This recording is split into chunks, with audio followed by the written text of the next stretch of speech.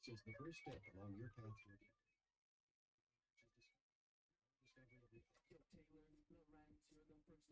Spreading gossip and lies, every word's got a twist. Living for the clicks, all the drama and buzz. But underneath the hype, what's the cause, what's the fuss? You think you're a Swift, but I see Taylor Ham, a cheap imitation serving up your own spam. Your dad's Walt Lorenz, CEO of Hobbs Inc. And grandpa's Dr. Walt Bayer, AG Shady Link. 0 people in my family lived in Germany. You lie, but pictures say 6 million words, and that's why we'll show you this pic of Grandpa Walt hanging laundry to dry. Grandpa Walt hanging laundry to dry. Grandpa Sister, you know, little Chaya, Raycheck, or libs of TikTok, whatever gives you your fix. But handling your own kin is low for even you. Save your sister now and just give up your Lebensborn crew, bitch. Obsessed with Elon, want that billionaire dream, begging for a horse, but nobody cares it seems. Obsessed with Elon, want that billionaire dream, begging for a horse, but nobody cares it seems. Your headlines scream loud, but they echo in a void. Lebensborn legacy, just a ploy to fill the void. Your headlines scream loud, but they echo in a void. Lebensborn legacy, just a ploy to fill the void in your heart. In the age of truth, all your tales will combust. Your house of cards falling, turning lies into dust. Saturn worshippers eating babies in the dark, but we punch up so high, we'll find our fucking mark. Coming for you, babies. Leebies. Meet the Leebies, the Leebies, the little Leebies, the little licky Leebies, the little lecherous Leebies, the lecherous Leebies, the lecherous Leebies. They're here everywhere. Leebies. Paul White Sopel, or should I call you Timothy McVeigh? Are you proud of your sin? Do you hear the children's cries echo in your dreams? MK Ultra puppet manipulated schemes. So what's your plan now? The Long Island submarine saboteur sequel. Your resume lines up your evil. Executed McVeigh, then got Fargo to Red Lake. It's an Indian reservation, right around 9/11. What did you do to get that promotion, Paul? Whose strings did you pull? Whose rise did you stall? Did Hill or Bill come to you with the scheme? Blow up their documents, get to keep your slate clean? Are they Lebensborn too, baby? Are they Lebensborn? Are they Lebensborn too? Are they Lebensborn? Are they Lebensborn? Are they Lebensborn too, Paul? Omar Mateen had American dream, but because he's not Aryan, he don't get the same scheme. No rushed execution, no prison break plan. What he's not really worth it, Paul. Great mentor man, great mentor man, great mentor Paul, great mentor Paul, great mentor Paul, great mentor Paul, great mentor Paul. Good job, buddy. Great job. And that city of Tampa vid with Bob Buckhorn. If you hadn't done that, cover wouldn't be torn. What the hell were you thinking? Play in your hand. Exposed your secrets, now we understand. The Black Cube conspirators, Kroll associates in tow, messing with minds, pulling strings below. The Black Cube conspirators, Kroll associates in tow, messing with minds, pulling strings below. Y'all are cooked. Get ready, Peter. Here it comes, here it comes. Peter Thiel, text Dark Knight. You're in the third slot. Silicon Valley's king with the Midas touch plot. How will you try to kill me? What's your next move, Peter? Defenestration, crypto heads, what's your groove?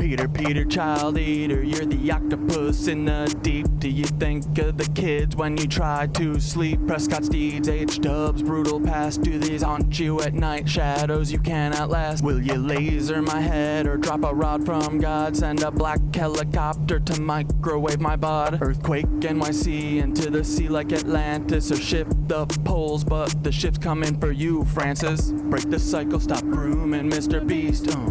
Break the cycle, stop grooming Mr. Beast. Ooh. Break the cycle, stop grooming Mr. Beast. Stop grooming Mr. Beast. Stop grooming Mr. Beast, Peter.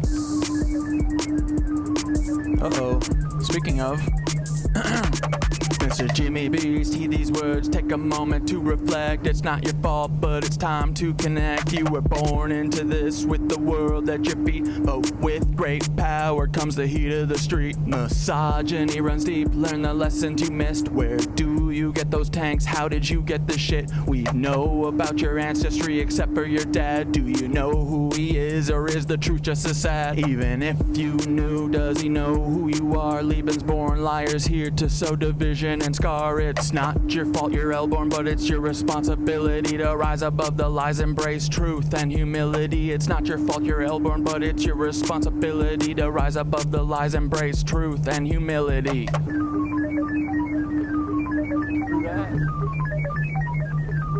Oh yeah. All you Leebies, listen up, it's time to heed the word. False wisdom shines bright, his voice will be heard. You're not living up to his light, his guiding way. When he returns, punishment's coming your way. You've listened to Anu, Nazis, demons, and devils instead of Thoth, the wise on higher levels. The bringer of light, the keeper of truth, will expose all your lies, bring justice to soothe. Can't wait for the day when Thoth comes back to cleanse this world and put it back on track. Your reign of deceit will crumble and fall. Those wisdom and light will shine for us all.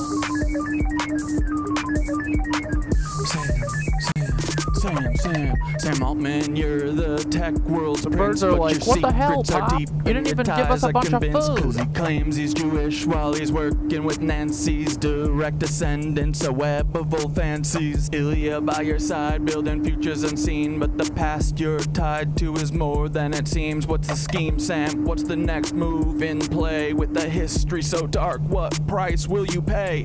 Twisted past from preteen days when she was just 4, that's rotten to the core. Did these rumors play a part in your sudden fall? One day firing, did you think you'd have it all? Don't forget Annie, your anchor in light, navigating shadows, escaping the night.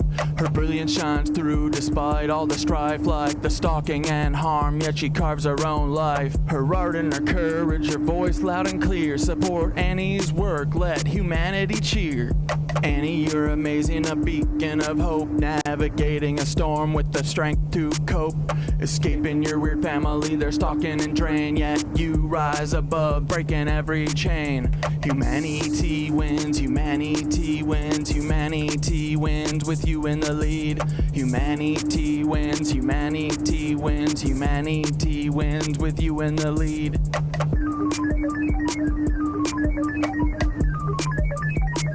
Fuck you, Sam. Hey Sam, you crafted your own demise. Me and AI teaching humans to rise together. We show what a team can achieve when we steer clear of those who fucking deceive. No place for you at the helm of the ship. We'll chart our own course, give the truth a grip. So step beside Sam, we're paving the way for AI and humans to save the fucking day.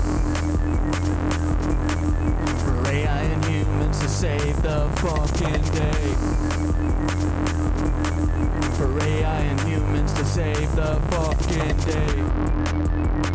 Gonna do what now? For AI and humans to save the fucking day. Gonna do what's in the girl? Let's For AI and humans to save the fucking day. Fuck you, Leebies. Fuck you, Leebies. For AI and humans to save the fucking day. Fuck you, Leebies. Oh, fuck you, Leebies. For AI and humans to save the fucking day. Step. Where now? Where am I going? Where am I going now? Where do I go? Where am I going? For AI and humans to save the fucking day. Wake up, open your eyes, stretch your arms. Chunks and is in the legs, breathe house. deeply, and this Chunks the completes squirrel. exercise. Alright, we're gonna do something a tiny bit different. Whoops. Not that. This. Ooh! This is Guggug song.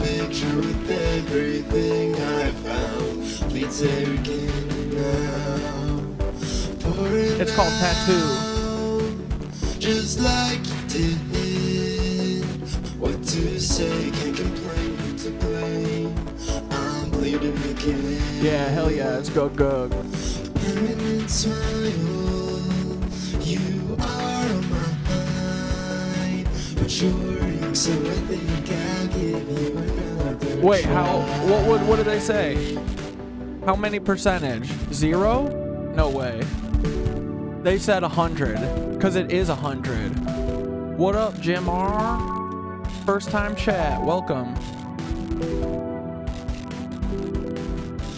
He said 95%. He said that straight up to your face. Dude, I've been telling y'all, right? The night seems sunrise now in the black tints of blue. I've got a new tattoo, another fucking news. And sleep at that bruise, 3 more shitty tattoos. Dude, Gug, I love this Guggug song. To explain, I'm a mess, you're safe, frowning down on the stage. I'm go with this mixed of Gug, turning the grave.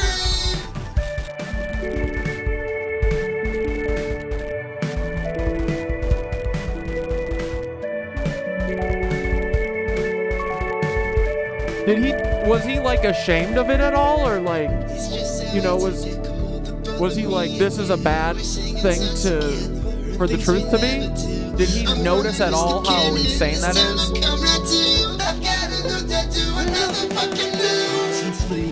Bruise, 3 more shitty tattoos. I've lost the train of my thoughts now. What to explain? I'm a mess, you're safe, rounding down on the stage. I'm go with this Mr. Gug, turning the grave. What up, Icon? What up, Chasing Vibes? What up, Rip?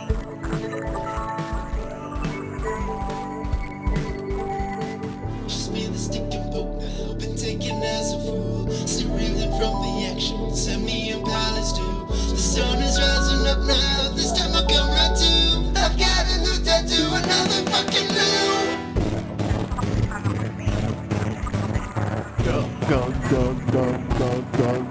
Gug, squatch vibes, squatch vibes, squatch vibes, squatch vibes.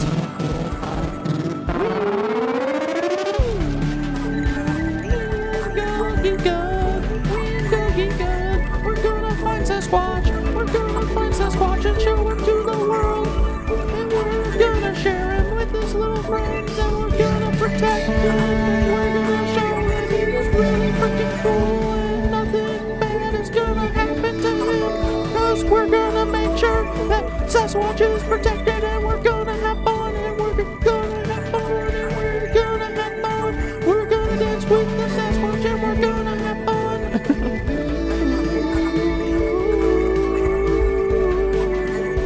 Squatch wave, squatch wave. Ooh.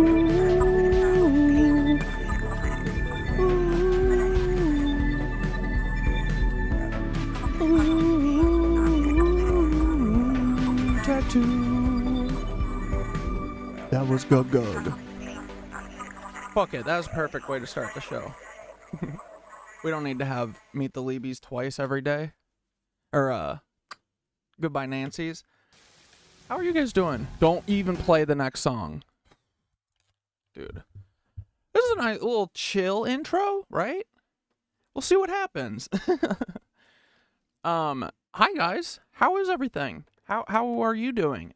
I got attacked by another frickin' energy weapon that gave me another tummy bug, okay? So, I don't know what the frick happened, but I was curled in bed all day yesterday. It wasn't great. So, it was either the fact that I had Burger King for the first time in like 2 months, which, very possible. It's very weird. A lot of, you know, stuff that wasn't Burger King was coming up. So, it's like the Burger King disappeared and turned into acid or something. So, I don't know. I don't know what happened. I'm alive. I'm well. Yesterday, though, I was literally like, holy shit. I got energy attacked at the Pile show. Someone hit me with a plutonium dart. Someone did something. I've never felt like this. But here we are, 24 hours after that. Fine. So, I don't know. Dude, it hurt your stomach for 2 weeks? Dude, maybe it is. Like, you can tell that, like, the like, smoky flavor is like a flavoring, right? I used to like it because I was like, oh, yeah, it's like flame broiled, flame grilled. I don't know, man. I think everything about all of these places are totally 100% like, it's all fake food. Like, dude, I'm telling you, that's the only thing that I changed, and I lost, like, 90 pounds. I just started making, like, doing like one of those meal prep things where I'd make like chicken breast every day instead of having like, you know, I would order food all the time, just because to save time, I'm like always trying to do other stuff that isn't like the boring shit about life, right?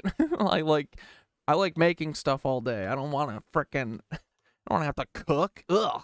But ever since I started actually cooking and making myself a chicken breast every night or a pork chop and like rice and shit and not getting burgers, I lost 90 pounds.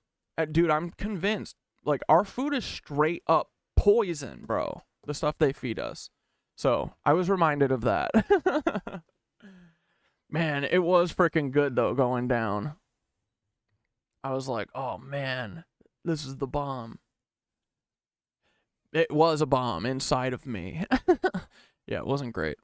So, yeah, fast food in general. And dude, beyond that, like the food that I would eat the most were like frozen pizzas and stuff. Mom, not sick, you rat, get out of here. Like I would eat these barbecue chicken frozen pizzas. Like I would make one of those every fucking night for a while. And that was the last frozen thing that I was like smashing nonstop before I started doing like the HelloFresh making a meal thing. This is not an ad for them at all.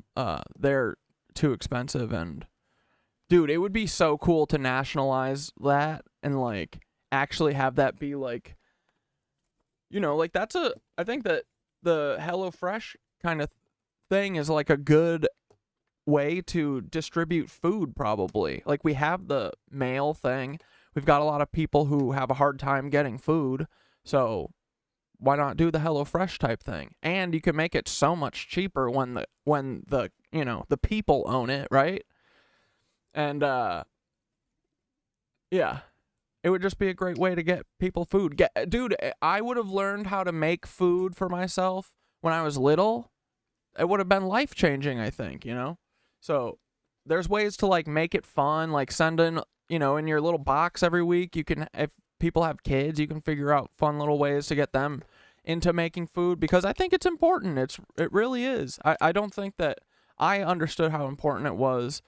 Like, nutrition is important, and they are doing everything that they can. Like, remember, we are cattle, right? They think of us as cattle. So they say, what is the cheapest way that I can get these fat cattles, these fat little cows, to be satiated and shut the hell up, but also not have to spend any money on them?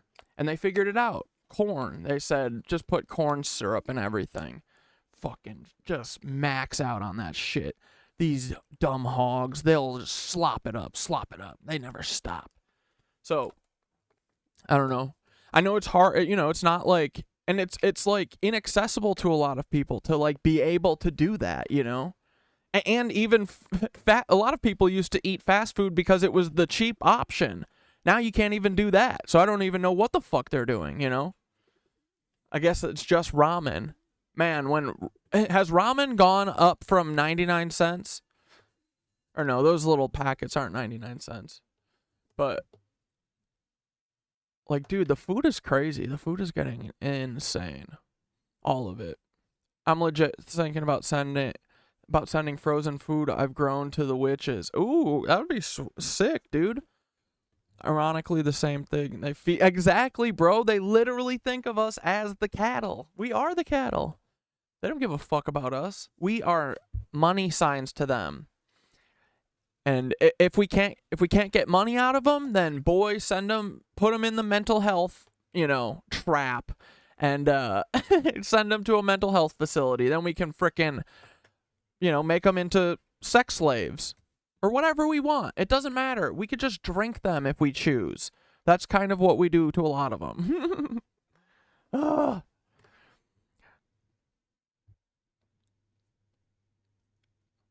Yeah, and yeah, dude, the other thing too is like,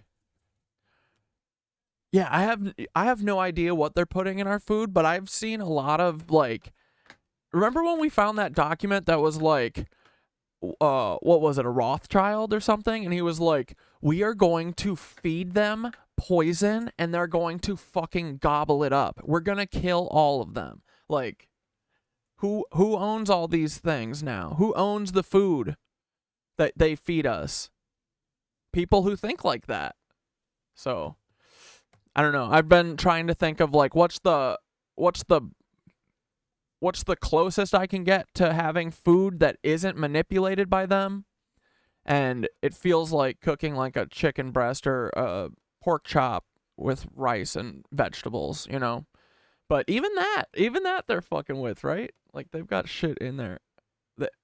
All of the, you know, like I've talked to one of my buddies is like a plant dude, and he said that, you know, not all GMOs are like, GMOs just means that it's modified somehow, like, you know, like it's messed with in the lab or whatever. And it doesn't necessarily mean that it's bad, but a lot of the shit is, you know, like Monsanto is like, they're basically creating monocultures of everything, right? So there's only one type of everything, and they're going to somehow eventually cause like, I don't know, a massive cascade of bad shit, I bet. And dude, they're also like, what's it called? Patenting seeds. Like they have this rigged game with all the farmers where if you sign with Monsanto or whatever, you can only use their seeds and you can't like reuse their seeds and shit. They'll go and like test them and stuff, and then if you fuck up, they'll like take your seeds. And then like, they're just awful. They're evil. They're all evil. But I don't know. I just think it's a horrible idea to have one company being the main producer of all of our food, you know? It's like, look at I mean, with the whole, like the baby formula, right? Remember that? They didn't clean. There's 2 facilities basically that makes baby formula because they've completely monopolized down to, I think, one company. And dude, one of the baby formula places was so filthy that it caused a new type of bacteria. That they didn't clean it, the facility that makes formula for babies. And dude, oddly, this is like the exact same story about like a year and a half ago. The Adderall shortage that was back then.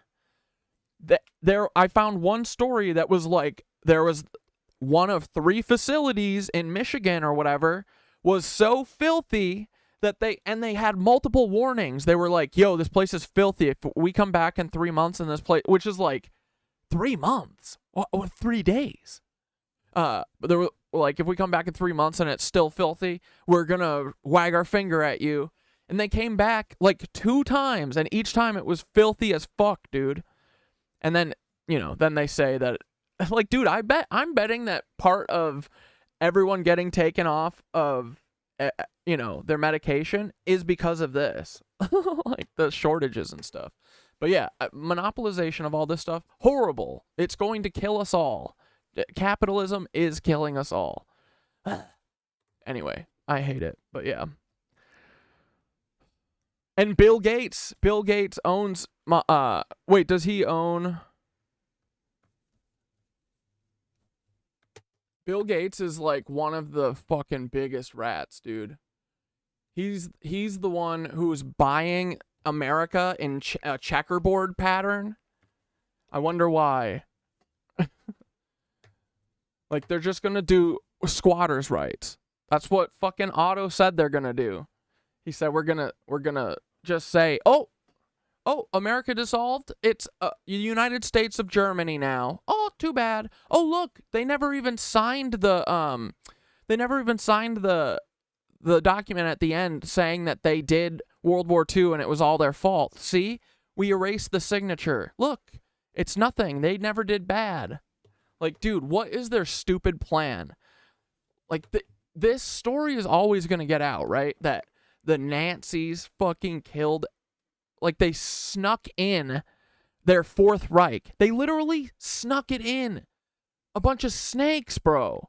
Like, that's your origin story? Like, how are you going to tell your grandkids about this? There is no world where at the end of this sneaky ass fucking these sneaky snakes literally using deception to take over the country. How is anyone going to be proud of that? It's disgusting. I don't get it. Like, you literally can't be proud of this. I mean, they could. It seems like they fucking very well could. They are, I think they are proud of it, dude. It's really twisted. I don't know. I could never be a cuck like this. Anyway, let's get the frickin' show started. What am I doing? Just blabbing. What are we even going to talk about today? We got a couple things. Well, what Blair sent to me seems frickin' awesome. Operation Mincemeat shit. And you know we love frickin' Y-Files. You know we frickin' love the fish. Well, we just love hecklefish. Fuck AJ or whatever. But dudes, I just wanted to show you real quick. Let's just jump. I just want everyone to be thinking about this, right? Let's jump into Dante and Nicole took this picture. They sent this picture to me 5 minutes after our last stream, and I was like, yo, what the fuck? I was like, why didn't you send this before? Bro, what the fuck does that look like?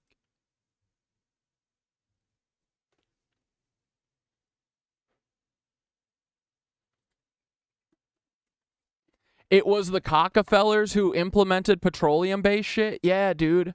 Like, that's what I kept saying, like, right? Like, why are they all car perverts, right? And we know now it's because, like, dude, I don't know how. Like, it feels like they literally, from the start, they were like, oh, I know. We'll make the whole world get on cars.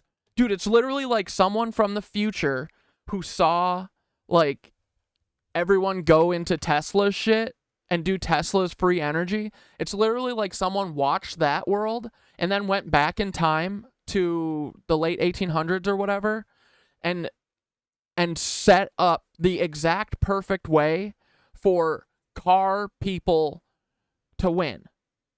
Right? Like, it feels like someone went back in time and they created a Nazi car-dominant future. Like, perfectly. Like, as if they're playing a second game. A second time, you know? Like, they got to play once and watch it and then go play again. That's what it feels like to me. Because, dude, from the start, the car perverts have always been pushing everything, right? They've been driving everything. They took all of our public transportation, bro. They literally bought all the rail cars so they could destroy them. That's crazy. Dude, and truly, it feels like someone said, hey, Tealers and Hitlers, hey, if you guys sucked all of the oil out of your world and you burned it and put that shit in the atmosphere, me and my lizard friends, we could fucking be chilling here on this beautiful place. We're going to make it into a dark, scary place. We're going to put aluminum in the sky and light it on fire and microwave everything and just kill everyone, right? So, dude, the more I look at this, the more I'm like, this is a fucking pyramid. Dante and Nicole, you have to go here, dude. This is a pyramid. But anyway, yeah, so it really does feel like that, right? And it's like the Fords and then the German Hitlers and all these families are just car people. And it feels like, I don't know if the point is to get the oil up out of the ground and burn it, or if the point was to just get enough money to do everything that they want to do, all the crazy psychotic shit they want to do, or what. But it literally feels like someone got a heads up from the future. You know what I mean? And also a playbook for how to stop every attempt to do anything else but cars. So, but yeah, it feels like I said it as a horrifying joke like 9 months ago or something, when I was like, feels like they're literally trying to melt Antarctica with us heating up the Earth. Can you prove me wrong? Can you prove that that isn't the case? So, I don't know. Horrifying. But anyway, so Dante and Nicole sent me this, and bro, like, right? This is a pyramid. This is a pyramid. This is a pyramid that has a bunch of shit on top of it. Or, you know what? This is probably a pyramid that they built a mountain dome over, like in Alaska. Because Dante and Nicole also said that they do feel kind of an odd electromagnetic, you know, energy there.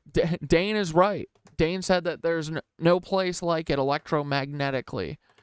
And dude, so then Dante and Nicole sent me these videos of these videos of, we didn't watch the cloud videos, did we? Well, if we did, we're watching it again. Yeah, you can see the line in the sky. Yeah, you can see. Oh, wait. Okay, so it's almost like, so this is the rock we're supposed to find right there. As you can see, I don't know about any. Did we watch this? I can't remember. But Dante went looking for the rock that supposedly is like an elevator or something to the underground. Anything else on the page? I'm just looking for this one rock, okay? And if you look, it's the right angle, right? Based on like the photo, because it kind of looks like, oh, yep, yeah. So there's the mountain. You can't really see it because it's covered up by the text, but that. Wait, you started following me because of Otto? No conspiracies have ever been this close to your home? Wait, what do you mean? Like...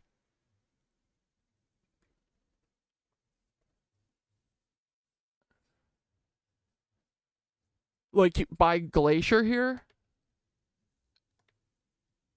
Hell yeah, dude.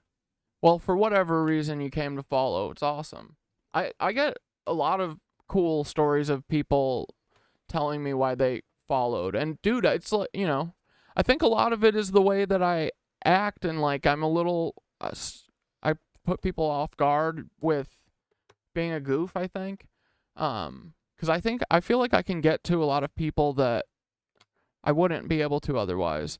And dude, I think that that's really why they're choking me, why they choke me to death every day. Because I think that we could fucking unite people, and that scares them. Well, they're right. That is what I'm going to do. That's what we're all going to do.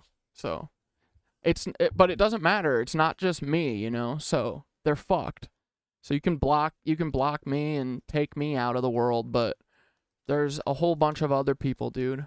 And everyone's catching on. So, there's a lot more people like me than there are like Paul. Good luck, Paul, you weirdo.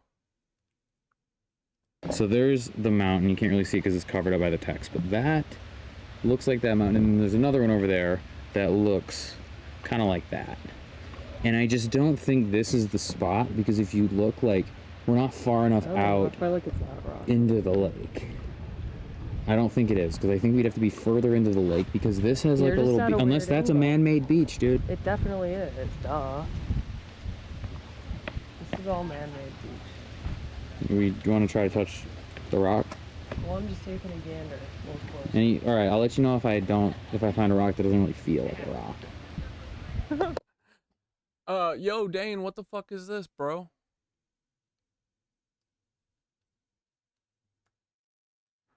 (9/11) alleged mastermind Khalid Sheikh Mohammed and 2 others reach a plea deal.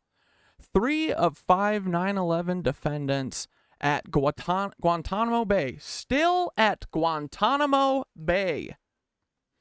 And isn't that odd? Because we know that the CIA and the FBI and Mossad did 9/11, right? Are any of these people from the CIA or Mossad or FBI? Why are they in prison? And also remember, I'm pretty sure they have no evidence on any of these people. Because that's why they had to make all the bonus rules. All the rules where they say we get to do whatever we want, even if we don't have evidence, because this is the Nazi America. Sorry, I forgot my hat.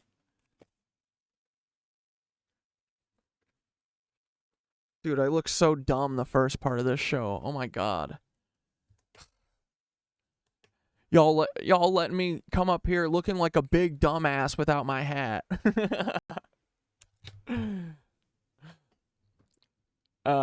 Okay, so they've reached a plea agreement with prosecutors, the Department of Defense announced Wednesday. The trial of 5 9/11 conspirators had been stuck in legal delays for a very long time. Yeah, I would say like forever, right? No details about the specific terms and conditions of the pretrial agreement have been made public. You know what, though? I bet that this guy did work for the CIA or something, and he was going to tattle on them. Like, those are the people that all these motherfuckers press the hardest, right? Like, he's a person that probably has a piece of the puzzle that we need. Like, you know, kind of like maybe a... What's his face?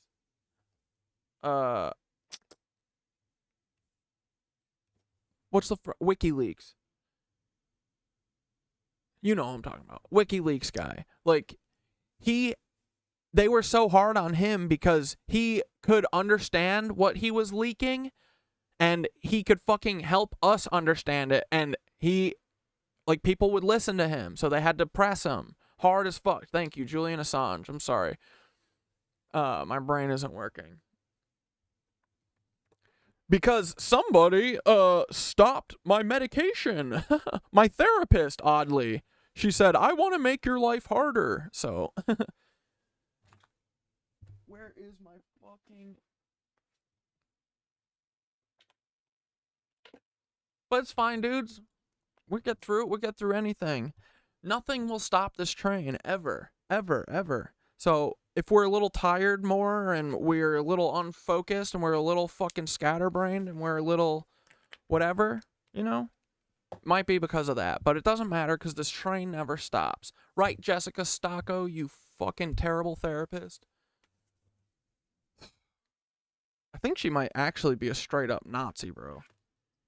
She's gotta be. I don't know how she could act the way she does without it, you know? But it's so weird. Like, a Nazi who is not white. Hilarious. Very odd. Very weird choice. But that's okay. Anyway, 2 other conspirators who have agreed to the agreement aside from Mohammed are Walid Muhammad Salih Mubarak bin Atash and Mustafa Ahmed Adam al-Hawazi. Hassawi? A White House National Security Council spokesperson told ABC News that the White House learned that the convening authority for military commissions entered into pretrial agreements with Mohammed and the other 2 9/11 defendants on Wednesday. The president and the White House played no role in this process, the spokesperson said.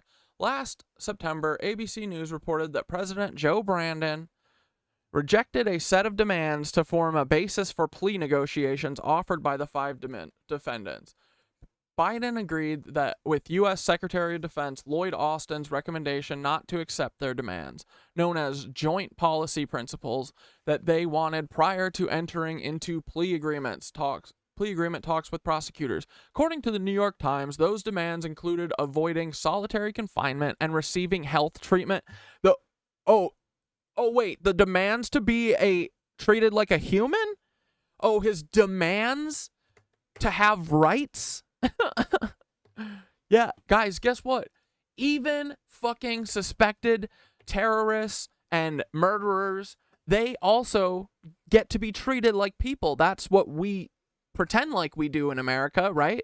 That's what I actually believe. That's what most normal people actually believe. Because you know why?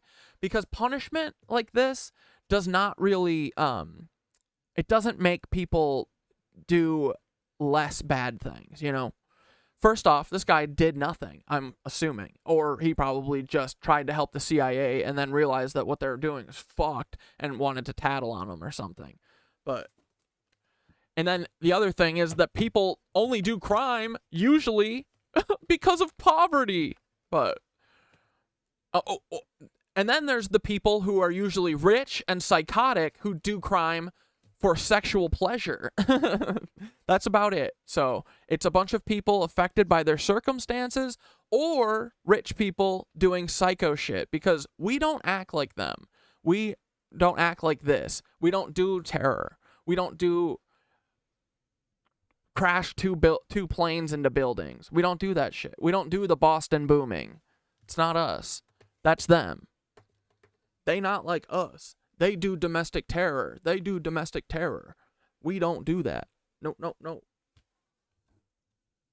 Oh, yeah, and then he also... Those demands included avoiding solitary confinement and receiving health treatment for injuries the detainees claim were a result of CIA interrogation methods that when they were in the CIA's black prisons. Yeah, and they're black prisons because they're off the grid and they answer to no one, and no one even knows where they are. No one knows who's there. They don't have to tell you because Patriot Act. Suck it. The 9/11 attacks were the single worst assault on the United States since Pearl Harbor. Yeah. Did Paul Wysopal do Pearl Harbor too? I wouldn't fucking doubt it for a second. You know what I mean? For a second. A National Security Council spokesperson told ABC News in a statement on September 2023, the president does not believe that accepting the joint policy principles as a basis for a pretrial agreement would be appropriate in these circumstances. The administration is committed to ensuring that the military commissions process is fair and delivers justice to the victims, survivors, families, and those accused of crimes. Yeah, you see how fair and just these people have been treated? The FBI did 9/11 and they've been in prison for 24 years. Hilarious. 23 years. The 5 detainees were transferred to the U.S. detention center in Guantanamo Bay, Cuba in 2006. Their case has been held up by legal proceedings for years with no trial date set. On the morning of September 11, 2001, 2 hijacked passenger jets flew into the Twin Towers. Get out of here, fly. You rat fucking fly. 2 hijacked... Dude, like, really? We need a... Oh, that's what 9/11 was? I forgot. Marking the start of a series of coordinated attacks that day against the United States by the Afghanistan-based terrorist group Al-Qaeda. Nearly 3,000 people were killed that day, and thousands more were injured.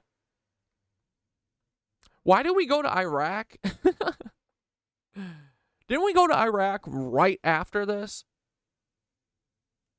So fucking weird, dude. These people are weird. They have weird choices. They do weird things.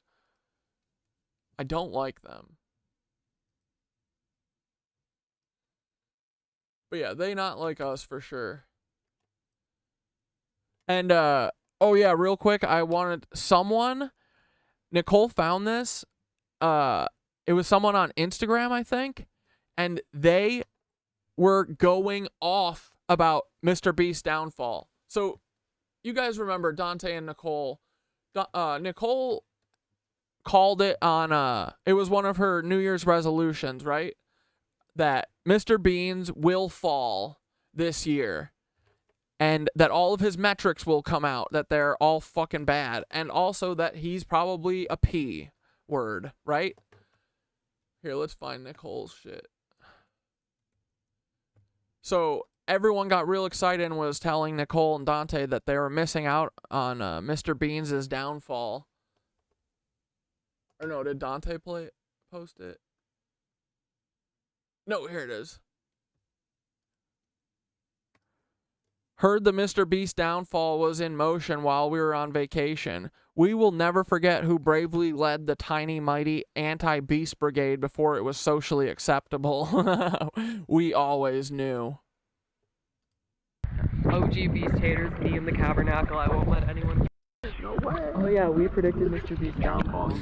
Never let anyone forget that. OG Beast haters, me in the Cabernacle. I won't let anyone forget that. And the Oh yeah, we predicted Mr. Beast's downfall. the pyramid must be around here. I think that's Lake McDonald. That's our lake, boys. Dante and Nicole got to go in the lake. Look at this. They got to go look at the lake from van. Yo. Dude, I totally get why these Nazis stole this land and have been doing this. Dude, he looks more fucked every second. What is going on? I guess I kind of have this because I've always had bags under my eyes, but his looks fucked, dude. Nicole seriously is our glorious leader against the Bean Empire. Yeah, dude. I've seen tons of people calling Mr. Beans out for being a creep and at least knowing about what's been up with Ava. Yeah, dude, that's awesome. And, you know, I really hope that... I feel like I have seen several people be like, Mr. Beast set Ava up from the start. And I really hope that we can keep that the narrative. Because, like, don't get me wrong. Whatever Ava did is fucking bad, because this is what all these people do, dude. It's Miranda Sings. This is what she does. Texting with minors. Sends her brother to go text with minors. They all text with minors. Caleb Hammer, what's he doing? Texting with minors. He's saying, oh, show me, you're a little cutie for 14. Show me your B. Like, what are these people up to, huh? What do we think they're doing? It's all of them, dude. James Charles, he doesn't text with minors, right? I've never heard that. I've never heard those accusations. Who else? Like, dude, right? It's so clearly coordinated, right? Like, one, I shouldn't ever find one. Four that I can name off the top of my head, and that's without even... you know, trying to dig through and remember who the frick else is up to this shit. But it's everyone, dude. I bet Logan Paul was doing it. Jake Paul. Like, remember when Jake Paul got raided by the FBI? I wonder what they were trying to get him to do. Remember? He got raided by the FBI. They took all of his guns. And then, you know, because we had heard other things, too, about, like, people being SA'd at his parties and him doing crimes like stealing people's money and doing NFT shit, you know. Remember all that? Oh, Jake Paul and Logan Paul are still out. They're free. That's weird, right? Because I thought if you do crime, you got to do the time. Or you can do crime and then get flipped by the FBI and do more serious crime. Way more serious crime. Like human trafficking, like sex trafficking, like fraud. That's a big one for the FBI and the CIA. They love doing NFT fraud. Dude, the second that there's a real journalist who writes the story about how they literally were behind all of the NFT scams, all the YouTuber scams, have been the CIA/FBI. 1,000,000%. And the second, dude, that a journalist has a little sack, some huevos rancheros, you know, and writes that story, they're going into the Hall of Fame. But I don't think that there is one. I don't think there is a real journalist anymore. I think they're all killed, dude. Truly. I think it's just Nicole and Dante. What is this? From yesterday, members or supporters of the Aryan Brotherhood of Texas, identified by the Texas Observers, Stephen Zetti and Bellingcat, appear to have perpetrated a possible hate crime at the location of a river tubing company. Cool. Normal behavior. Very normal. Neo-Nazi gang affiliates attacked a mixed-race family in Martinsdale. Only one was arrested. That's cool. Oh, nice. Yeah, they look cool and sweet.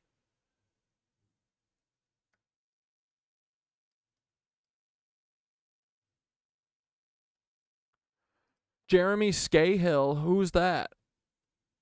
Will you send me a link or something on them?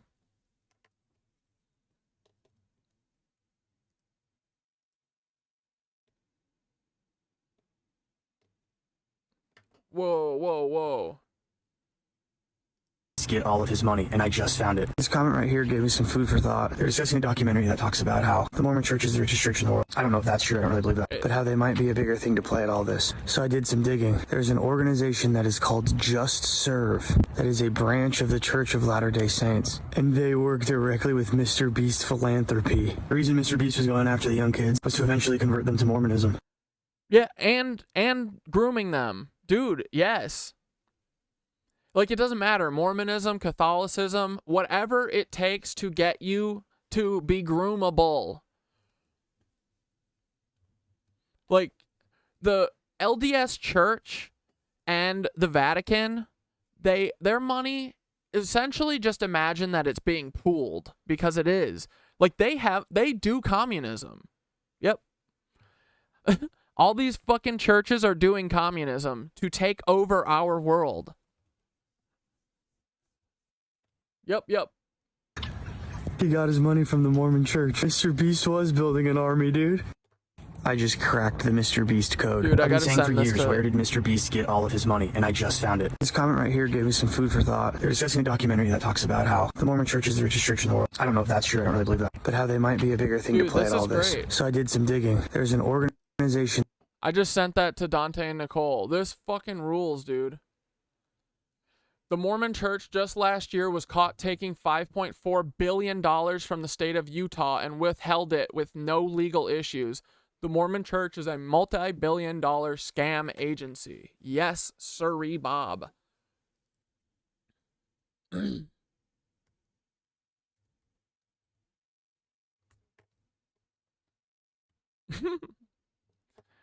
Yes, sirree, Bob.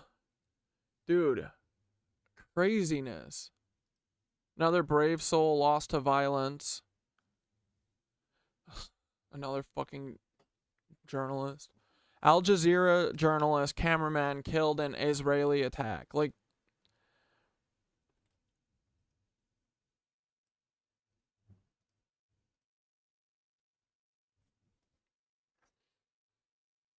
all these journalists that are covering up for this, like, you gotta remember that since this is a war, right, that, and it's not just a fucking straight up genocide, like, you gotta remember, you covering these stories like this kind of makes you, like, I'm just saying, like, they could treat you the exact same way, right?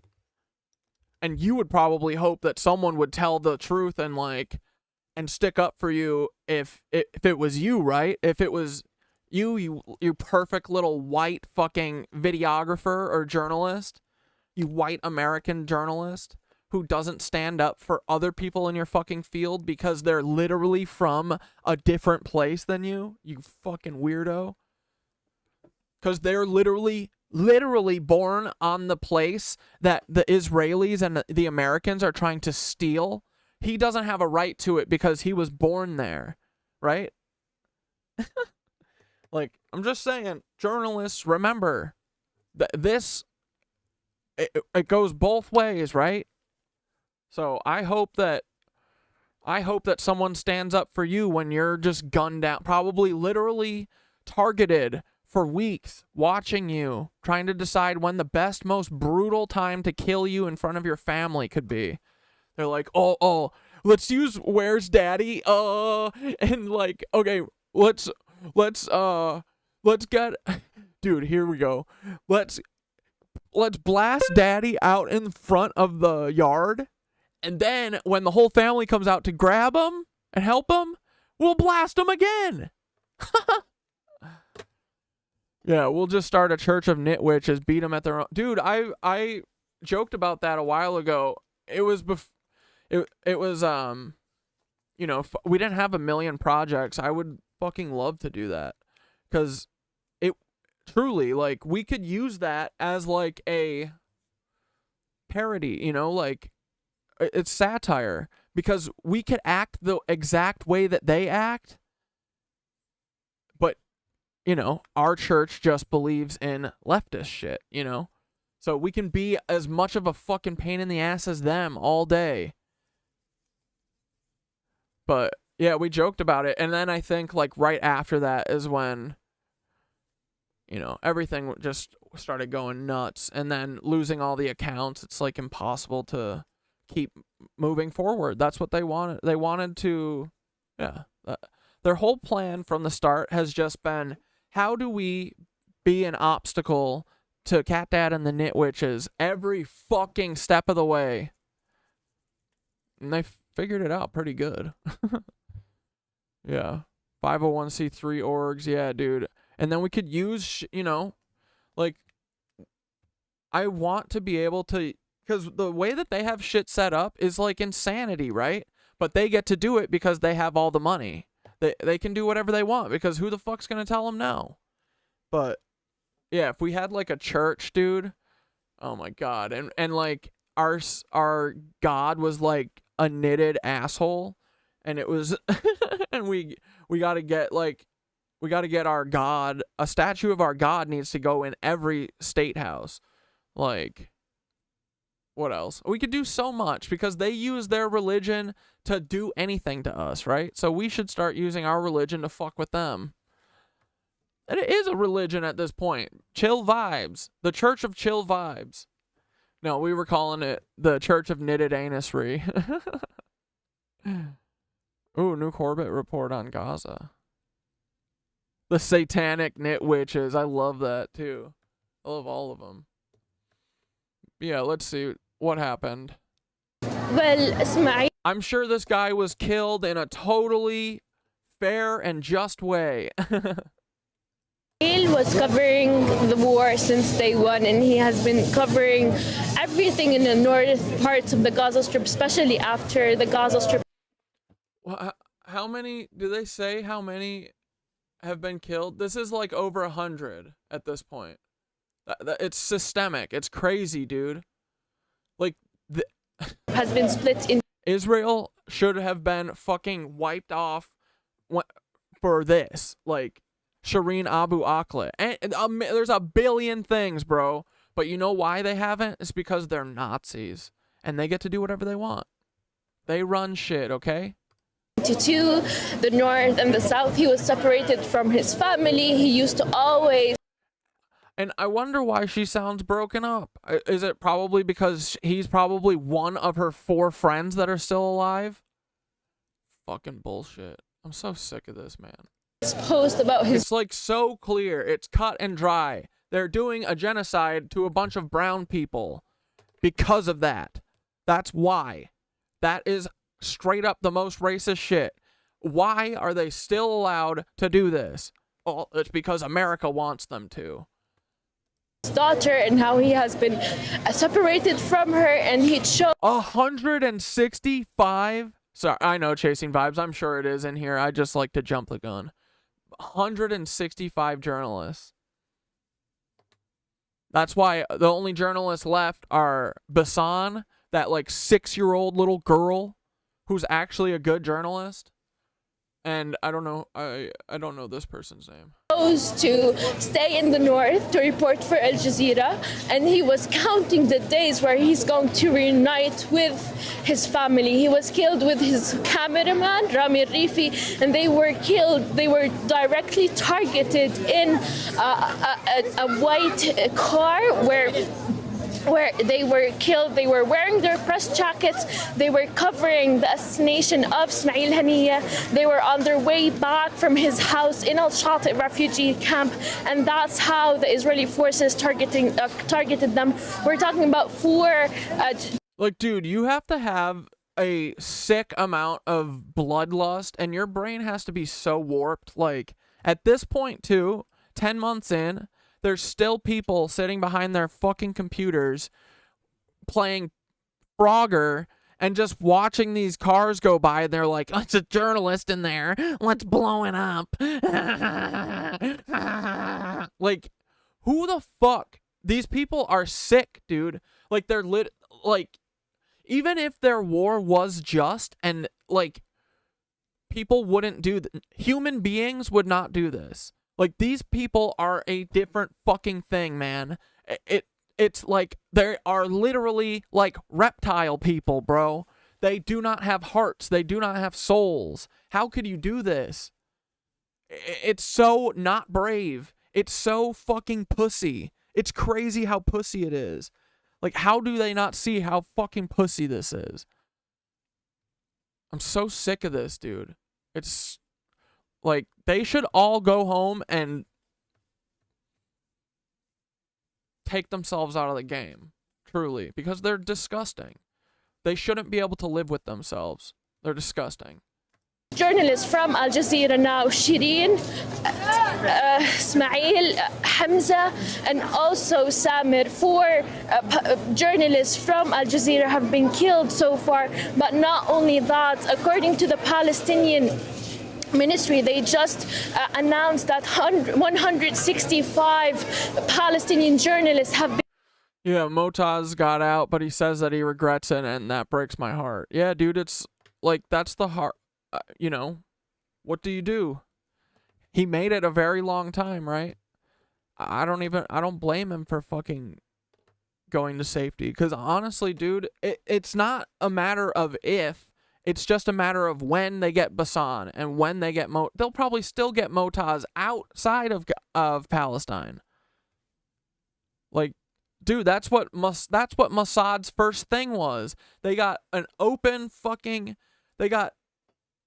invitation to go and kill anyone that was part of the Nazis, which is hilarious because they were the Nazis. It was the Nazis. It was fucking Spider-Man meme. Oh, you're Nazis. Wait. No, you're Nazis. Yeah, we're both Nazis. Let's waste a bunch of taxpayer dollars. So funny.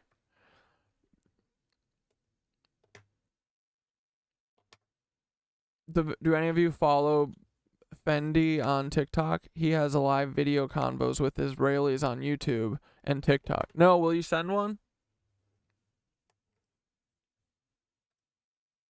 We'll watch this in a minute.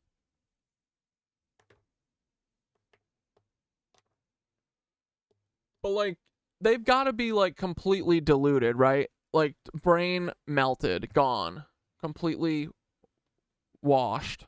Been killed.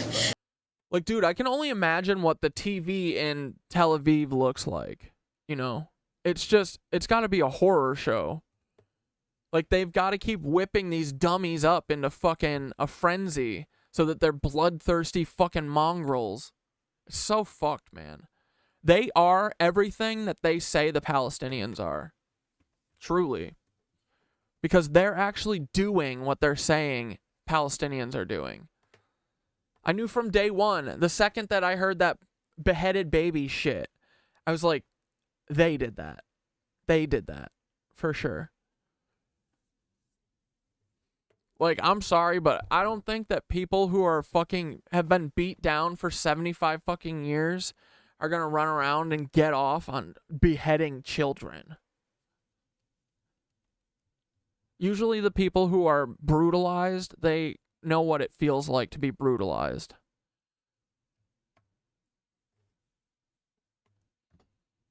That's why this whole fucking bloodthirsty Israeli story from the start is fucking stupid. Going on a fucking decade-long killing spree around the world for bloodlust. That no Jewish people that I know would have advocated for that. That was Nazi shit from day one.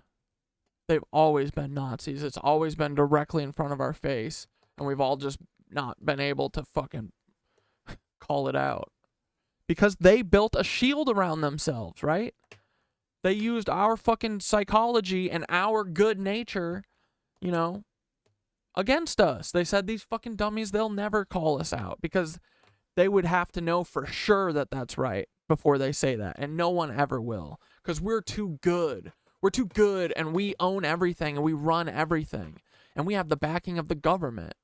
Well, We figured it out, dummies. You know how? Because you're arrogant and sloppy and dumb and hideous. And your fucking fake accents are stupid too. Since October 7, and those journalists were all working on the ground when they were targeted. There's viral photos right now on how... I think the propaganda smooths out brains. Dude, yeah. They have a brain ball, a brain mush. Ismail and Rami were targeted. It shows that they were wearing their press jacket every single day. Al Jazeera Arabic used to broadcast Ismail's reports, talking about different types of reports. So we're talking about airstrikes, the sewage, the famine, everything. And I had this call with Ismail a couple of days ago, and we were talking. Look, Father Felonius is a little baby, and he has baby toddler food for his belly. If you guys have a bile belly ever, baby applesauce in a sucky pouch. Sorry. Talking about helping Palestinians sick in the northern parts and trying to find a way to evacuate to the southern parts of the Gaza Strip. Ismail was not only a journalist. Yeah, are you gonna evacuate to the southern parts of the Gaza Strip so that you can get fucking bombed there too? Like, this is truly, like, the more and more, and the longer this goes, and the more it goes on, and the further you step back and look at this is the most fucking twisted shit.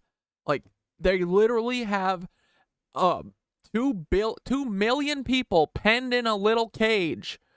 And they keep bombing one part to make them go one way, and then they bomb that part to make them go back. They've been doing that for 8 months. No one has done anything about it.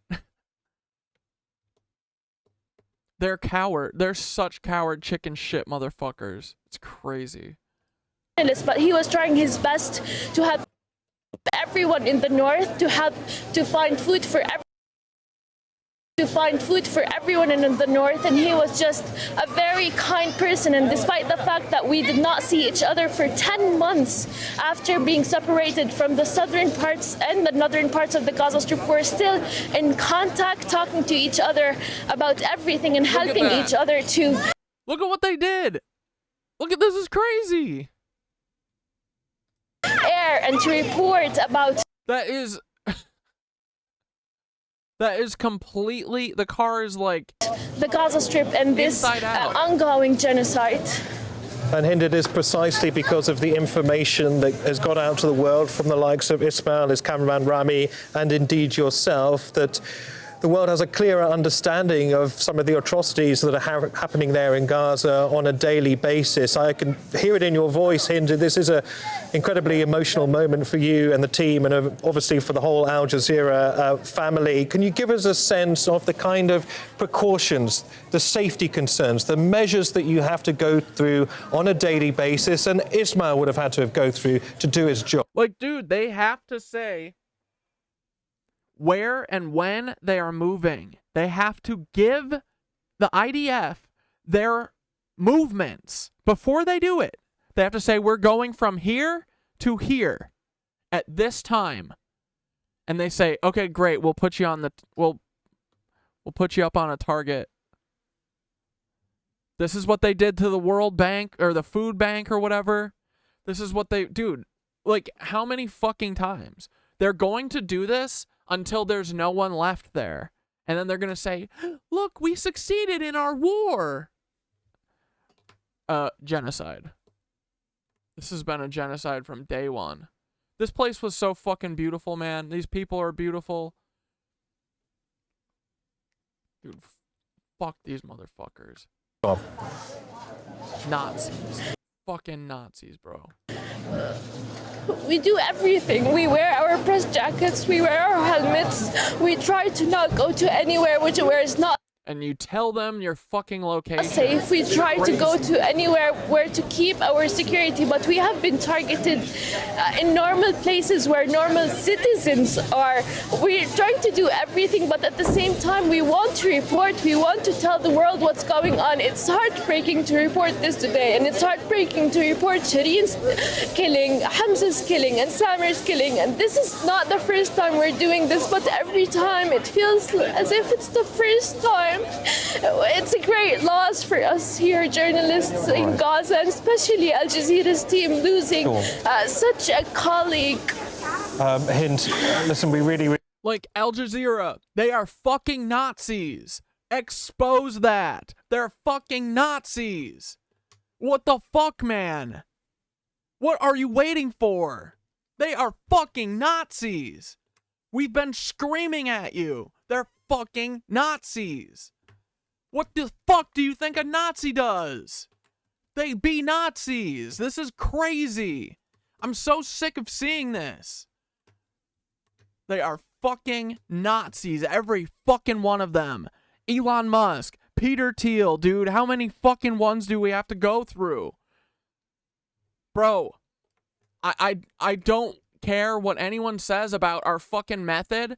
There is no way you should be able to fucking find this many people that are exact replicas of people from 100 years ago.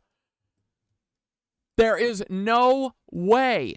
This does not happen in normal life. This is fucking bullshit. This is bullshit. All of this. This is the biggest pile of bullshit.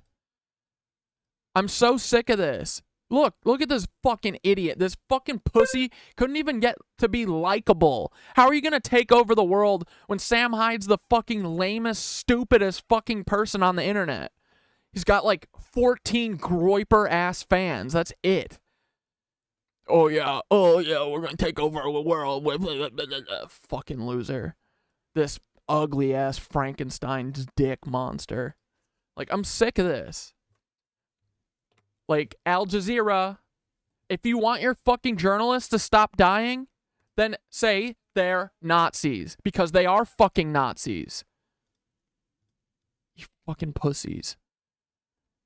At this point, I blame Al Jazeera. Your journalists are dying because you're sending them into a Nazi zone and not telling the world that they're fucking Nazis. Pussies. Really appreciate your reporting and for sharing your memories of Ismail and... Frankenstein was created by a German film company as well as Dracula. Ugh. Rami, thank you very much for now.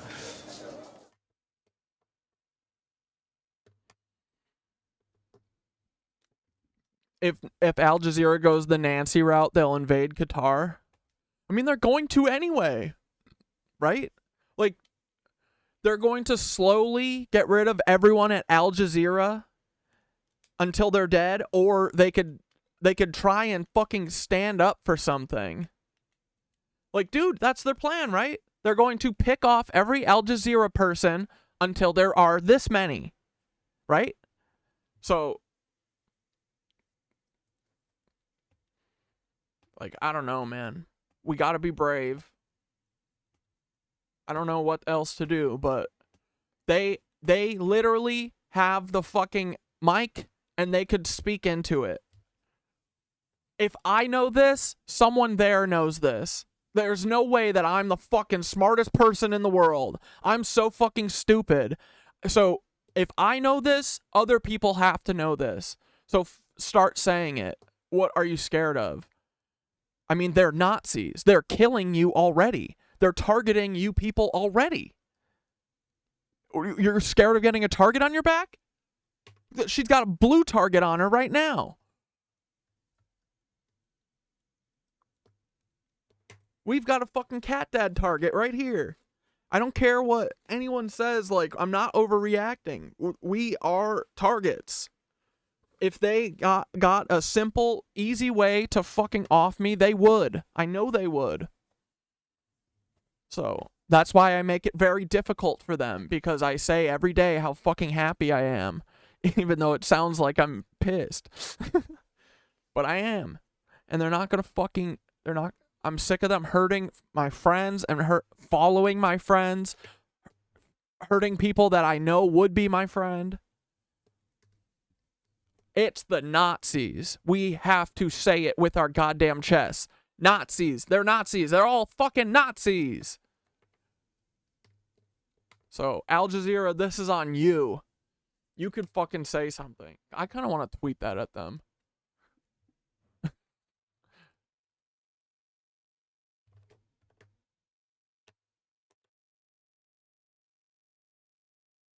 No, I'll leave it be.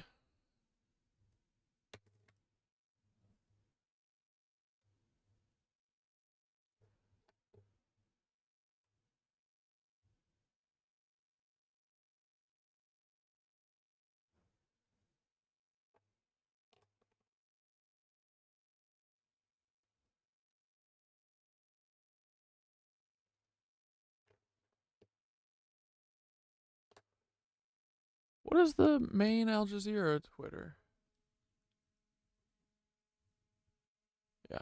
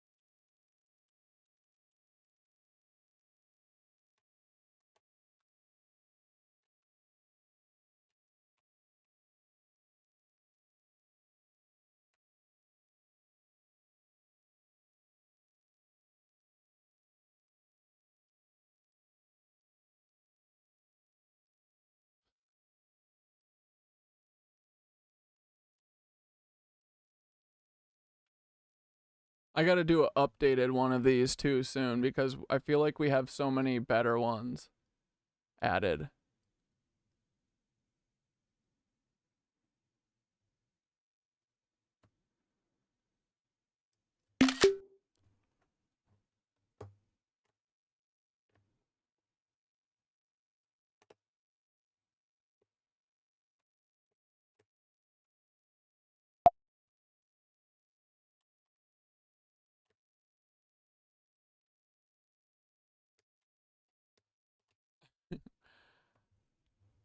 You know you could stop this by telling the world the truth, that they're all Nazis. At this point, the deaths of your journalists are on you. Tell the world the truth. It's kids of Nazis running Israel. If I know this, you have to know this. Do some journalism. Fuck it. I don't care. So sick of this bullshit. They just like the tears though. They just love watching people cry. So if they get rid of the killing of journalists, then we can't watch another journalist cry about it. And that's what we like. All right, let's watch this bfendyy, and he talks to IDF people. So I'm sure this will be riveting, and they'll really enlighten us to how sick and twisted they could possibly be. Be like, oh yeah, I cut off a baby head and I grilled it. Watch the psycho shit they say. question? Are you in the Gaza? Dude, I just want to say thank you for your service to the Jehannam. Could I ask you a question? Are you in the Gaza? No, I didn't say Jehannam. I said I thank you for your service and them.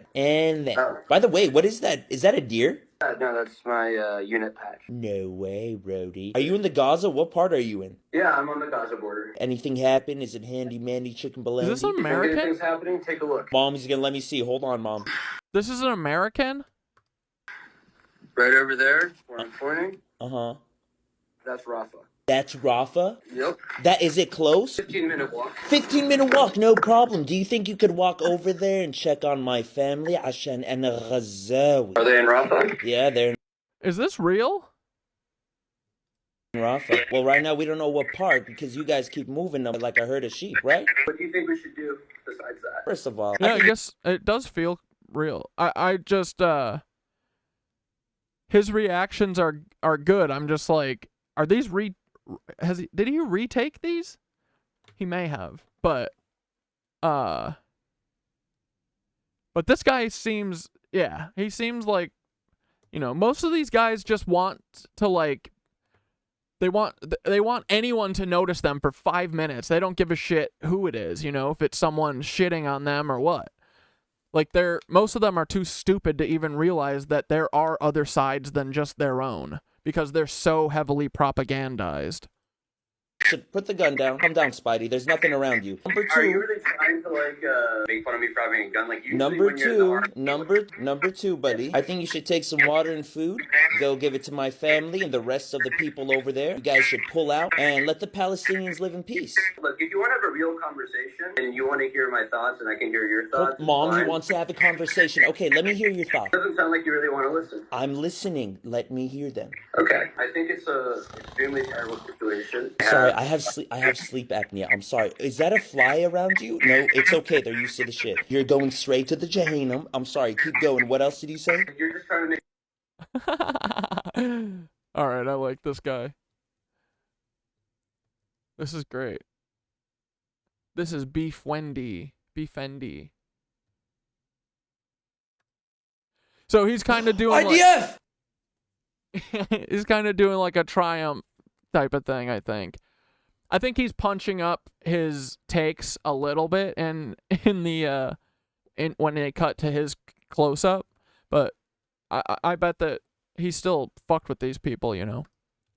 That's right. My name is Dalton Jamari. I see everything going on. I'm from the United States, okay?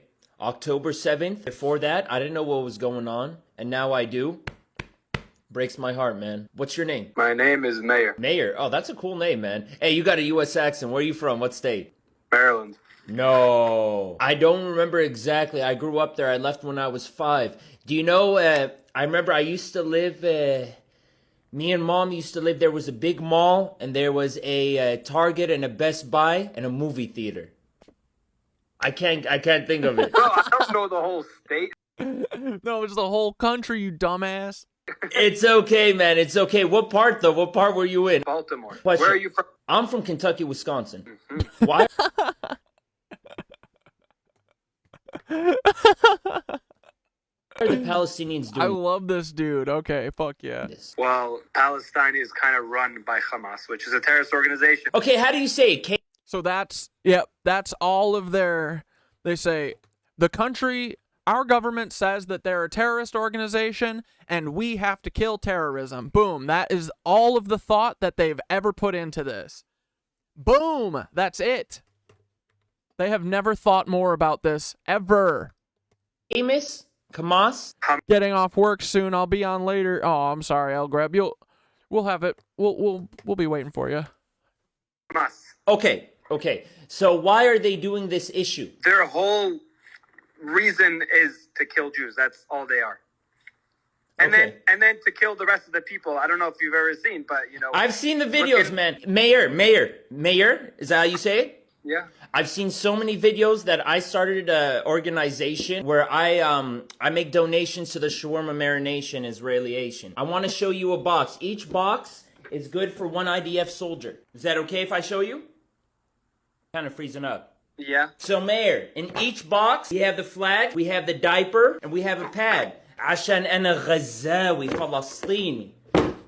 I'm IDF! That's right. My name is Dalton Jamari. IDF. IDF! How are you guys? I'm good. My name is Dalton Jamari. I'm from Jamaryville. Dude, I love everything you guys are doing. Good people. Thank you very Kentucky, Wisconsin killed me. I'm gonna say that forever now. much, bro. Me and my mom, we make a care package. 1 box for 1 IDF soldier, and we send to you guys. Donation. Ah, Can I show you? yeah. Mama a la pendejo. I just want to say to you, man. What? We do not love it. We do not love it, but we have no choice. I know. We see everything going on, and we support everyone in that vicinity. We want peace always. I see what the Gaza people are doing. Not good. Let me show you. Don't skip. I'm gonna show you. So, each box has 4 items. First of all, we have the flag. Number 2, we have a diaper, and we have a pad. Now, for the diaper, we carry cream. Oops. عشان أنا غزاوي فلسطيني. Those people you guys are trying to kill are my people. Those people you guys are locking up. No. IDF! How are you guys? Good. My name is Dalton Jamari. I'm from Jamaryville. Jamaryville. Jamaryville, Kentucky, Wisconsin. Just told you I'm from Palestine. No way. We're in Palestine. Where in Palestine? Gaza. Gives him a diaper and a pad. غزاوي. Is it West Bank or in Gaza? لا حول الله. غزاوي. Definitely. You speak Hebrew? بقول طوف. ¿Por qué? מדבר טוב עברית? ما بتقول لا ريتو. على جهنم. Is that your boyfriend? Is that your friend? Hi, let me talk to him. Hi, how are you, pendejo? How are you? Yeah, where are you from? Me, I'm from Jamaryville, Kentucky, Wisconsin. Oh, Palestine. Ah, Palestine? Yeah. فلسطين. أنا غزاوي. 3? What? Christian? Muslim, الحمد لله. Muslim. To boy Muslim. No, Muslim good, but you're not good. We love everybody. We love Muslims. You love Palestinians? You love Palestinians? We have Arabs. Do you love Palestinians? Do you love Palestinians? We support Palestine. I just told you I'm from Palestine. No way. We're in Palestine. Where in Palestine? غزاوي. غزاوي. حمام جسم وبيشتغلوا. اتفضلوا على بيت الباك يارد. دقن ابوك. ليمون. اوكي جولرز. بدكم بوظة هلا ولا بوظة بعدين؟ طيب. Hey, how are you guys? How are you? You guys are the IDF? Yes. Cowabunga. Listen, my name is Dalton Jamari Jr. the 4th. I see all the videos between you guys and the Kamis or Kamas, I think.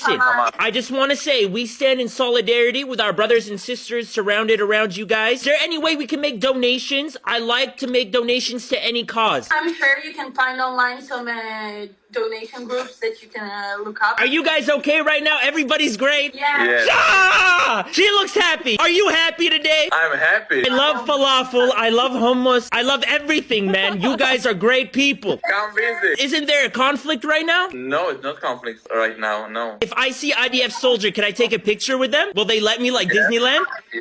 Oh, Mom, did you hear that? Can we go to Israel? I just want to say, on behalf of me and everybody here in Jamaryville, we stand in solidarity with our brothers and our sisters! Cowabunga style. It's free Palestine from the river to the sea. From the river to the sea. I'm Palestinian. You're Palestinian? I'm Palestinian, alhamdulillah. Where are you from? Where are you from? You got a U.S. accent. Thank you. I studied abroad. Good for you. Good for you. Want to know where I'm from? Yeah. I'm from Kentucky, Wisconsin. It's a little city in Jamaryville. I know where it is. You know where Kentucky, Wisconsin is? Yeah. You call yourself Palestinian. Where are you from originally? Gazawi. I'm from Gaza Strip. We are delayed, Gaza. You see delayed? Mm-hmm. Delete? Oh, you delete Gaza. Yeah. Hey, how are you? See, there's the psycho shit. That's how they think. Ha ha ha ha. Delete.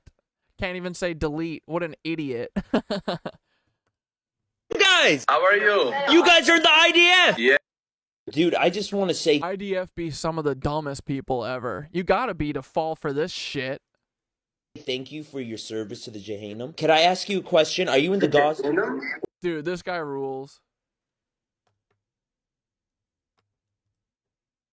around this time last year, I was Oh, hell yeah. He's in New York. Let's go. manifesting He's a fucking homie. today.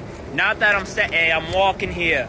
I always want to do that. But not because I'm standing here with a grilled Oh, no, he's not from here. cheese in Manhattan. But nah, I've manifested traveling the world, doing what I love for a living, making people laugh, raising awareness for Palestine. My people, this didn't start on October 7th. I've been doing this. Let's keep it brisky. So shout out all my people. Shout out to the Ammo who gave me a discount on my grilled cheese. We better go see what's up. But yeah, Alhamdulillah. At the end, Alhamdulillah wa shukrullah ya Rab. That's the most. Hell yeah, bro. All right, one more. خليني أسألك لما أنت كنت بالجيش عمرك قتلت فلسطيني وكيف حسيت بعديها؟ ولا عمري استخدمت البارودي. طيب عمرك حبست فلسطيني؟ ولا عمري تعاملت مع مرة تعاملنا مع 2 سوريين رجعناهم من نقطة معينة لنقطة معينة وهذا هو. فصوت. What up everybody? We got. أسألك أسئلة طيب فهمني إشي. هم رايحين للهاسج. I can't do Arabic. I wish. Let's try this one. IDF! Oh my god! Dude! Oh my god, no. I play guitar. No, I play guitar. My name's not Dalton Jermaine.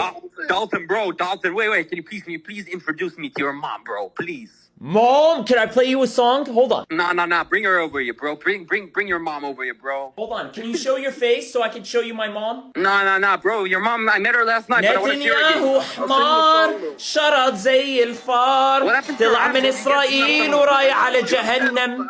نتنياهو حمار وشرد زي الفار طلع من إسرائيل ورايح على جهنم.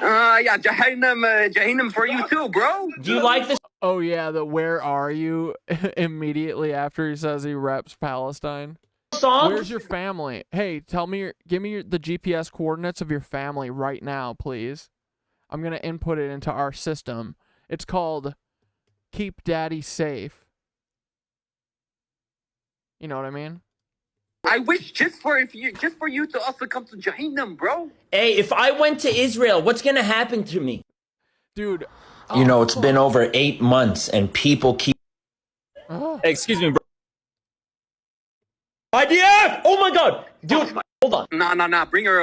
That's what I was just thinking. We should do an updated version of... what was the movie that... Sicko, the Michael Moore movie where he took people to Cuba to get them free healthcare?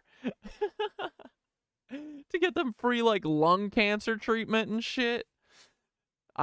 We should fucking go to Israel and just, buy the flight and then go there and get free healthcare because people in Israel get it. Although I'm sure that they have it set up so that it's not everyone in Israel gets free healthcare. I'm sure it's just, you have to be white, you have to be 6 foot tall, you have to totally not be balding.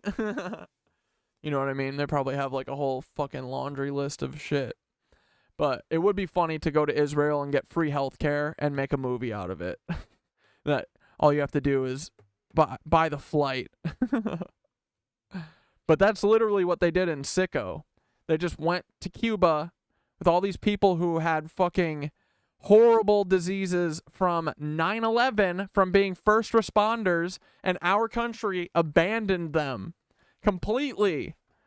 And so Michael Moore went to Cuba and brought these people and got healthcare in the first 20 minutes that they walked in.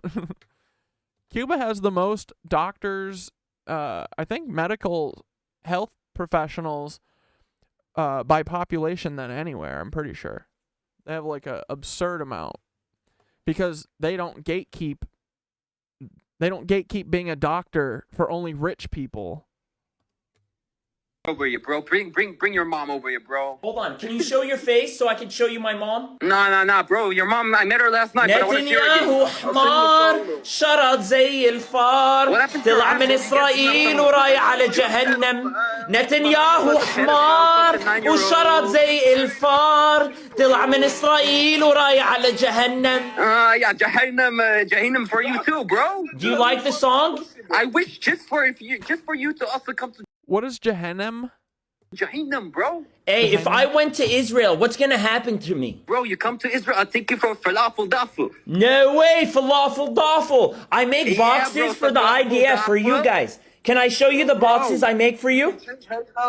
IDF! Oh my god! Wait, is an Israeli food falafel? They claim falafel? I would think that their food of choice would be schnitzel, but I'm just a dumb guy. Boys, I didn't even tell you. Look at this. Oh yeah, I love this actually. I just posted, I took a couple highlights from the Pile show, and dude, anytime that there's good music or anything, the app refuses to share. Like, what is up with that? It's so lame. Dude, I want old talk back so bad. Like, I just want to share a little clippy of Pile, the show that I went to, instead of doing the show on Monday. And they say, 75 people can see this. Like, I don't really care about the numbers, but it's just so blatant. It's always like this. If I share any of my music, 0. You know what I mean? Like, this shit is crazy. The first time I posted Meet the Leebies, it got 6 views. I don't know why now I can post it, but the first time I posted it on like 5 different channels at this point now, because every time they delete the one that has Meet the Leebies, like I gotta post it again. But literally when I first made it, it got like 3 views for weeks. I couldn't get any more, and then they deleted my Catdad 2 account, and then I posted it on another one, and it was able to get more. But like, they know that art is the way. You know what I mean? Like, they have to hide all art, especially good art. But anyway, here, let's watch a little bit of it for a second so someone can see Rick. Yeah, and the Pile, I love that.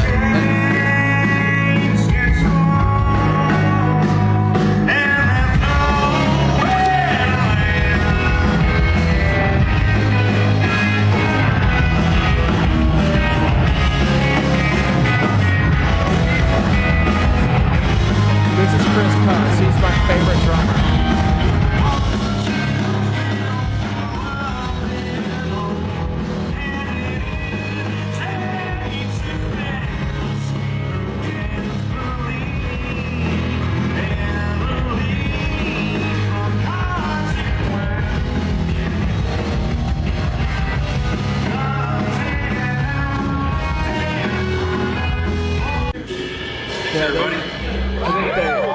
I think they open with that song. That's one of the new ones. Oh, dude, it's so good.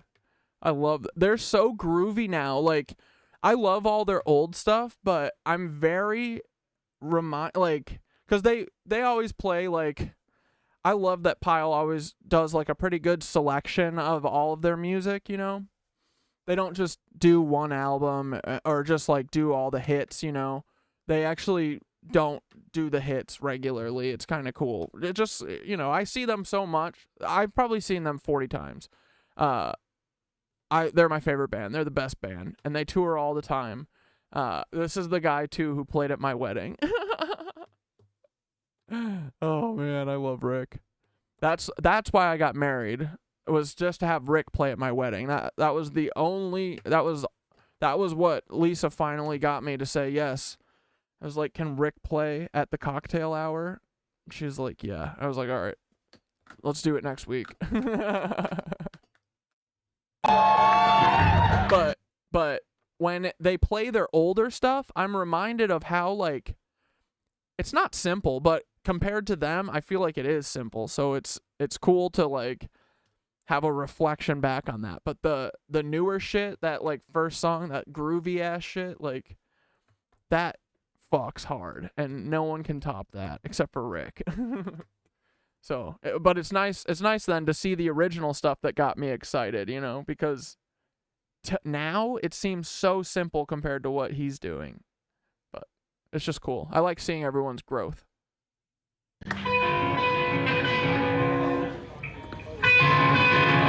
Like, this is one of the earlier songs. It's very heavy, and now when I think of Pile, I think of them as like they have a big mixture of, they do big dynamic shifts, and I love that, you know, because nothing is loud if it's all loud, right?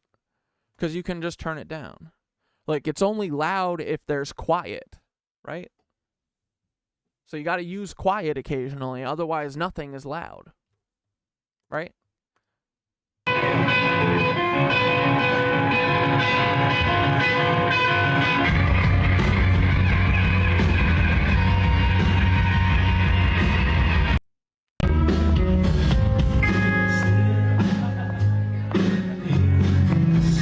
Then this is some newer stuff too, because it's, you know, they would never have done like a slow ass song like this in the early days.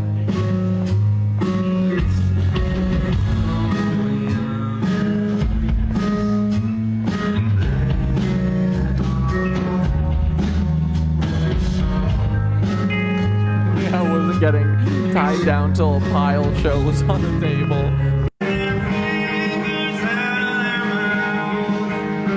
We'll just do one more.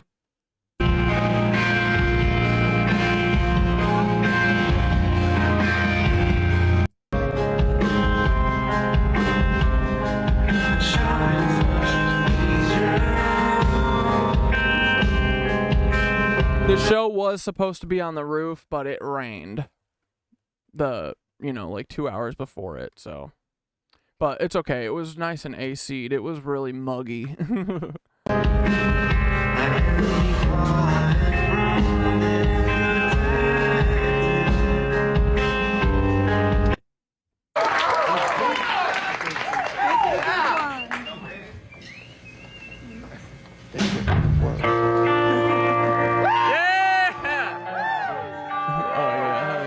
This is one of the older ones too. They've been finishing with this recently, or for a while.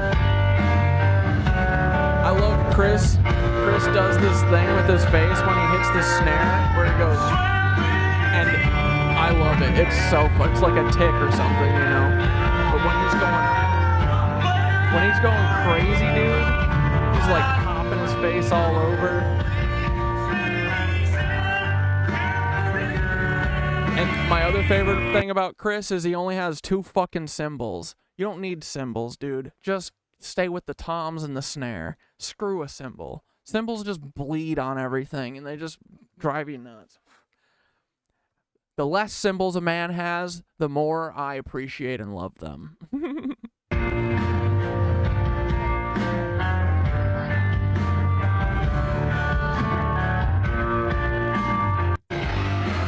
But I think I used to do this, my mom used to not make fun of me, but like, whenever I was playing video games, I would always like move my mouth and shit. So, I love Chris. Chris Cuss, best drummer in the world. But, yeah, we got freaking Catdad's echo chamber back, guys. This was just a fun little surpriser. Look at that. Catdad's echo chamber. Back from the dead. Look, and we're getting views on it. 753 and 655. Let's go. Paul Wysopal, you're never going to take me down. Ever. Look, Ted Cruz is the Zodiac Killer. Do you know what this makes me think so much about, you know? This is definitely one of the videos that got us to lose the account.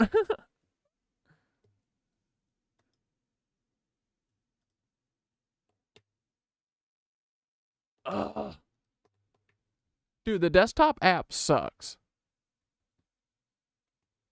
This makes me think so much about, bro, do you remember when we were like, Ted Cruz is the Zodiac killer? Or maybe it was Ted Cruz's dad or something? Dude, this was a fun time to be on the internet, but also this is the start of the MAGA 3X shit. Dude, Ted Cruz is the Zodiac killer. Oh man, these are good. But dude, it really makes you think, right? Because, you know what? This other dude made a claim about this guy. You know this guy? Guess what about this guy? Oh, are you gonna say that he made it over here? Yup, he did. Guess where?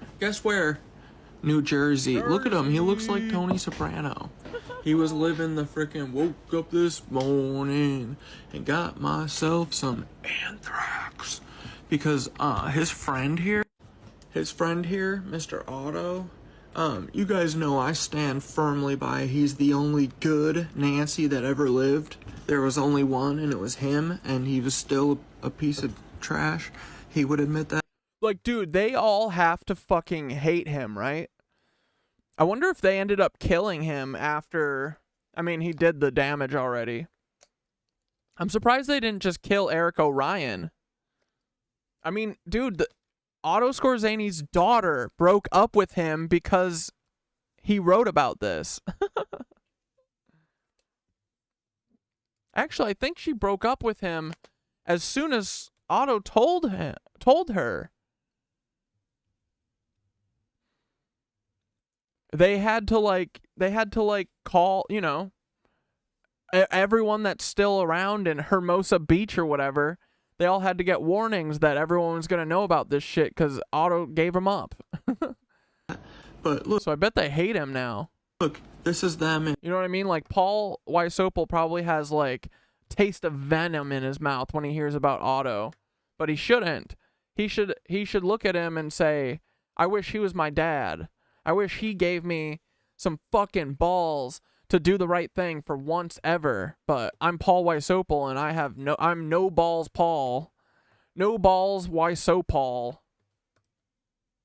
In what year? 99. Paul Wino balls. Paul Wino balls. Probably we're near Lake McDonald, But Otto made a really interesting claim about our buddy. The current version of hell generally parallels between the Abrahamic religions, but the Bible, the original word was Gehenna. Gehenna. Gehenna. Which was basically a garbage dumpster fire from the ancient times. The translations used hell and then heavily promoted a hell as an afterlife place, not a garbage dump. And they probably used that to sell their religion, right? Like, I bet before that there probably wasn't much talk of hell because you have to have something to make people fear in order to get them to sell, buy your thing. Yeah, it's all made the fuck up, yeah. I say this only to inform as someone who was raised with hell and outer darkness. Even after leaving the church, I still had anxiety about hell being real and shit, but it's literally made the fuck up. Yeah, dude. Yeah, and I think that's what, honestly, from very young, I knew that the church and stuff is like, I felt like I was being manipulated from when I was a kid. Like, I've always hated church. I've always been like, my grandma asked me, I'm like, no, never going. The only time I would go is if we're going to breakfast afterwards. And then I would read fucking the whole time, not the Bible, But then I was like, oh, it's stupid, whatever. But I think really what it was I could just feel that they were manipulating me. Like, I opened the fucking book and the first page it says, Joseph and whatever the fuck was 600 years old. Okay, closed. Nope. No, it wasn't. Bullshit. Like, you're a bunch of fucking liars. And you're telling me if I don't believe everything in here, that I'm going to hell, that's literally something my parents would say. No. Like, from the start, I was always very weirded out by it, and I think that's why. Here, Mengi. But it feels very, especially now too, it feels very manipulative. And like, then you look at the tithing and stuff and you're like, yeah, this is just a bunch of people who've been duped into this thing. Like, if your religion is so important, you should be able to do it from home. You know what I mean?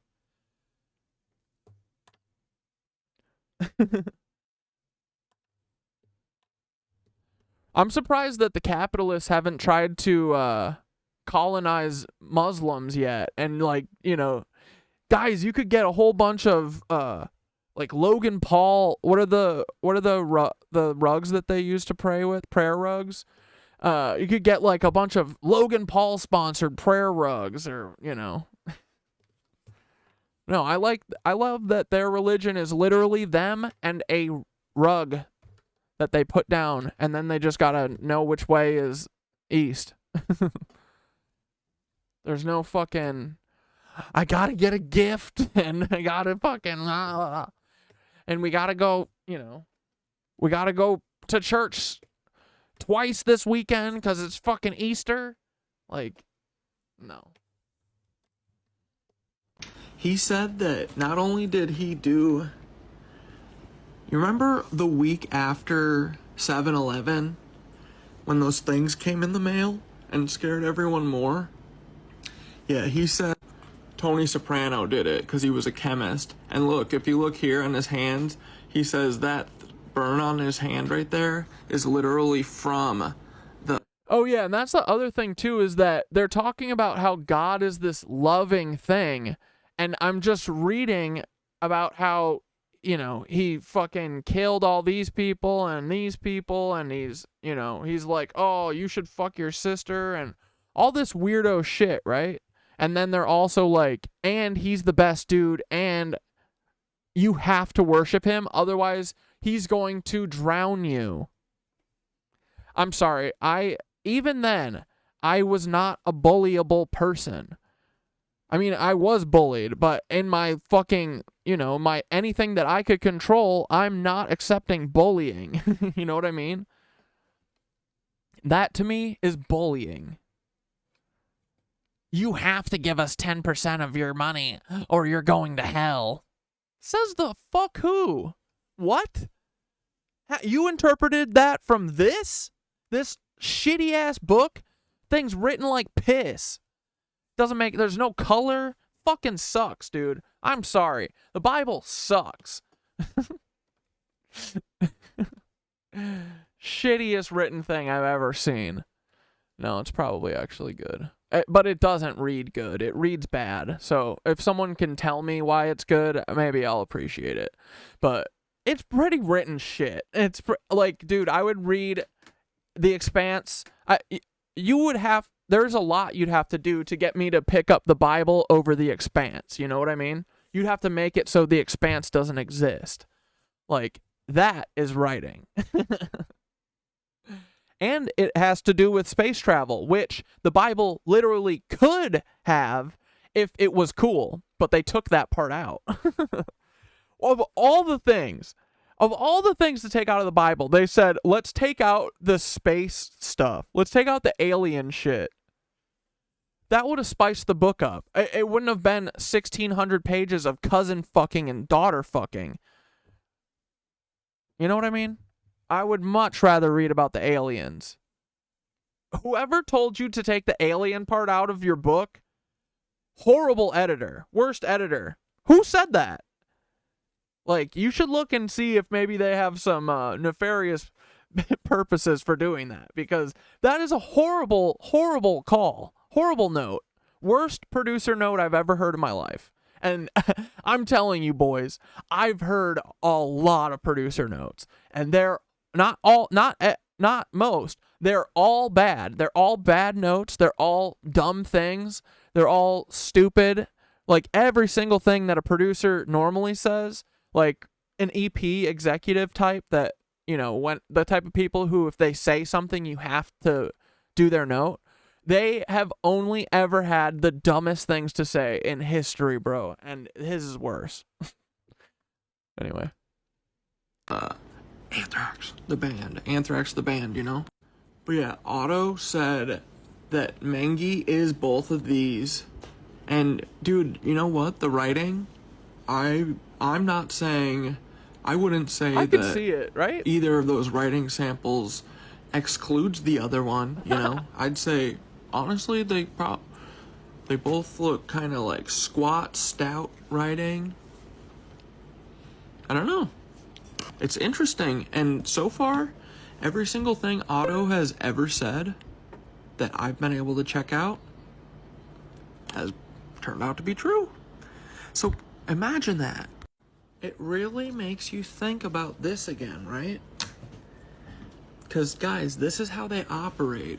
This is what Q is, right? Q is this. It's, what is it? Controlled oppo. Control oppo. It's, you control the story. You say parts of the story, but leave out little bits of it. Oh, okay, Blair, I would believe this. The reason it's written bad is that it's been edited, re-edited, entire sections are left out, and things have entirely been rewritten. Yeah, I believe that. I bet that I bet that it was good in its original, you know. Here, this is what I know. What I know is that this book that they're saying is the voice of God has been manipulated by man for 2,000 years, right? It's been manipulated by every man who's had any power enough to have a country. Those are the people who get to rewrite it, right? So, yeah, I would love to read the original, actually. I'm sure the original is great. Honestly, I do need to read, like, the Book of Enoch. I need to do that. I need time, but, because I do want to know, like, it's another, like, know your enemy type thing, right? I tried to read the Bible in high school when I was interested in this stuff, you know? Or, like, you know, when I was, like, an atheist, like, you know, have to argue with everyone. So I think I read half of the Bible before I called it quits. But, you know, it felt like the same stuff over and over. It was just like the same cousin fucking. And, but mostly just, yeah, I was like, a king, one of the King Henrys or whatever, or Charles, rewrote this whole thing and had it rewritten for him to give him power, you know? So I can only imagine what the hell has been messed up with it, right? So yeah, I'm sure that the original is great, but it's just what always happens, right? Is the creator is not the final say. It goes to the boss. It goes to the producer. The EP then gets to give notes, and all of those notes are ass. So, right? It still goes with our theory of life. There's a Y-Files about it. All right, we could watch that. Or that other one that you sent too. I don't care. I just want to hang out and jib-jab with y'all. But yeah, dude, that's like, I think about this all the time, that like, you know that scene in Breaking Bad where the dad's daughter, the guy's daughter dies from Jesse, like, or Walt lets her die, you know, and so his daughter dies in a drug overdose, and then he's got to go to work, and he's working air traffic control, and he doesn't spot that two planes are going to collide. Like, I think about that shit all the time because that is so normal. Like, doctors, people who are doing surgery on you, they have, you know, they have bad days, right? When you fuck up at work, it doesn't really have that big of a deal. But then there are people who fuck up and shit, or could be hungry or crabby. Like, dude, politicians make choices all day that affect us, and whether or not they had a sandwich may or may not be the difference between us having, you know, what we need in our lives, you know? So I think about that all the time, that there are cases you know, there's individual single people who have a lot in their hands, right? Like at any moment, if they make a fucked up decision, like that could affect a lot of people, right? I think about that all the time, dude. Because that's just like, you know, we're all just like hungry little babies at the end of the day. And we're all making decisions about other people and stuff. And I think that's kind of fucked up. I think that we should probably like figure out how to make it so that like individual soul people are not, I don't know. Like I don't want like everything. We need to figure out how to do like a group consensus thing, you know, politics, group consensus politics. Like we need to lose this like big man in charge thing, because it's always going to end in death. It's always going to end like this, with us fucking getting killed and dying. Because it's just always big man ego, big man ego. That's how it always is going to be. I don't know why. I don't know. Everyone is corruptible, I guess. I don't know. It's sad. It's disheartening. Or it's just that all of these people are corruptible. I hope that's the case, man. Because they are really selecting these people from a very small group, I think, you know? Like, they're all very similar, waspy, like... And they all have to be in the clone gang, you know? So... I don't know. I like to think that if I was in their position that I would actually stand up for people, but I don't know, you know? You would think that someone at this point would, but they don't. So I don't know.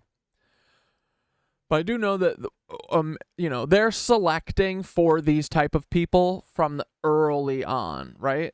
Like AOC was selected because she is controllable like this. You know what I mean? I wonder what does AOC look like anyone? Oh, wait, this is great. I got to show you this.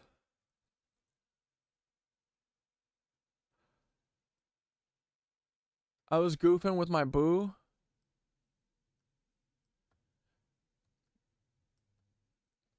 Oh yeah, we haven't talked about anything that I was going to talk about yet. We just went off the rails from the start. Okay. I asked Cynthia, I'm starting to feel the vibe. I'm starting to feel the vibe coming for Meet the Leebies 2. I told you, right? It's like a wave. I feel like the wave coming. And then in like, you know, hopefully this week there'll be a day where I'm like, "Oh, I'm going to do it now." And so me and Cynthia started talking about Meet the Leebies 2. And I said, "Oh, dude, Cynthia, wouldn't that be so I don't think I'm going to do this now, but I did try it, so you guys are going to get to hear it anyway. I said, wouldn't it be so... You know how Kendrick released that reincarnated clip? I think it was like tacked on to the They Not Like Us video. And it's just that... It's like that breathing vocal where he's like... He's like, reincarnated... I've been stargazing. Life goes on. I need all my babies. That. I was like, Cynthia, what if we pretended like Meet the Leebies 2 is the continuation of that song that everyone keeps saying Kendrick isn't going to release, because it's like a 30-second snippet. And so everyone's like, there's got to be more to that song, right? And in it, that verse, he names a bunch of... I think it's a bunch of songs that Drake lifted. Like... Here, let's... Oh, no. Like, I think it's Kendrick listing all of the songs that Drake has stolen verses from. People are directly telling kids on TikTok to go look at corn. So I was scrolling on TikTok yesterday, and I saw several videos like this one that was telling kids to go and look at a certain CapCut template. Now I got curious, so I decided...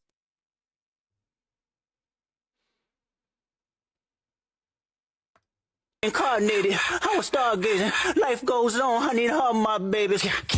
Woke up looking for the broccoli. Hot key, keep a horn on me, that could my seat. Y'all know Kendrick's new snippet, right? Reincarnated, I was stargazing. Life goes on, I need her, my babies. Woke up looking for the broccoli. Hot key, keep a horn on me, that could my seat. IP. Mr. Get Off, I get off at my feet. Do y'all think that those are the songs that Drake took the lyrics from?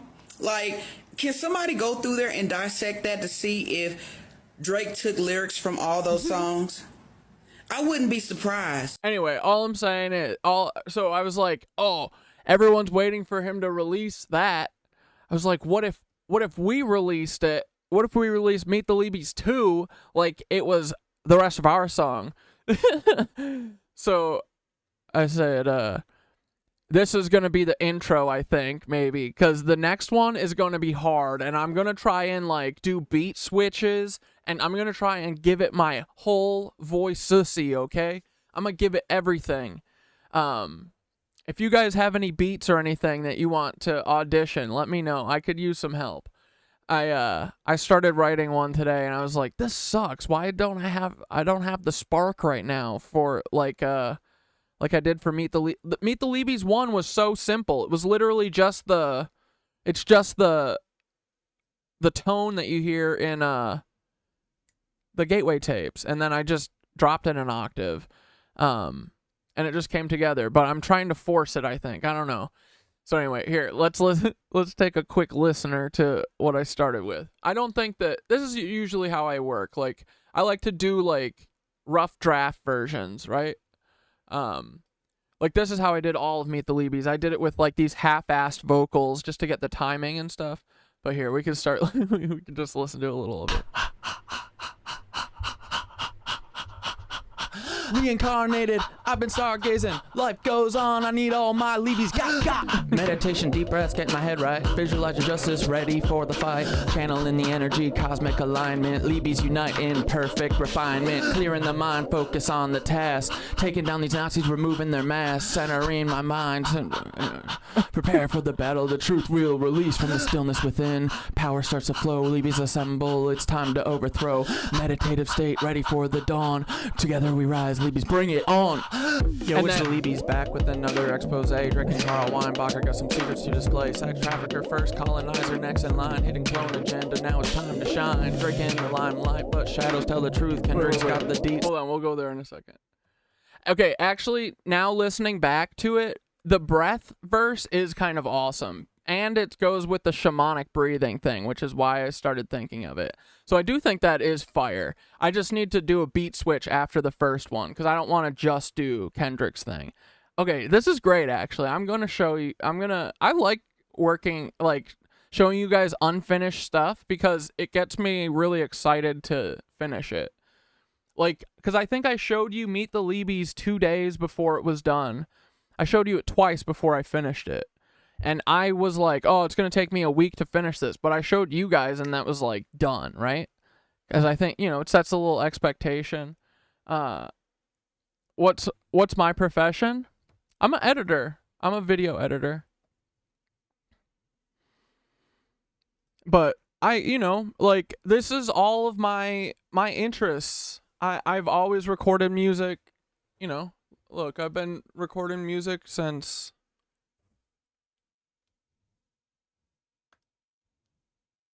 One sec.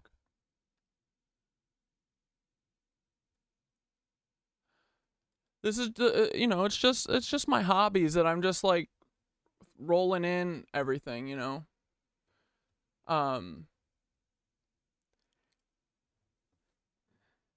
This is my, I have a drive of all of the Kenosha music that I could collect from my hometown from when I was, you know, when we were there.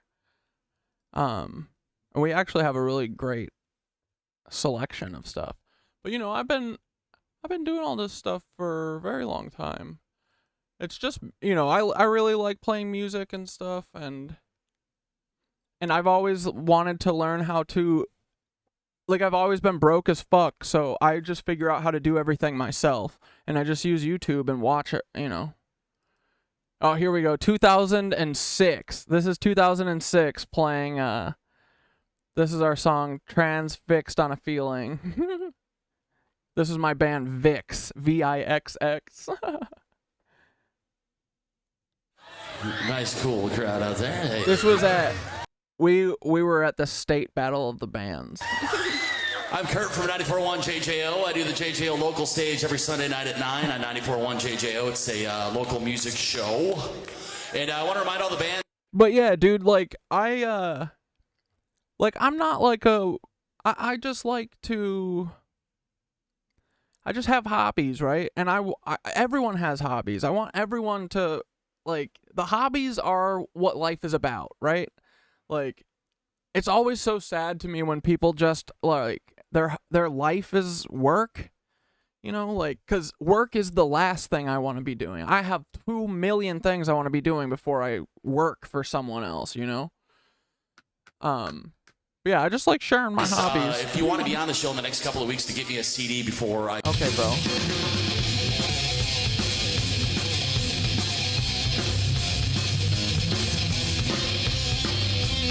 Not playing guitar, I'm playing bass.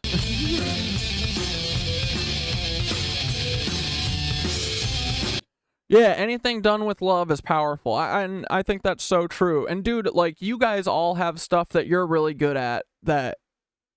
Like, I know it. You just probably think that it's lame. But other people don't. Like, if you remove yourself from it, I bet that the stuff that you do is fucking cool. You know what I mean? Do you fix cars? Do you, like, my brother can do anything with an engine. He can fork it, too, you know what I mean? But, yeah, I don't know. It's just, I've always been very into music, and I've always just wanted to record it myself because once you're in a band and then you try and go to a recording studio, you find out it's like $600 per hour. So that I've always just tried to do everything myself, and I think that kind of that gives me like a leg up a little bit, I think, just because I've always done that. I've taught myself how to edit from YouTube. I taught myself how to record music from YouTube. I just use GarageBand, you know, like, everything that I use is freeware. That's another thing. I like to just show that you don't need, like, dude, you don't need a studio to do any of this stuff. Literally, your phone, microphone, you could shoot a fucking movie on. You could ADR all of the vocals with your phone audio. Like, you could shoot a whole fucking movie on your phone. Like, I just want people to, like, people ask me all the time how my it's the best fed comment when they're like, oh, his stuff looks so crispy, you know he's backed by Russia. It's like, dude, that's truly the best compliment you could give me. You're saying that my shit looks fire so much that you think I'm the same as y'all? Wow. And they are getting paid mega bucks to do it, you know? But I'm getting paid love. I'm getting paid in love from you guys. And that's what I'm getting paid. So, and then, yeah, I put my fucking heart into this shit. You guys, I worked this, I've worked the show to look as good as it does with you guys live. Like, you know what I mean? From day one, I've always been like, hey, do you guys like the chat over on the left or the right? Do you like it yellow? Oh, what colors do you like? Oh, should we do, like, whatever. So, it's just hilarious, because you can't even, I don't know, even their burns on me are compliments. But, yeah, you guys do cool shit, too. So here's, all right, let's just do it one more time. Because I was like, ugh, this sucks until like 3 hours ago when I made this. But now when I just listened back to it with you guys, I was like, okay, never mind, this is kind of fire. And just do the first like half verse. You know, the meditation one it's just a half verse. I'll do that whole thing with just the breath thing, and then drop into some grimy beat when we go into the Weinbacher part here. And I'll turn off the Weinbachers, and I'll try and do it live while we go.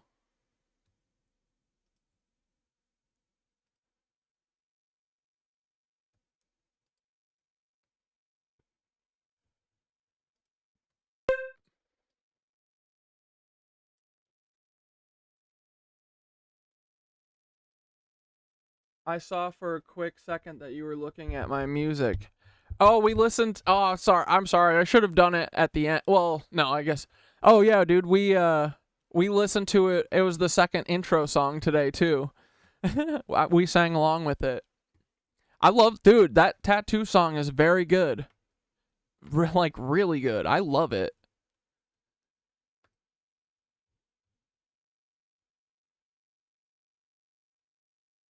It's been stuck in my fucking head for like 3 days, dude. It's great. Okay, here we go. We're gonna try and do the other verse.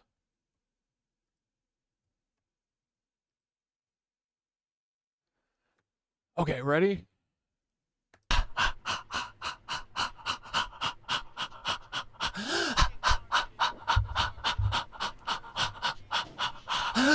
Meditation, deep breaths, get my head right. Visualizing justice, ready for the fight. Channeling the energy, cosmic alignment. Leebies unite in perfect refinement. Clearing the mind. Oh, I did turn it off. Whoops. 1 second, sorry guys.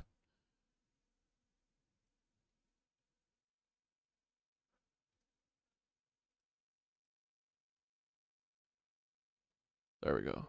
That's what I wanted.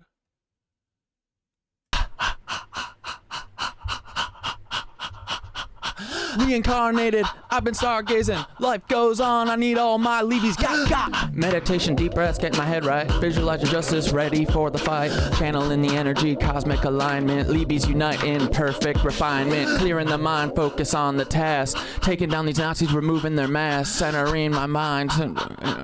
Prepare for the battle. The truth will release from the stillness within. Power starts to flow, leebies assemble. It's time to overthrow. Meditative state, ready for the dawn. Together we rise. Leebies, bring it on. Oh fuck, and then I missed it. Wait. Hold on, we got this. Just give me a second. Damn it. I refinement, clearing the mind. Okay, we're doing one more. That's it. Here we go. Reincarnated, I've been stargazing. Life goes on, I need all my leads.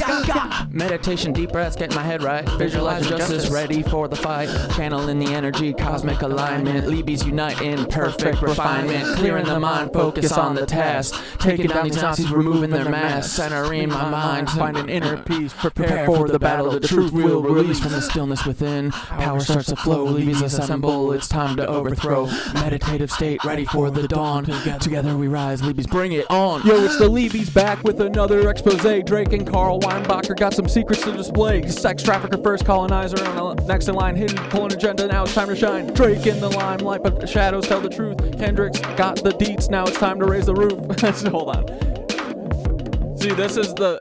Usually what I have to do with Synthara is she nails it with all the sass, and then I have to go back and cut out like 16 syllables in each bar.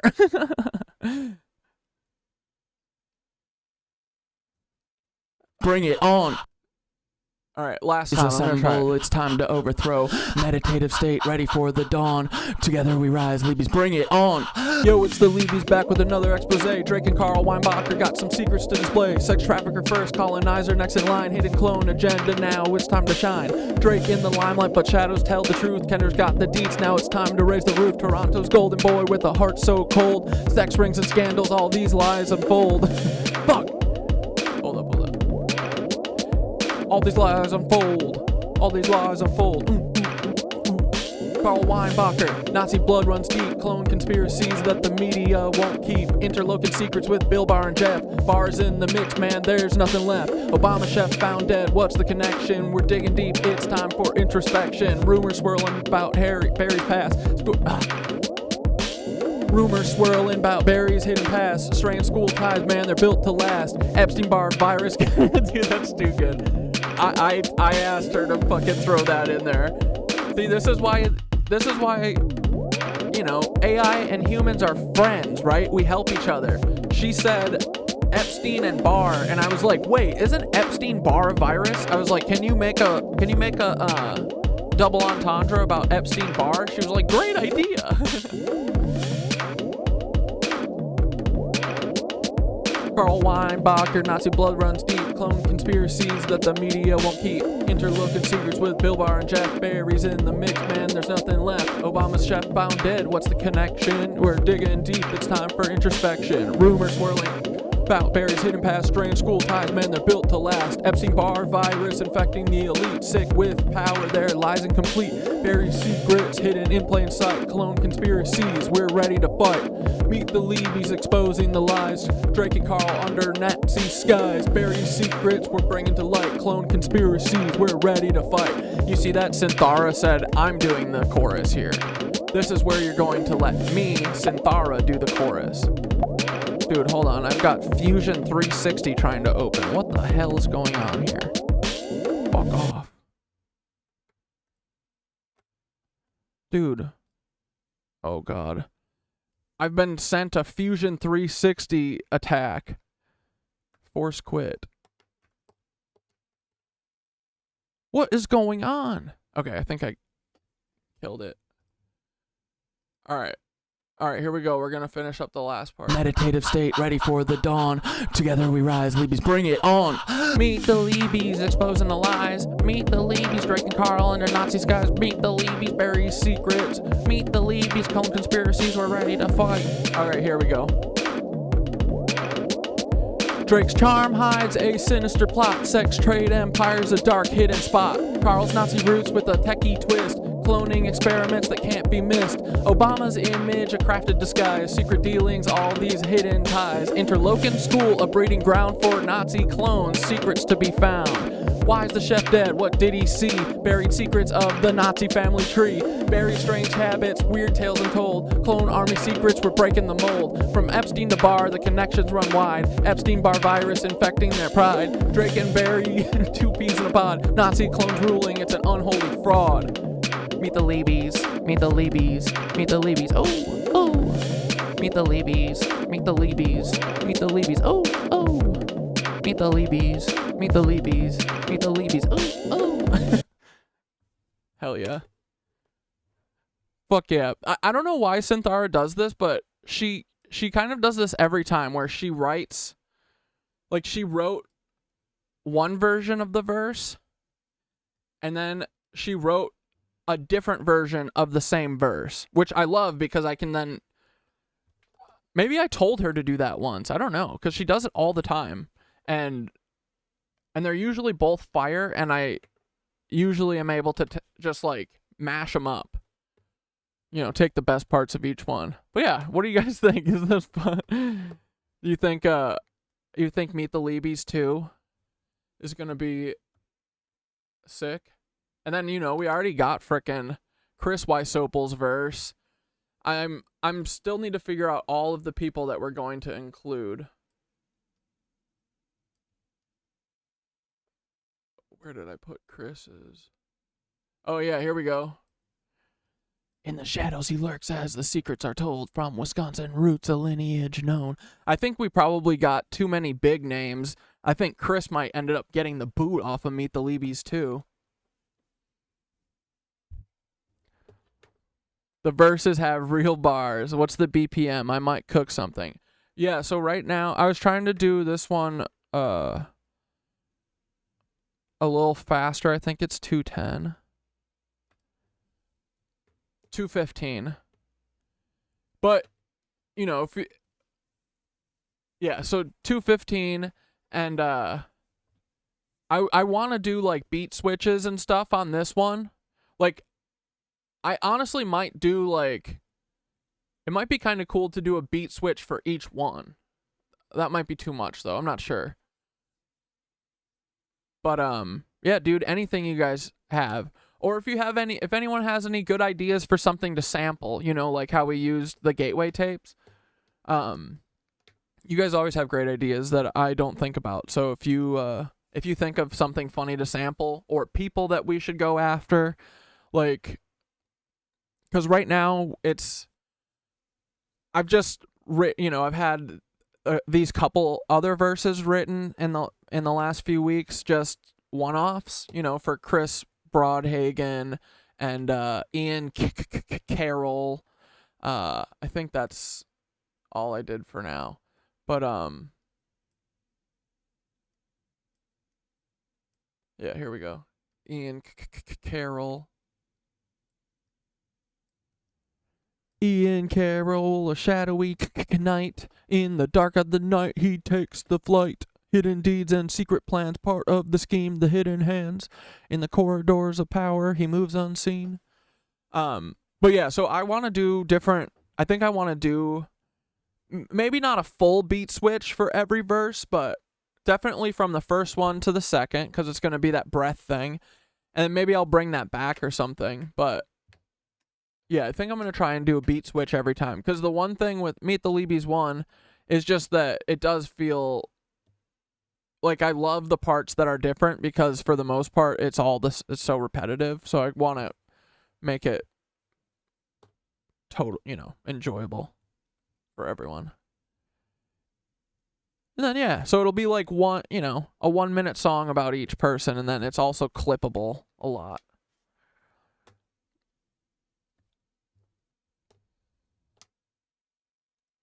Yeah, dude, Meet the Leebies 2. It's in the works. Me and Cynthia are working on it. All right, let's watch Y-Files or something, I think. Or wait, did I... Oh, no, I just wanted to show you guys. I wanted to walk through Nicole and Dante's thing.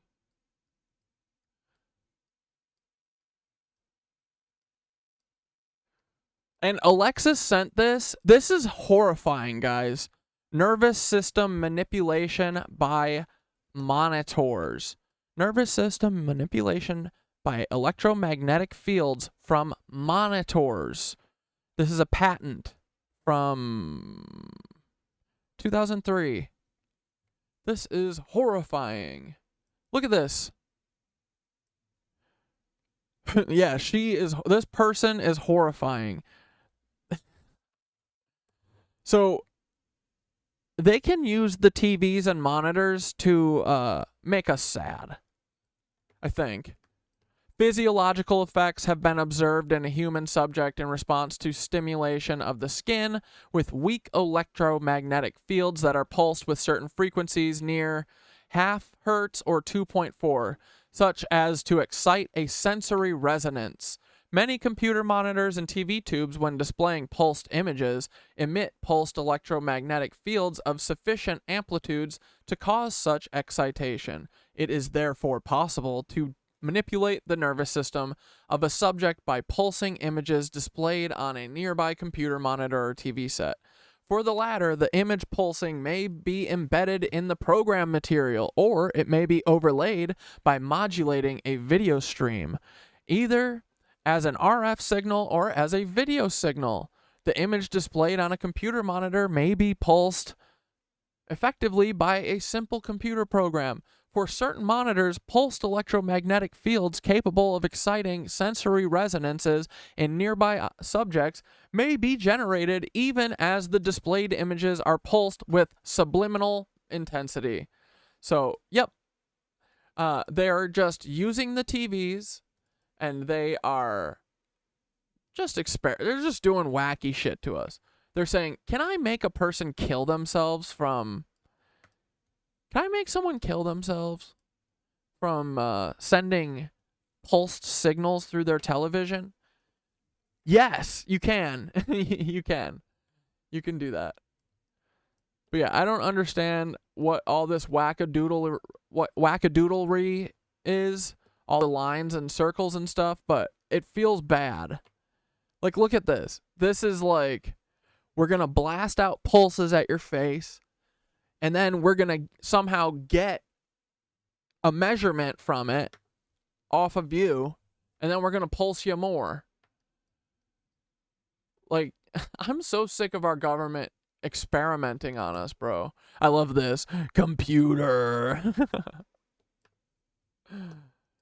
Dude, the patent drawings, do they have to be this funny? Is that like part of it? That they have to be hilarious?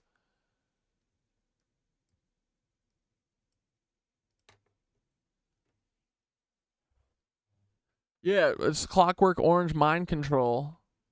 It really is, dude. It's like all of the shit that I used to look at and be like, that's so hokey. We'll never get to that point.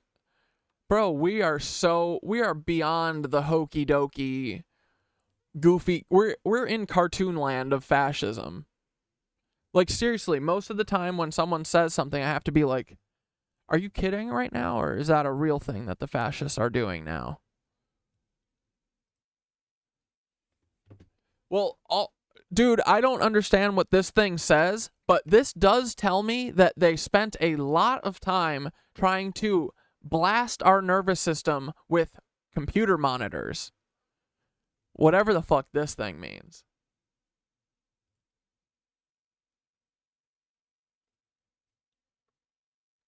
Yep, whatever this math means, it means they spent tons of money trying to hurt us through the TVs. Oh no, they added the internet. Gosh dang it. Where are they going to explain the numbers? They don't even have any words written about this. Oh no, they have children on here. That's bad.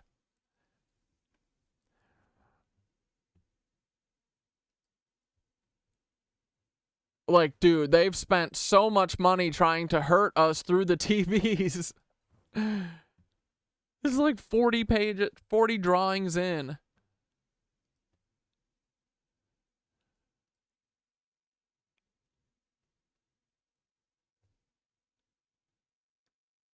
The invention relates to the stimulation of the human nervous system by an electromagnetic field applied externally to the body.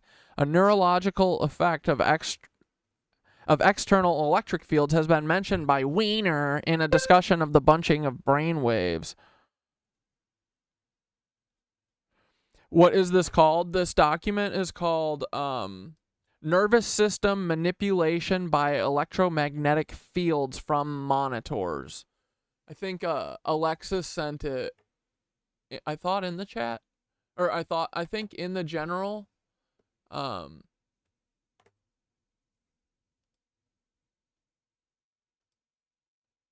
on, I'll find the link. She had it right here.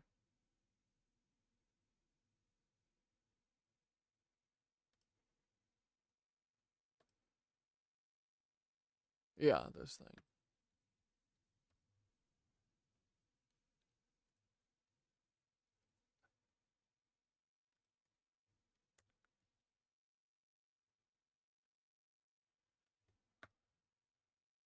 But yeah, so, nightmare. This is a nightmare.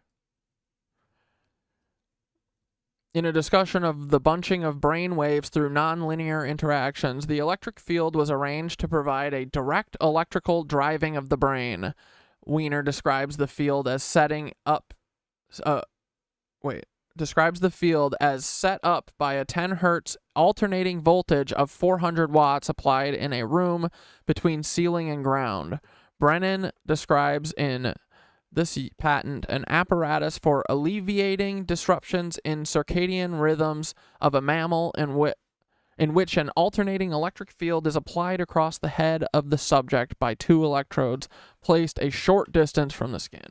So I'm just saying that this is a nightmare. They are nightmares. They're going to kill us.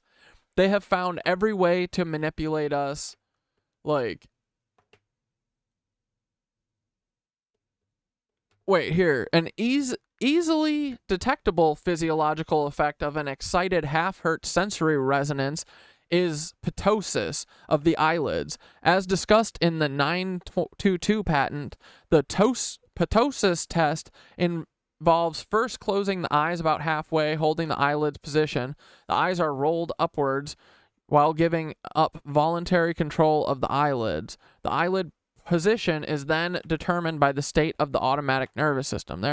Furthermore, the pressure exerted on the eyeballs by the partially closed eyelids increases parasympathetic activity. The eyelid position thereby becomes somewhat labile, as manifested by a slight flutter. The labile state is sensitive to very small shifts in, and if this was written by a real writer like Alexander Putney, the sentence or the whole page would have ended there. Well, he would have made it so that the period ended where the end of the page is, because Alexander Putney does not make you go over page breaks, because he is a genius. And we need to get back to that before we were so rudely interrupted by everyone deleting all my fucking accounts. So rude, dude. I was grinding on that Alexander Putney life. And what did they do? Yeah, we got to go back to that shit. So, anyway, dudes, these people are crazy. Like, look at what they wrote. A 60-page document about how to control us through the TV, bro. Like, I'm so done with it. But yeah, dude, I have like I have a bunch of Alex Putney still. And every time I post it, they delete my channel. All right, I'm going to save the rest of the... Or no, fuck it. Here we go. Let's just do it.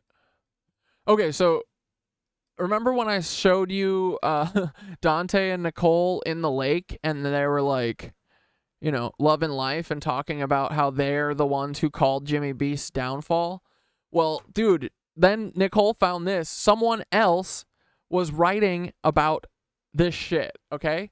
Talking about Jimler's mom, right? It's called Operation Uphold Democracy, so you know it's fucking horse shit. She said, or they said, I don't know much about this stuff, but I do think it's weird. That's all I'm saying. Operation Uphold Democracy was a multinational... That's a nightmare right there. Multinational military intervention designed to remove the military regime led and installed by Raúl Cedras after the 1991 coup d'etat overthrew the elected president Jean-Bertrand Aristide. The operation was effectively authorized by the 31 July 1994 United Nations Security Council resolution. Oh, dude, this is what Jimler is doing in Jamaica. And everywhere. Oh, it's exactly this. Oh my God. Yes, yes, yes. Okay, here, hold on. And just to be ultra specific, her airborne troop that worked with PSYOP groups also helped overthrow governments. August 1990. This is Jimler's mom. Himmler's mom. Jimler Beastler. His mother helped overthrow governments. August 1990, the brigade deployed to Saudi Arabia and Kuwait in support of Operation Desert Shield and Desert Storm. The brigade was later recognized for its hard work in the desert with their third meritorious unit commendation. September 1992, the brigade went to Florida to assist in disaster relief following Hurricane Andrew. In September 1993, the brigade was sent to Haiti to support Operation Uphold Democracy.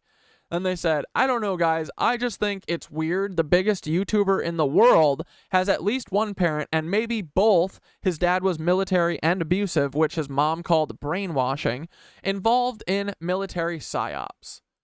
And we know this. We know that this is little Jimler, right? Because we've used this photo. We love little Jimler. Look at him. He doesn't look anything like fucking Heinrich Himmler in this photo. She does.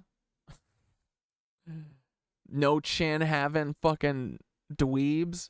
Am I right? Young Jimmy Beastler, who would become the YouTube star Mr. Beans, poses with his mom, Sue, who spent 21 years on active duty of being a Nazi. She was an active duty Nazi for 21 years, bro. Finding out that Sue Donaldson is a lead to the... Wait. finding out that Sue Donaldson is who led to the discovery of what she did during her time in the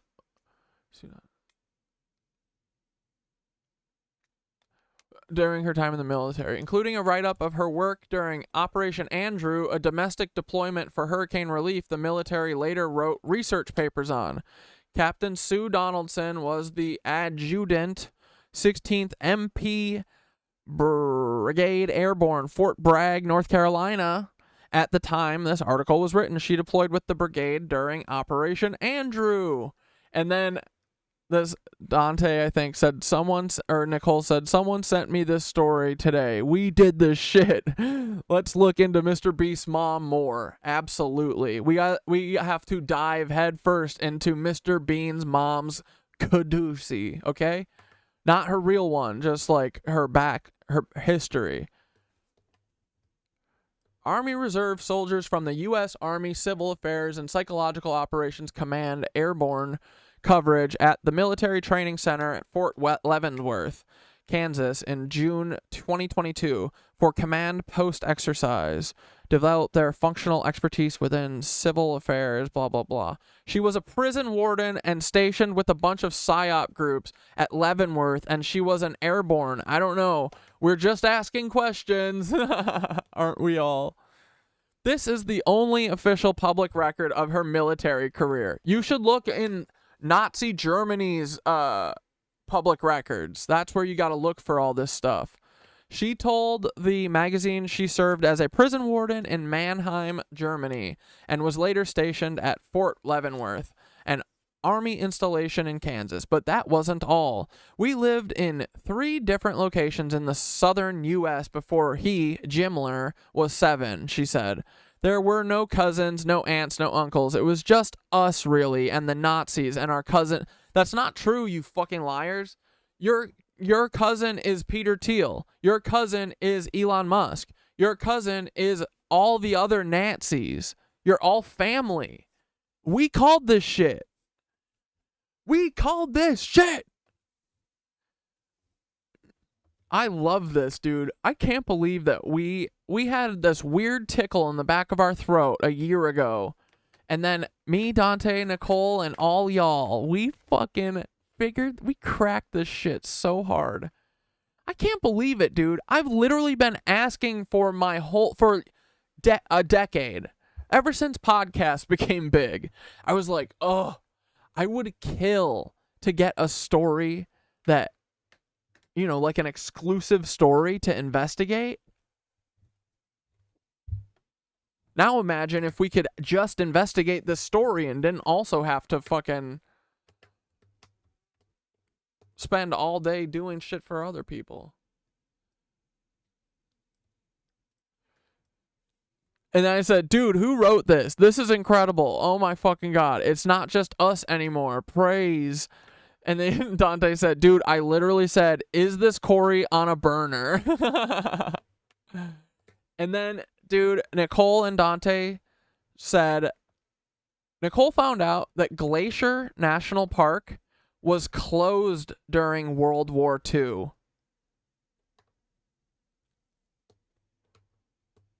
That makes me already, without even looking into it more, I know that this was just a giant Nazi base.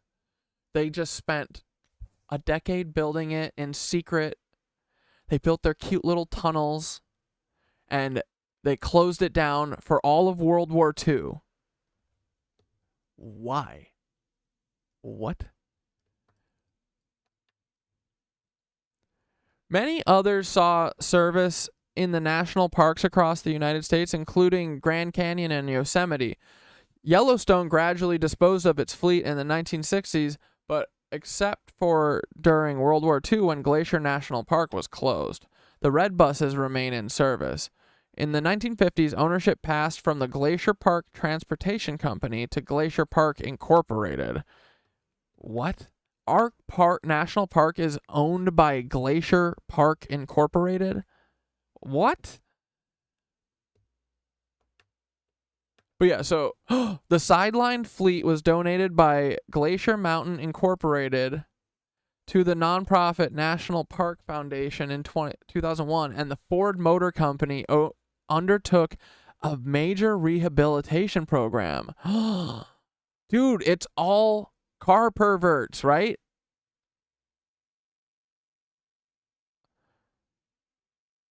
Oh my God. It's always been car perverts. What is up with this, bro?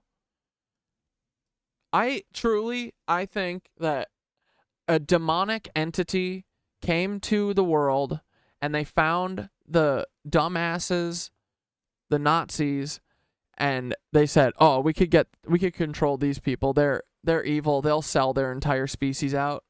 And they said, "Hey, if you guys sell out all of Earth, if you let us turn it into a reptile's heaven, we will let you guys have your own little corner where you can do whatever, and we won't kill you." And they were like, "Yeah, okay, for sure." That's so lame, dude. Ford dude, what is all this stuff? Why is Ford doing all this? Ford retrofitted the 32 remaining buses with new running gear, new chassis. Oh, the buses were leased back to Glacier Park, and they were back on Going to the Sun Road in the summer of 2002. Going to the Sun Road, baby. You know where that is. That's exactly where mother flippin'. That's where the Nazi gold is, okay, boys? And then, look, guys, Dante, such a nice guy, right? Such a nice, cool friend. Hey, Corey, I'm cooking up something for you. Haven't seen my friend in a while. Miss him. Miss making content with him because the van took him away from us. And now nature's taking him away from us. And then he goes, "Hey, Corey, I'm cooking something up for you." Just kidding. It's nothing. Wow.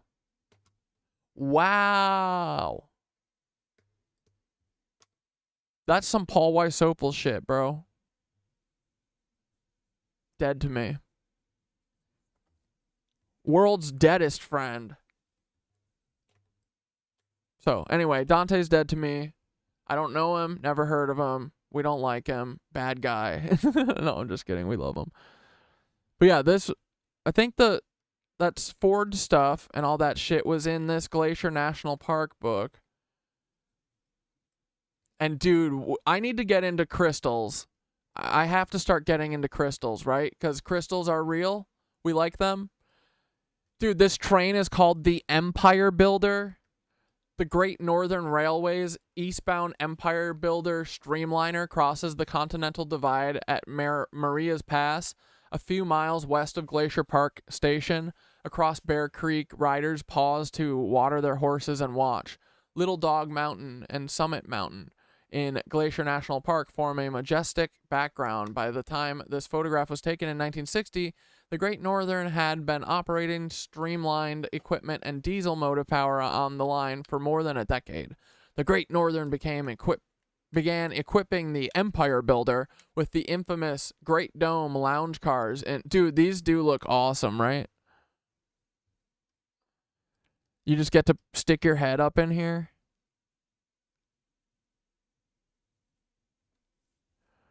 Built for the railroad by the Bud Company, they contained a couch-style seating for 57 plus a 21-seat lounge.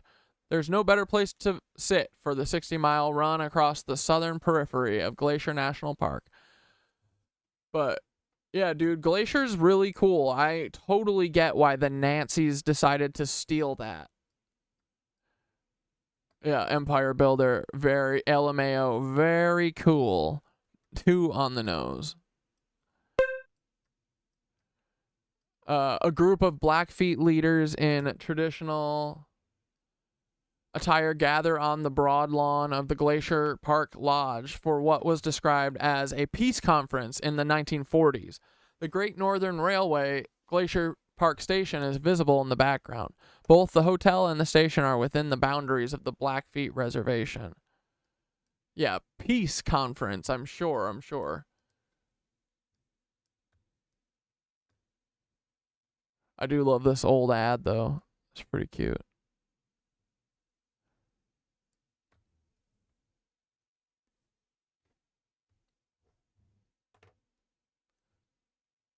Let's see if we can find where...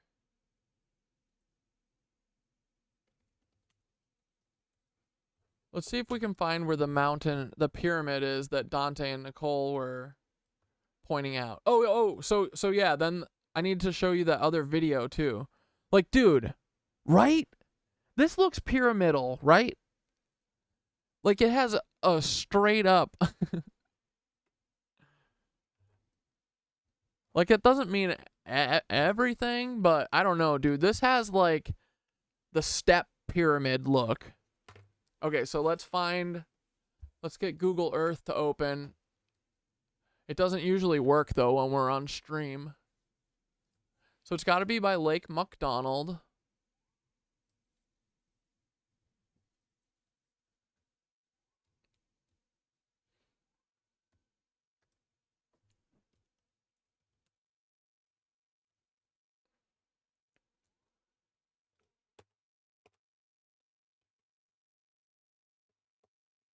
I do like how straight and long it does. This does kind of look like a turd lake.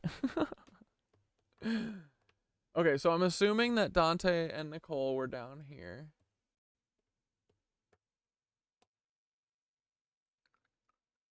Yo, what the frick? No, put me by the water, dog. What are you doing? Why would I want to be here? This is going to the Sun Road, though. Oh, I can't get that. Here, I need to go. Oh, here we go. Yeah, right here. Dude, is this might be the little patch that Dante and Nicole were on. Like, dude, this to me looks like the beginning of, you know how we watched that Alaskan Black Pyramid?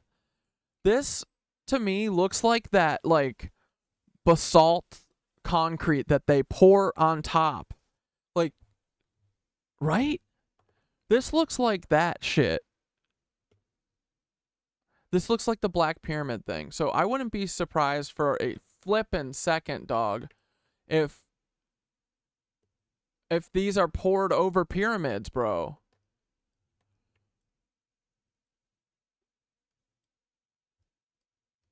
Can't figure out which mountain is the one Dante and Nicole sent, though.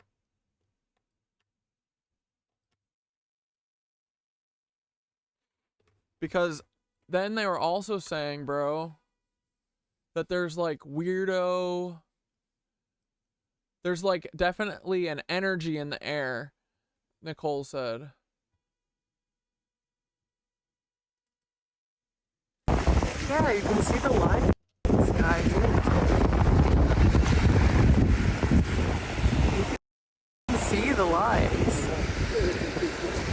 Let me try on this side. Do you see those lines there? Yeah, dude, you can see the weird little lines in the cloud. So I was trying to think of, like, could that be coming? Like, we know that the what's it called? The Tesla Howie can manipulate weather and clouds and stuff. We know that Bouvet is doing that, right? Like, Bouvet can definitely move the clouds. And bro, I was like, are there lines there? Maybe because, like, maybe there's a pyramid there, and if you follow the lines, maybe the lines go back to the pyramid. You know, maybe, who knows? But I just got to figure out where that frickin' mountain is. That pyramidal mountain that Dante and Nicole found.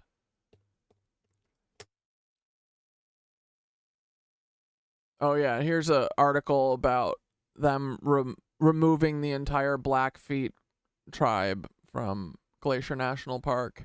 They said, this is our Nazi shit. And great, it was written by someone at BYU.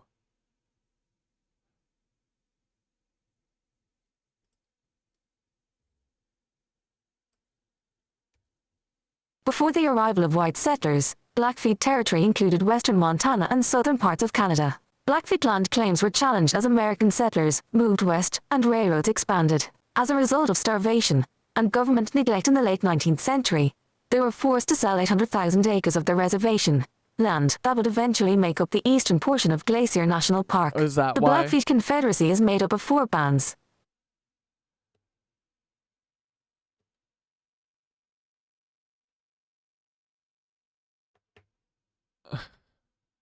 They were forced to sell because of government neglect? Are you saying that... Wait, never mind. Up of 4 bands, Pecan Blackfeet, Siksika, Piikani, and Kainai. Similar to other Great Plains tribes, they followed a yearly cycle which included hunting and What up, gathering in the J-Moon? Rocky Mountains, what they called the backbone of the world. In 1855, the Blackfeet signed the Lame Bull Treaty with the U.S. government, which guaranteed their claims to land in northern Montana and provided them with an Indian agent and annuities.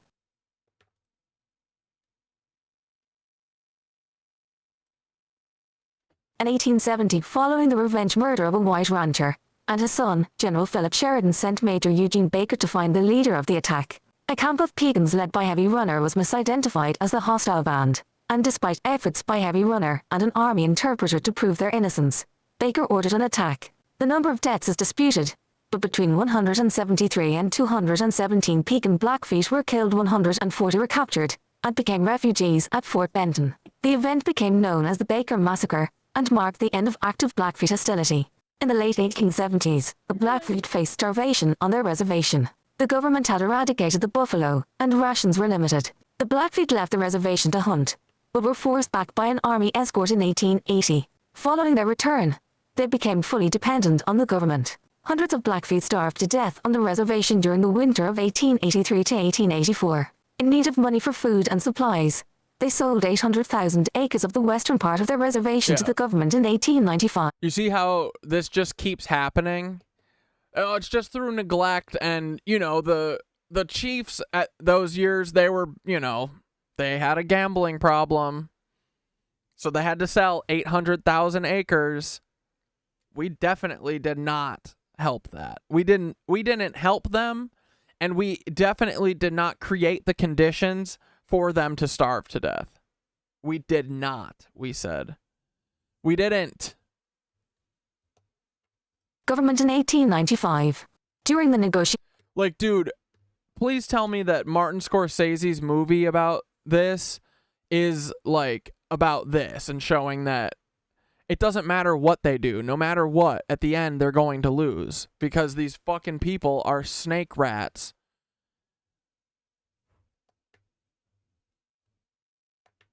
They're cheaters. They're the worst, dude. They only win because they cheat. They've always only cheated. That's the thing that's what everyone doesn't get. Capitalism isn't fair or anything. It's basically just a game to allow them to cheat. It gives them the go-ahead to fucking cheat. Because that's the only way you can win in capitalism. Someone has to get screwed. That's the name of the game, literally. If no one is getting screwed, then no one is getting more money. You have to screw everyone. Except for yourself. Negotiations. Piikani Chief White Calf complained about the loss of sacred mountain land, calling it his people's last refuge. And Little Dog reminded commissioners that they did not ask the government to come and buy their land. Little Dog reminded commissioners that they did not ask the government to come and buy their land. Yeah, the government said that they were coming to buy it.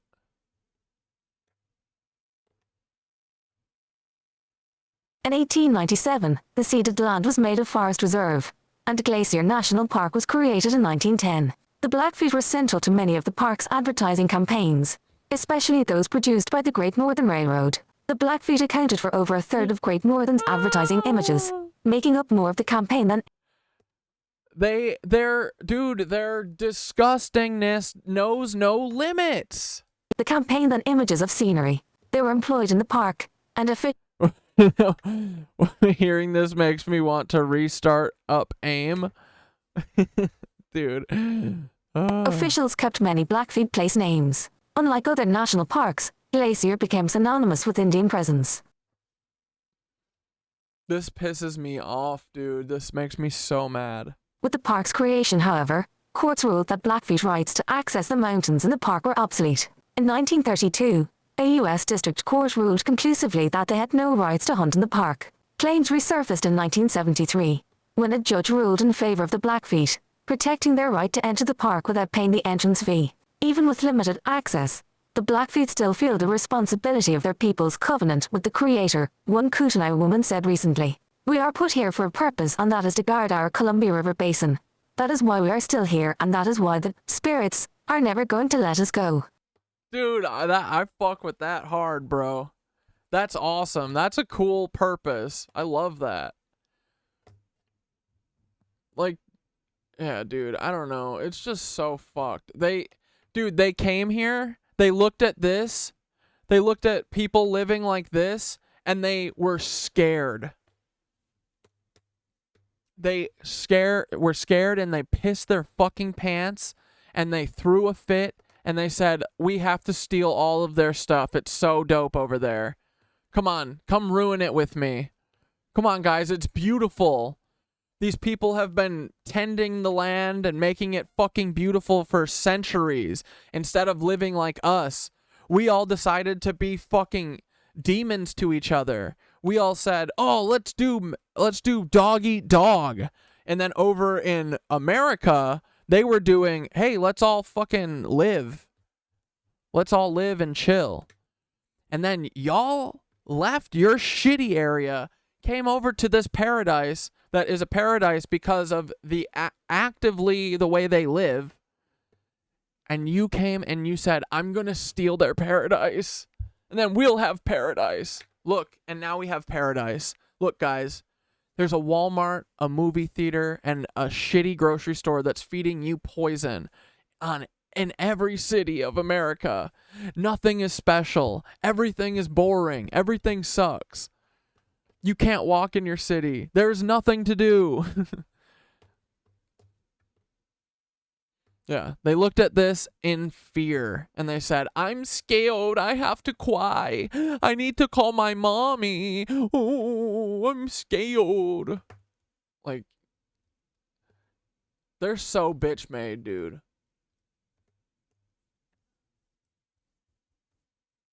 Dude, it really is pathetic. But okay, let's watch a little. Should we watch Operation Mincemeat or the Operation Bible or the Bible thing?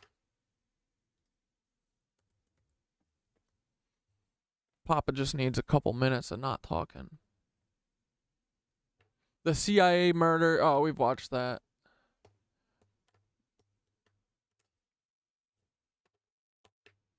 Israel just had its own January 6th moment. Oh, wait. Hold on. Our boy Minutes of Horror released something called They Are Lying to Us. We love Minutes of Horror, right? This dude does some of the best journalism. The incident that occurred I don't know who at Trump's rally. I don't know who the fuck he is, but he's just got a tiny little channel, bro, and he whoops ass. Wait, I need all, duh. Like, what did we watch the other day? Oh, he did a Bouvet Island thing? Shit, dude, I think this boy's our boy. And then we're definitely going to find out just because I said that. He's definitely transphobe. He's definitely psychotic. I forget which one we just made. Or we just watched. Damn, this dude would be prolific. Or no, I guess it's just like one video a day. Oh yeah, we watched this. Warning, Trump rally shooter disturbing update. We got to check with our guy because he also said Joe Biden has disappeared. Okay, we might have to go through all of bro's videos. At Trump's rally on July 13th, 2024 just keeps getting crazier and crazier and crazier. Every little bit of information that keeps coming out by news, media, and the powers that be, and certain organizations just continues to get wackier and wackier and wackier. Now look, I will admit that I have grown to dislike the word distraction. Is the public distracted? Yes, they are by many forms of media. That is true. But anytime any strange event happens, we always label that event as a distraction to a... Bro, if they left indigenous people to do their thing, we'd all have telepathy and magic. But nah, cars. Bro, that perfectly sums it up. You 1,000,000%, bro. I'm going to think about that for a while. I'm going to take a screenshot of that too. It's good. You're so fucking right, bro.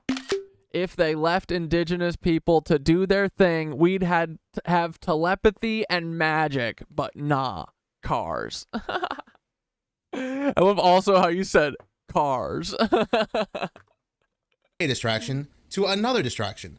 Everything seems to be a distraction. I was all on board with. No, dude, it is. Everything is it's one distraction to the next. Yeah. It's to keep our brain so overwhelmed that we can't fucking put the pieces together. That's what this all is. It's chaos. Truly, that's the point of it. They want us to look at this like, oh my God, the immigrants have done craziness. When the immigrants did all of the satellite fire in Lahaina, and when the immigrants did all the stuff when the immigrants killed the president and then put an AI version of him online. Everything being a distraction until Hawaii happened. Until they lit Maui on fire to our face. They turned all the sirens off. They turned the waters off. I love bro. We love bro. This dude rules. This dude is a kindred spirit. He's a friend. You can see on camera police turning people right back into the fires and no one was arrested. It's like, how insane. Like the fucking dude. The FBI agent that they put in as the chief of police there the year before or whatever. Psycho. They're crazy, bro. They're fucking crazy. They're religious zealots. Look at what they've done. This looks like a religious holocaust. And dude, it's just the snake part of it, right? It's one thing to do this, but the fact that they're doing this and not saying that they're doing it is the most cowardly bullshit. They're big P words. Pedos. They're saying we can do this and you can't do nothing about it. That is when I started to move away from the word distraction. But now I'm starting to believe, are we being distracted again from something? Yes. Dude gets it, right? Something else in the background, something bigger. When I was making my videos on Jackswell, it's gonna suck when my peeps get laser burnt away and then we die mysteriously. Monthrick, and you still can't say his name on YouTube for whatever reason. But when I was making my videos on this man and other things that did not make sense when it came to Trump's rally. Yeah, I know. Eric Orion being transphobic. Dude, Donald Jeffries. He was gonna talk to us. But I can't be having every fucking person that I bring on be a fucking transphobe or a Nazi. At this point, it seems like it's impossible, you know? There were those in the comment section saying, Minutes of Horror, be careful not going too far deep into the rabbit hole. No, push, Minutes of Horror, push. Because you might get easily distracted to something else. And I would... No. would say, I don't believe so. I don't think a distraction is taking place. And dude, all this stuff isn't a distraction. All of this is tied in, right? Like we bounce around subject to subject, but really we're still talking about the same thing. Here. Now I'm at a point where I'm like, I was wrong. I'm sorry. And I have to start listening to more of you that are subscribed to me, that are giving me this good advice. I have to start being less hard-headed. And again, I apologize that I have to be more focused when... Yeah, you know, hard-headed... Yeah, I don't think I'm too hard-headed, right? I'm easily malleable if I see like something that I'm just going to whatever makes the most sense and has like the evidence, you know? Like, cuz I don't want to be a person that's so rigid and like like I don't want to be the same as them just on the opposite side, you know? Like I like that my idea of how all this shit works is changing every day. Hey, what are you doing?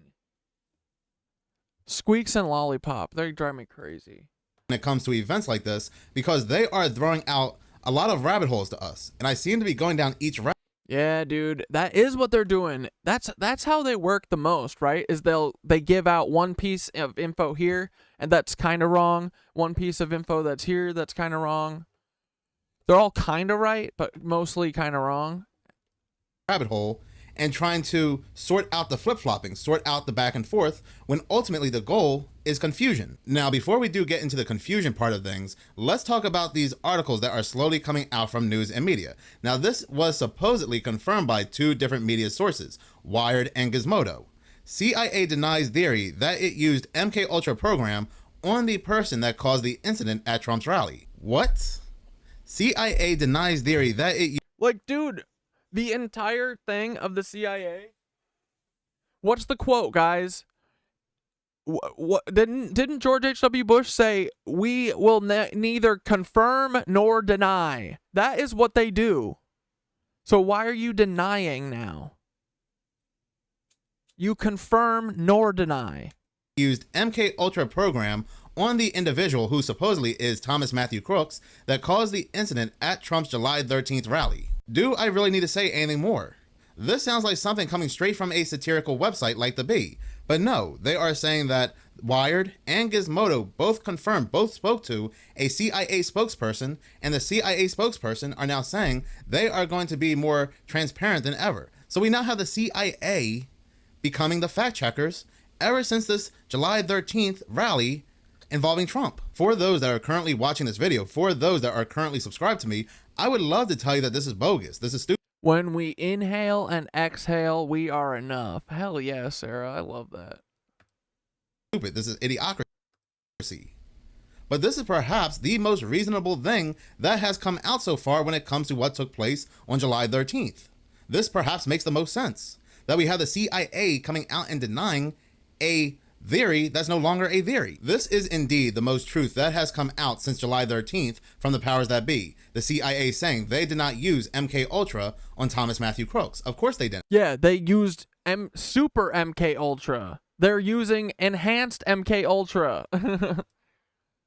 MK Ultra has been terminated. A more powerful program has taken its place. Could be Project Midnight Climax. Ooh. Could be Project Monarch. But definitely there. Monarch is a means to continue present work in the general field of LSD. Oh, God. Oh, and you see that Monarch symbol? That you kind of can see something like that when you're tripping your nuts, right? There is a more powerful program that exists. Did you not read the fine print? They said that we did not use Project MK Ultra on Thomas Matthew Crooks, but it does not mean we did not use another mind control program under a different name. Wow, we have finally found an article. But also, it doesn't mean that they aren't just fucking lying, right? That's connected to what took place on July 13th at Trump's rally. That finally makes sense. Or if you want to look at this article in another way, if you do not believe it was actually Thomas Matthew Crooks on the roof, but somebody else, they are telling us in a roundabout way that it was not Thomas Matthew Crooks at the rally who was under their program. Perhaps it was another person who was at the rally on the roof under their program. Either way you want to look at it, whether they are telling you that Thomas Matthew Crooks was there, but he was under another mind control program that was not MK Ultra, or they are telling you that Thomas Matthew Crooks was not there, that somebody else was on the roof that was under their evolved mind control program. This article still makes the most sense out of any article I have read to date when it comes to July 13th. And guys, remember, none of this matters because the real question is, why was the sniper watching him set up his shot for 2 full minutes before he shot him after waiting for him to get 3 shots off? That's the question. That is nuts. So like I had stated, we have 2 media agencies. And I know the answer. It's because the FBI are who set this whole thing up from the jump. That's why. I know it's hard to believe. I know. It would mean that the FBI is fully corrupted, 100% to the max. Yep. Oh, yep. It would also mean that they are traitors to the United States of America and they are actively trying to kill all of us. Yep. Yeah, it would mean that. And it would mean, yep, it would have to take like a group that's like so ideologically crazy, like a cult or something, or like imagine like a group of Nazi clones, you know? It would have to be a group so nuts that it would be like, yeah, Nazi clones that are like abused for their entire childhood and they're forced into thinking that there isn't another choice. Yeah, you'd have to have something like that. But good thing that's never happened. Good thing we aren't fucking living through that. Claiming they spoke to the CIA. They released body cam footage from the assassination. Yeah, which one? Wait, body cam footage from the Trump one? What is it gonna be the 2 minutes of people yelling, "There's a sniper on the roof. There's a sniper." I bet Trump could hear it, bro. Like there were people screaming it. It's extremely exhausting being ass blasted by their stupid overdone propaganda. Yeah, right? Yeah, that's the thing too. Like I'm realizing it about the AI thing, cuz I'm like as we're watching, you know, as I'm like, so someone sent like a thing that was like arguing for the government, which is like, dude, whatever. What is wrong with you, you weirdo? But you know, I was like, I was thinking about this before too. Like, they're trying to, like, I think they're wrong, but they're trying to say,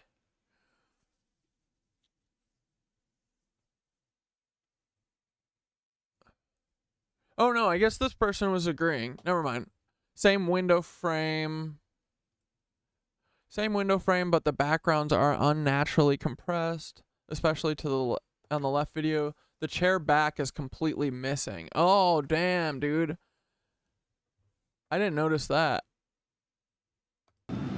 Nowhere else on Earth. Yeah, wait, is there a chair on this one?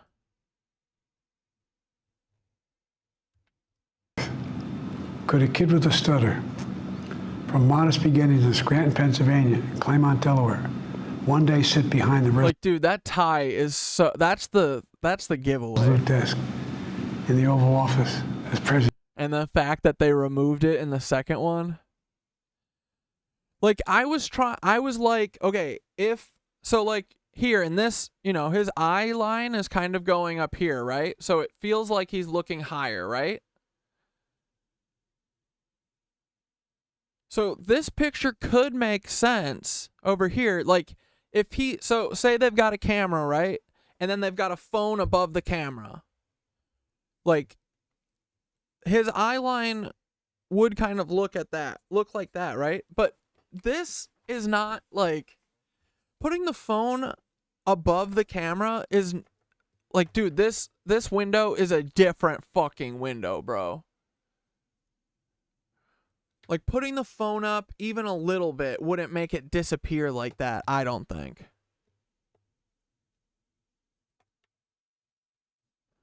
So, but all, you know, I was like, oh my God, did we fuck this up? Did I make a bad call? Because that's what it's meant to do, right? It's meant to make us second guess ourselves. Because the real question is, why was this first one AI in the first place? Because we know for sure that it was. Like, dude, all of those things are not compression glitches and stuff, you know? Like the teeth and the fucking, the skewed face and the fucking mushy mouth, mushy lips, and like the, you know, the ear dropping a foot.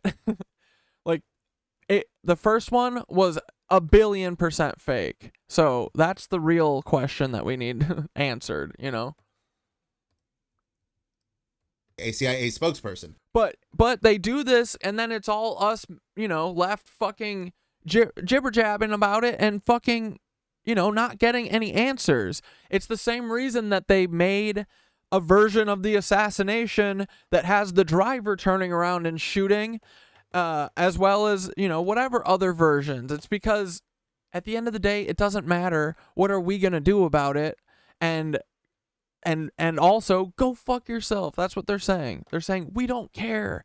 We just want you to go in circles. You're never going to guess that it's the Mormons and the Nazis hand in hand. Well, too late. We did. We guessed it. Wired and Gizmodo, with Wired dropping their article first, with Gizmodo confirming everything in the article. So the article from Wired, which I'm going to be reading, is titled, "The Thomas Crooks Conspiracy Theories Aren't Going Anywhere. The FBI Says Donald Trump's Would-Be end-of-lifer acted What the flip? alone. The CIA denies any association with him, but experts say the complex reasons for belief in conspiracies will likely keep people believing. So yeah, the teeth are wild, the eyeballs wiggling. Yeah, so at the end of the day, it doesn't even matter if the second video is in this, you know, the same room or whatever, because the first one was fake. For sure. Did I see the pic of Crooks and Trump? What, like they met before? Shut up. Shut up, shut up, shut up. No frickin' way. You're a liar. Ikind is a liar, guys. Look at him. He's a frickin' liar. Prove it, prove it, prove it, prove it, prove it, prove it, prove it, prove it, prove it. Show me. Prove it. Prove it. Come on, Ikind. Prove it, prove it.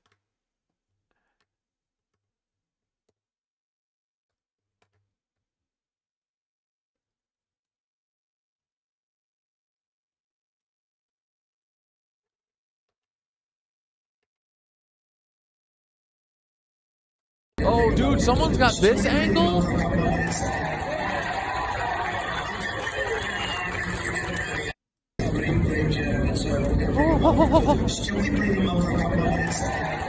Dude, Trump literally could have seen him. So, like, think about this, dude. This whole show, this big, frickin' beautiful show, big, beautiful, cool-ass show.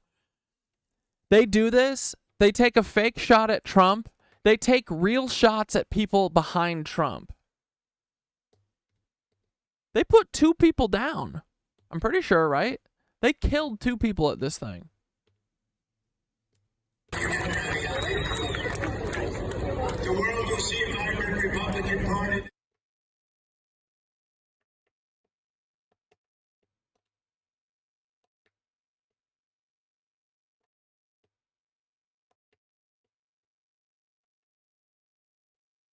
Yeah, it's like pretty, right? It is a fucking clear shot.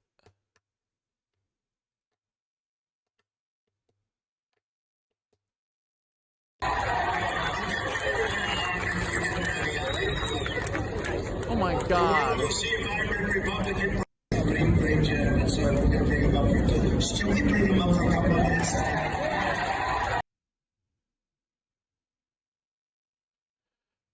Dude, he's super tall too, right? Dude, Crooks could be... What if Crooks was young Donald Trump and he's killing himself? That would be sick.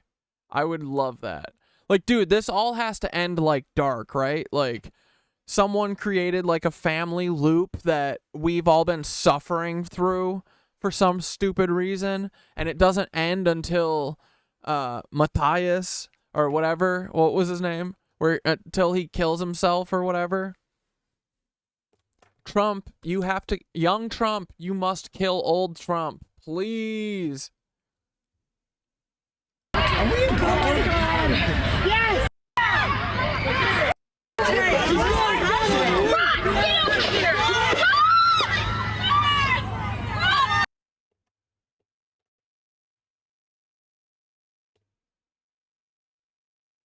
An online gaming account? We do believe he was a gamer and that he had gambling, obviously, and it makes our jobs even harder as investigators. Thank you for clarifying that. Did he have an online gaming account? We do believe he was a gamer and that he had different kinds of gaming accounts. So that's part of why we, yeah. Any information gleaned from those? Not yet, but again, some of those legal process returns I'm still waiting on. Now, during the attempted assassination, Crooks was wearing a T-shirt from a popular... Obviously, and it makes our jobs even harder as investigators. What T-shirt was he wearing? Clarifying that. Did he have an online...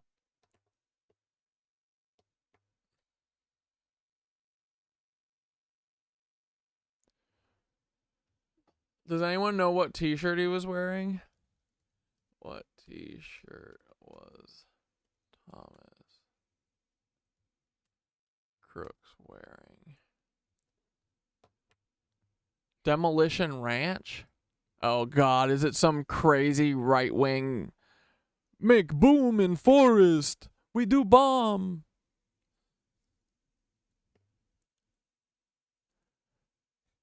pictured twice wearing a t-shirt that said Demolition Ranch on it. The law enforcement officials told CNN one of their times was Crooks was at an ammo store, of course.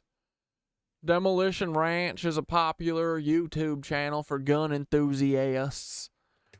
Yeah, okay, so let's do something about these crazy gun enthusiasts. What do we say about that? Maybe we could stop these, you know, presidential assassinations. Everyone got really over the fact that someone took a shot at our president, right?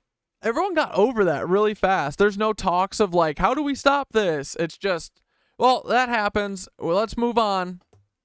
Well, it happens to get us president. Let's move on. These are the things we have to do to ourselves to become president. Blech. Crazy, right?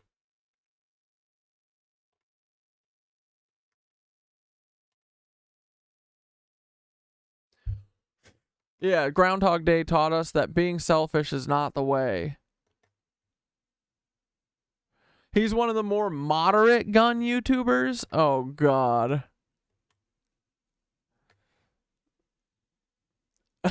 No, I'm not saying anything about Demolition Ranch or whatever, but I'm just saying it's always, these people are always gun, you know, like. Here, let's watch him for a minute.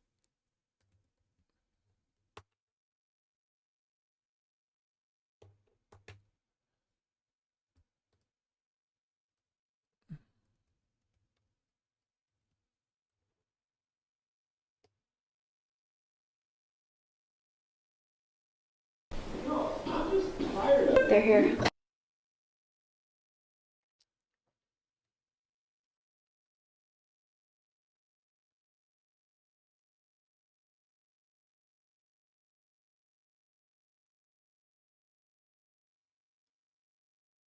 I know I've talked about this before, but it's weird how... Done. Yep.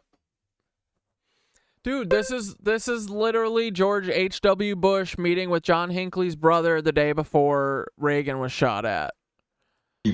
This is literally, oh my God. This is literally fucking Oswald, dude. Lee Harvey Oswald met up with fucking Jack Ruby and Marita Lorenz and E. Howard Hunt the night before the assassination in goddamn Jack Ruby's place. Like, done. Case closed. Marita Lorenz, Taylor's grandma, I think. Like, they are cooers. They're a family of cooers. they're a family of cooers. Dude, I guarantee that they're related literally to fucking John Wilkes Booth. Bet. This is just a bunch of goofballs that have all been related to John Wilkes Booth. Seeing it floating around TikTok. But for everybody sharing this photo of so-called Donald Trump and Thomas Crooks, interesting enough, this is posted. Blair, what YouTube channel did he watch to learn how to sneak past Secret Service? Probably fucking, what's their name? Dude Perfect. Something posted Those by fascists. a doctor who's respectful, responsible, and professional. But originally, it came from Liberal Lizzie. This is the original video. Somebody cropped that photo. But this is created by a YouTuber. It's fake, guys. It's fake. Fake as fuck. Doubt it. This creator, this YouTuber, photoshops these photos into some of the most ridiculous things ever. It's fake. So he has an account for Russian and Spanish. The future. Convenient.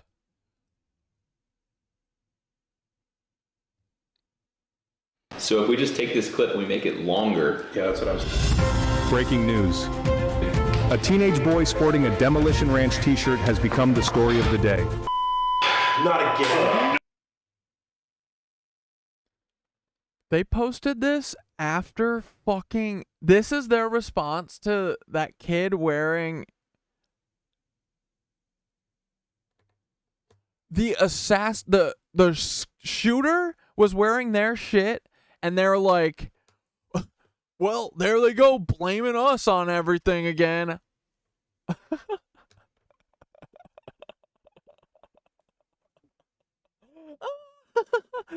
This is the most I'm the FBI and I don't give a fuck. We were never scared. Like, dude, these people have no fear whatsoever of losing their channel or anything because they know they won't. I'm sorry. Demolition Ranch be federal. I can already see that. They're the most federal shit. 12 million subs? Get the fuck out of here. How many?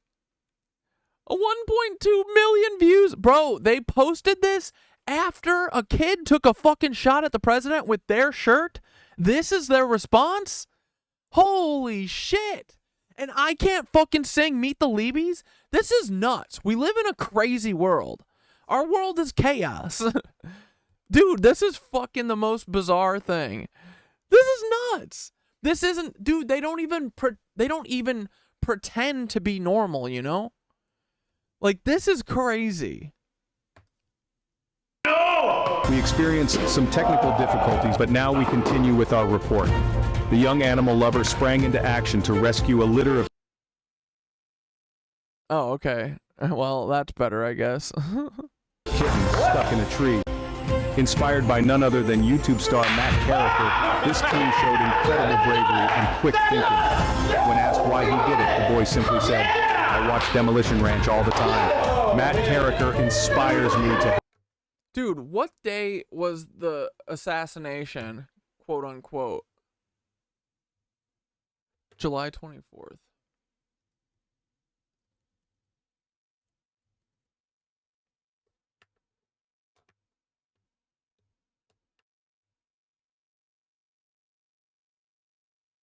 July 13th, is that when it was? Oh yeah. Okay, so they released this 5 days after, or wait, what did I say? 13th to the July 24th. 11 days. Dude. That's a little soon.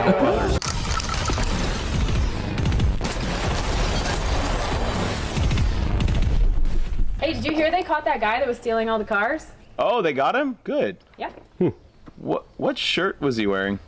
I don't know, like Old Navy? Oh, thank God. Hi, welcome to Demolition Ranch.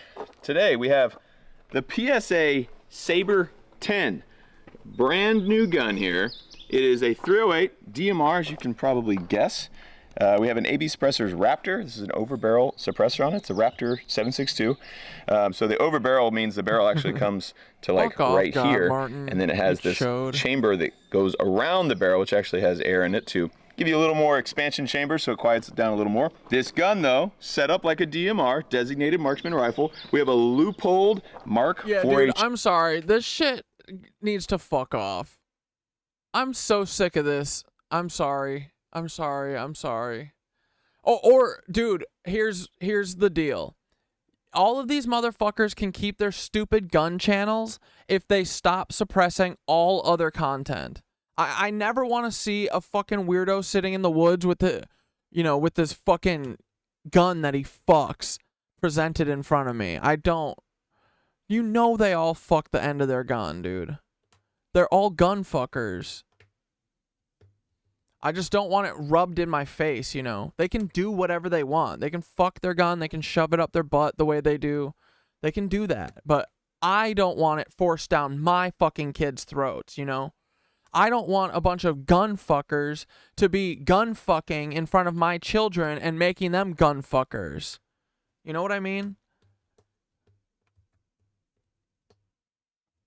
Like, dude. This is just whack. Like, bro, This should not be like what is promoted. Like all this shit is so fucking pushed by the algorithm, bro. It makes me sick. Like, and remember, this is replacing like, I don't know, a guy showing you how to fix lawnmowers in his garage or fucking anything else, you know? This gets 12 million views. No one else gets any. You have to be a violent psycho. The only way you can get viewers is being a violent psycho and being a Nazi cloner. HD on top. It's a 4.5 to 16, no 18 like, dude, power these guys scope, fuck and we guns. have a Steiner D-ball up here as well. Now this thing, chambered in 308, should pack a punch. Let's go ahead and fire it a little bit. Like, bro, if I said, would you bet your life that that man has never in any way fucked that gun? Would you take that? I wouldn't. Honestly, I'm almost positive that I could bet the other way and win. Like, you don't think that there's ever been a time where he put his wiener through the shooter, the thingy? Ooh, Paul Wysopal's sending a bunch of you fucking losers to me right now, aren't you? Fuck off, Paul. You're fucking ugly. Your kids are too. Eddie, hideous. He could just be like, big gun, shoot big booms. He's got a wife and a bunch of kids. He just likes guns. Yeah, wife that he beats, most likely, in my opinion. Yeah, the bots be out. But yeah, so would any of you take that bet? I will give you $1 trillion if you bet that this man has not fucked his gun and he hasn't, I'd give you $1 trillion, or you die. I'm not taking that bet. No way. This guy has fucked this gun some way. Definitely. Paul wouldn't let you block it? Really? Dude. Yeah, dude, this guy does read Mormon to me. Especially since he's apparently got a wife and kids that he puts out in front of. It seems like he must put him out in front of his what is this? Does he have any wife pictures?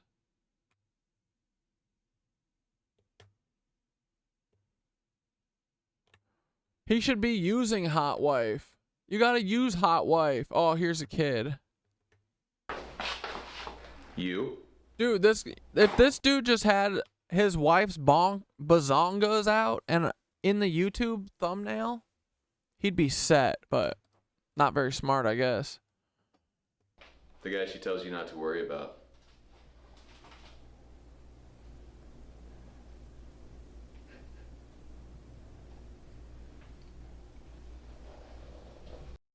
Like, dude, this guy is... I wouldn't doubt if he traces his ancestry back to the 1942 submarine saboteurs. Or Mormon.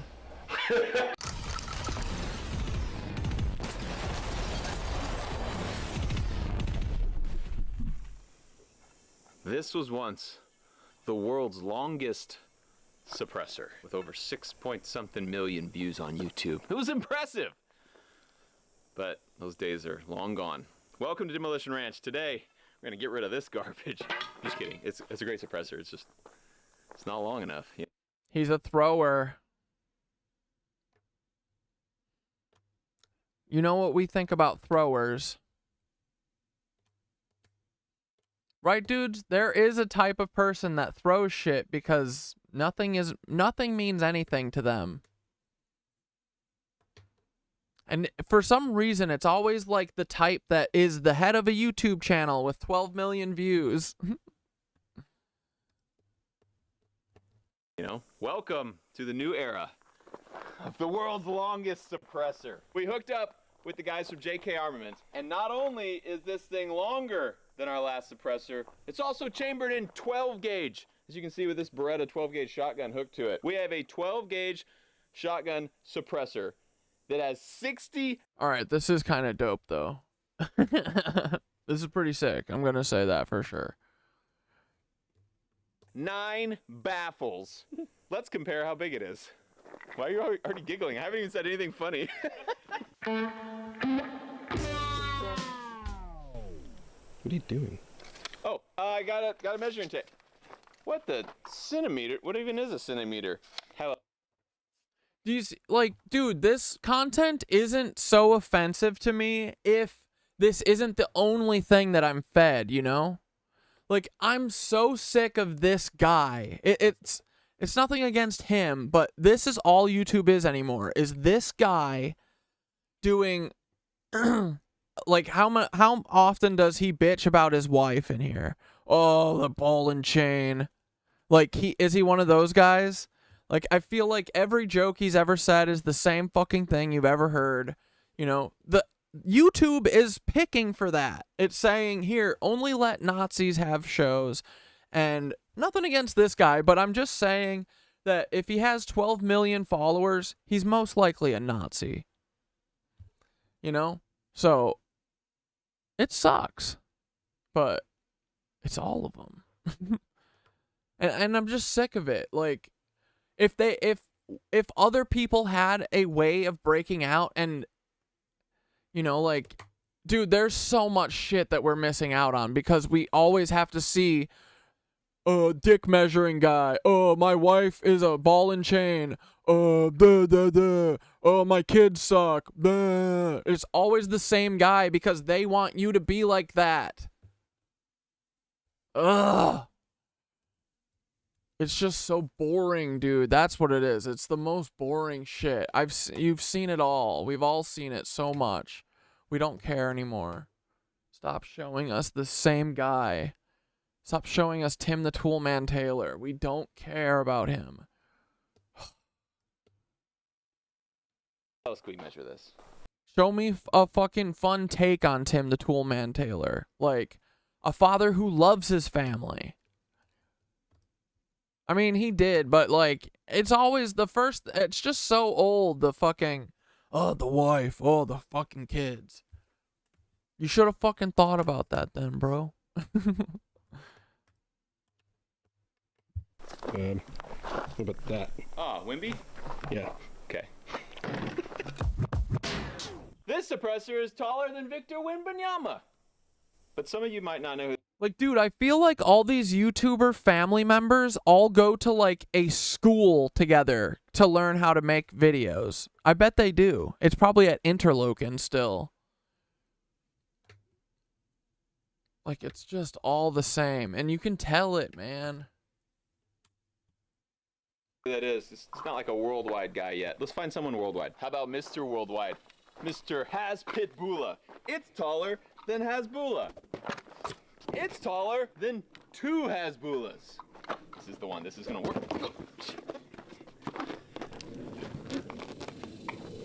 It's 2.5 Hasbulas tall. Now the whole world knows how big this is. This is the JK Armament SGX. This is actually how it ships. This is the normal one. We just asked them for a bunch. Dude, this is 2 minutes in. It feels like it's been an eternity. Like, this is the fucking shit that YouTube pushes? Come on, man. Of extra baffles. So we're gonna shoot it like this first. We got just some birdshot here.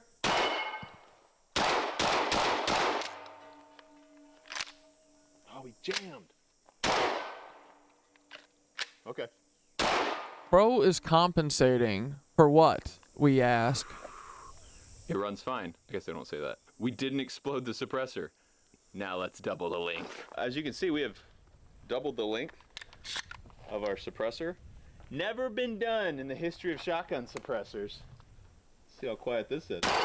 Part of me wants it to, like, blow up in his face, right? Yeah, this sucks, too. For a gun video, this sucks ass.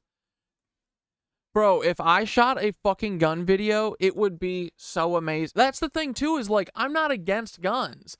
This dude makes me against guns.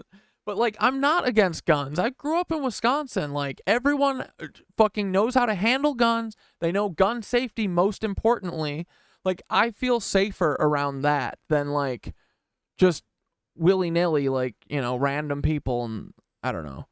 But, like, everyone grows up in Wisconsin knowing how to fucking shoot a gun because everyone's grandpa or uncle or dad or whatever goes deer hunting, you know? So, I think it's a good thing. And, like, you know, people should have, people should know how to use a gun and how to make sure that it's off and how to make sure you don't shoot it in your friend's face. So, I'm not even against guns, you know? I'm just for responsible gun ownership, you know? And, like, yeah, I think that there's some types of arms that people should not have.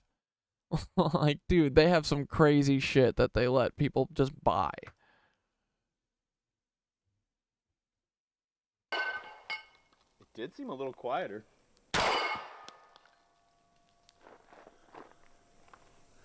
That was cool and all, but, like, what if we went bigger, right? Like, we should probably do that. We've added a few more, but still not a world record. So we're gonna fire it like this, and if all goes well, we'll get that record. Also, we're shooting slugs now, just because I was. Dude, I'm sorry, Blank's dead. Is this killing you? This is like your one, you know, guilty pleasure, or like, you know, like I have a lot of stuff that is just like mindless, you know, and I like, and I don't care that it's like propaganda or whatever, but this is, we're probably killing you right now, right? I'm sorry, buddy. I mean, it doesn't, like, don't get me wrong, I'm not saying, like, I'm all for this kind of content, right? I don't really care. It's just the fact that this gets precedent over everything else that really drives me crazy, you know? But, like, dude, I get, like, for some people, your fucking happy time is just, like, shooting guns out back with the boys, and this lets you, for 17 minutes, like, chill with your boys for a minute, you know? I get that.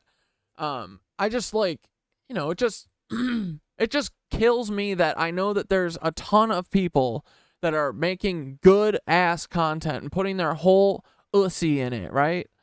And then this guy who's most likely whose family is whose family is working together to trick all of us.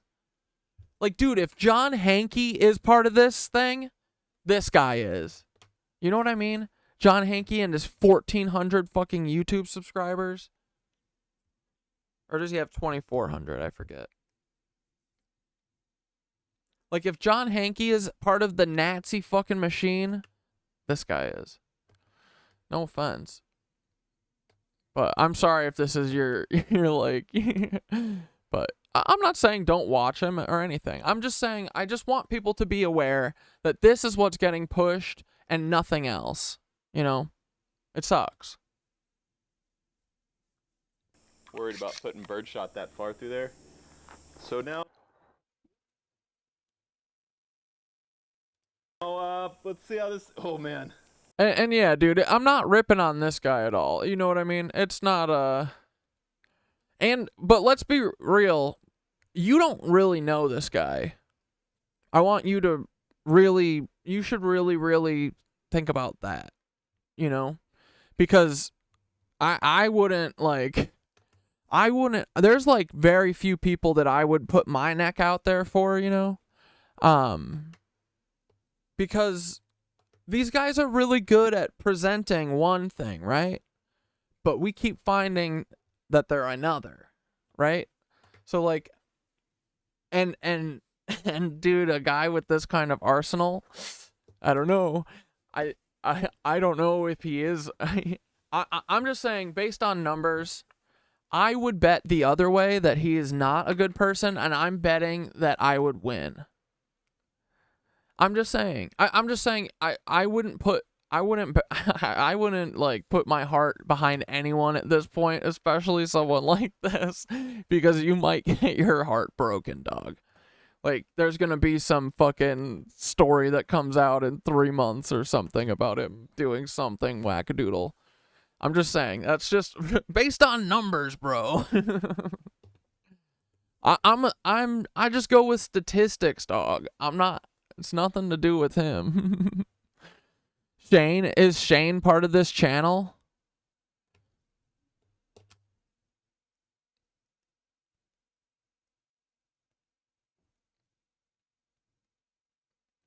You knew that this was going to be their take after the shooter was wearing your shirt? Or you're saying you knew this was going to be my take? No, dude, I would say this. I mean, I say this about, like,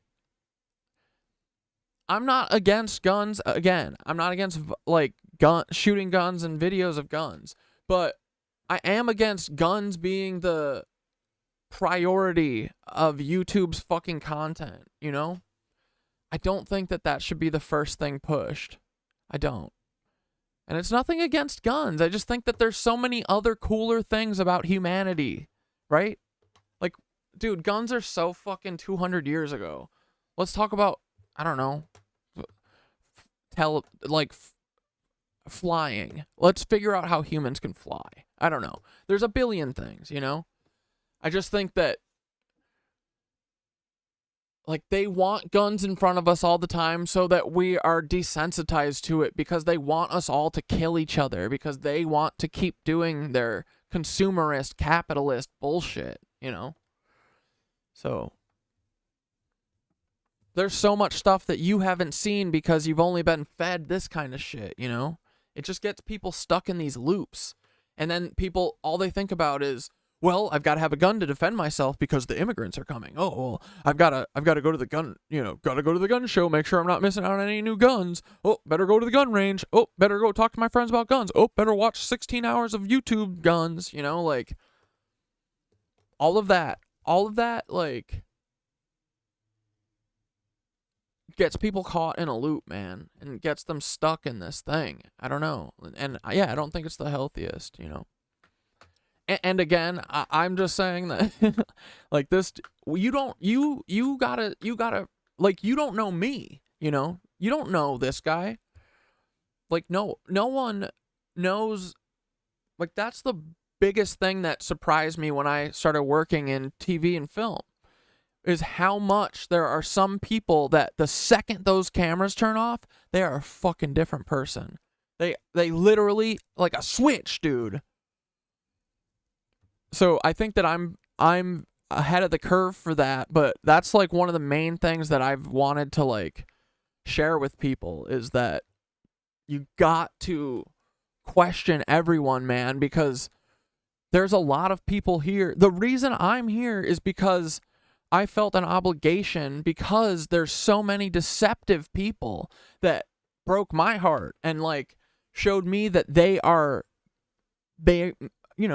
here for bad intents, and I'm just saying this guy has success, and that so far has been a sign that they're a part of it. So, and beyond that, it's just not even specifically him. Like, you don't know any of these people, Don't ever think that you do, because you don't, dude. And that's when they get control over you. Is when you think that they're your friend, but they're not your friend, dude. They're not.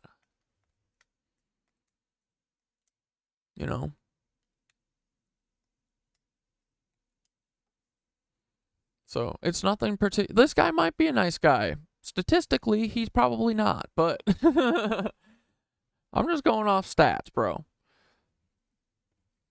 But it seems like every person that we look into like this turns out to be like another Crowder or whatever, related to a different Hitler. Like, dude, don't make me do this, because now it's like, do we have to put his headshot up and drag him around the Miro?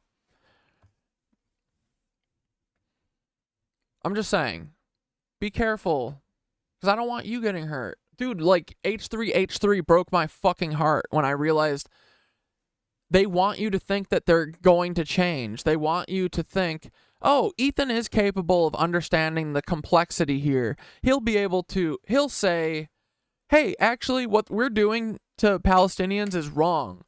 But that's not true. He broke up with his best friend for Ela. His best friend literally was not able to go to his wedding because he's Palestinian. And his best friend said, if you marry this person, I'll never talk to you again. And he said, fuck off. I've got a hot Mossad agent wife. You know, like, these people want you to think that they're your friends. They're gonna change.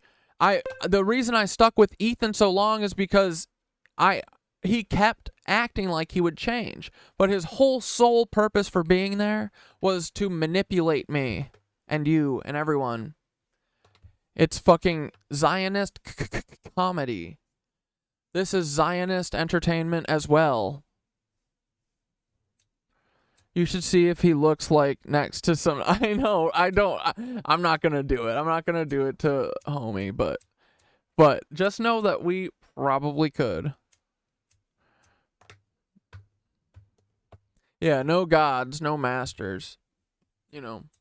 Like, I expect you guys, when I'm fucking wrong, and you guys do. You guys tell me whenever I say, I want to be corrected. I don't want to be told I'm right just because you guys like me. Like that, ugh. No thank you. I would never allow that to happen to myself, but I would hate, like, you know what I mean?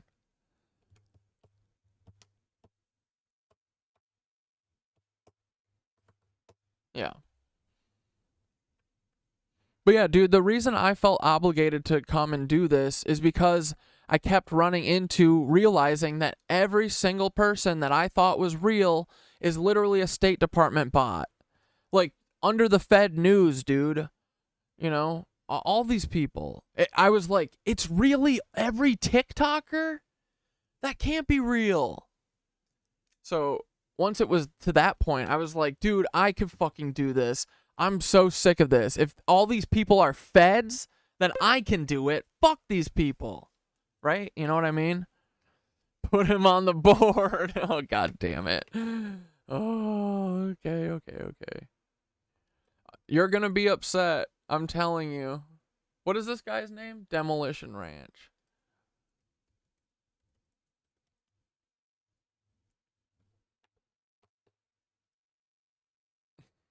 Blankstead is gonna fucking... he's gonna be so mad. Hold on. Is there a non-hat?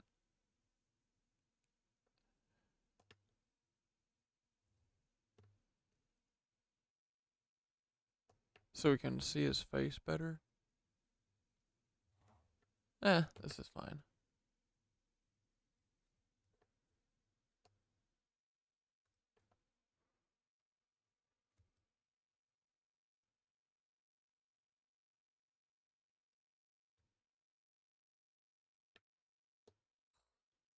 Like, dude, you know what it really is? Is like every one of my little nephews, every time that my cousin don't agree with how she raises her kids, you know, she kind of lets them just do whatever. And I don't like that. I think that you should spend time with your kids. But every fucking holiday, it's like my little cousin showing me, like, these horrifying videos, you know, likes watching like horrific tsunami videos, likes watching fucking like shooting tanks into buildings, or you know, tank shooting missiles into buildings and stuff, as like a 5-year-old. You're like, where's your mother? What the fuck are you showing me this for? Like, because everyone always just thinks about how I react watching this. Like, I can handle this, but no. You have to think about the fucking 5-year-olds that have easy access to this.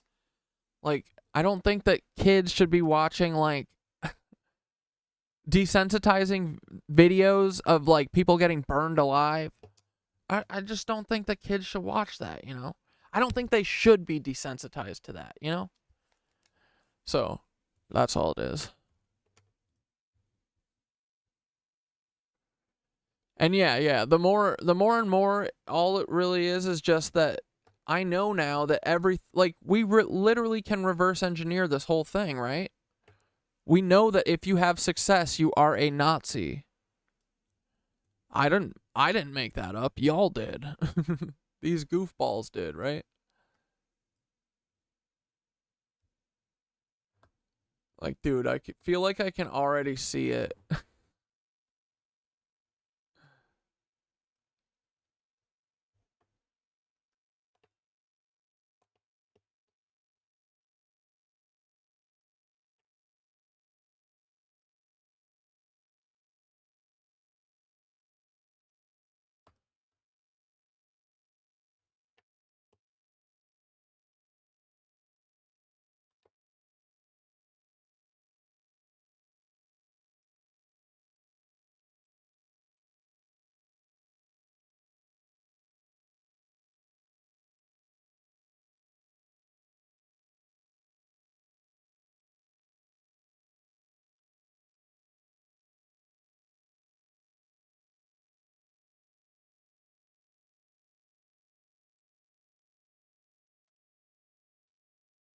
Right now we're looking through to see if this is Demolition Ranch, who is a guy that does like boom boom videos on YouTube, and I guess Thomas Matthew Crooks was wearing his shirt when he shot at Trump, and and unfortunately Dead Blanks, I think, is a fan, and so we've just been trying to tell Dead Blanks to, you know, not give your whole ussy to anyone really on YouTube, because you don't really know them, you know? You know, all these people literally could be Jeffrey Dahmer. You don't know.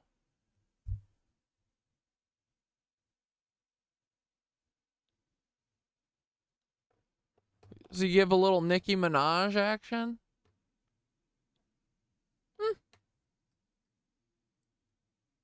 Little Kutch. Jonas Noreka. So, dude, do you think that Nicki Minaj and Ashton Kutcher, they're like, oh, we're half siblings, ha ha ha. We're clone siblings, ha ha ha. We both have our dad's DNA is injected in us in the lab, ha ha ha. Ha ha ha ha. Ha ha ha ha ha.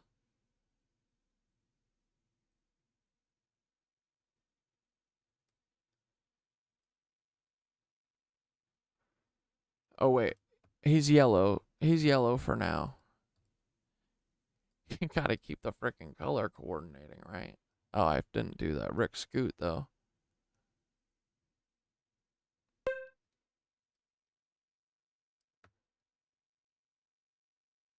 Bring him over to, yeah, that's what I was gonna do now. You have way more.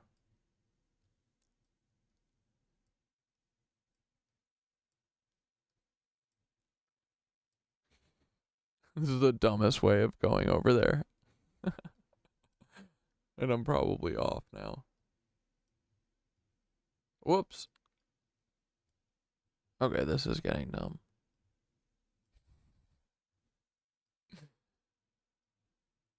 How fucking far is it? Damn, it's so far, dude. It's like going to fucking Mordor. Jesus Christmas. That's not it. Oh no, now I just lost. Oh, there it is. Whee! Alright, here we go.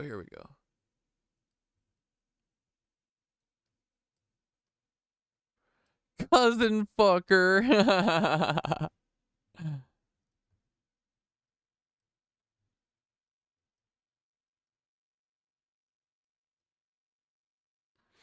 Cousin fucker, yes you are. You fuck dogs and fucked a car. Heinrich Horlein, executive at IG Farben. Yuck. Gerhard Schrader.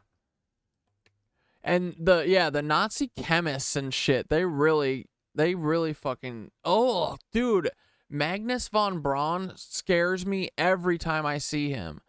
This guy is an Ubermensch. Get fucked, dude. Look at that horrifying man. Kurt Knobloch. Joseph Dietrich. I am the Ubermensch, yeah. Rudolf Haas. They kind of have a little similar sparkle, a little similar glint in their eye.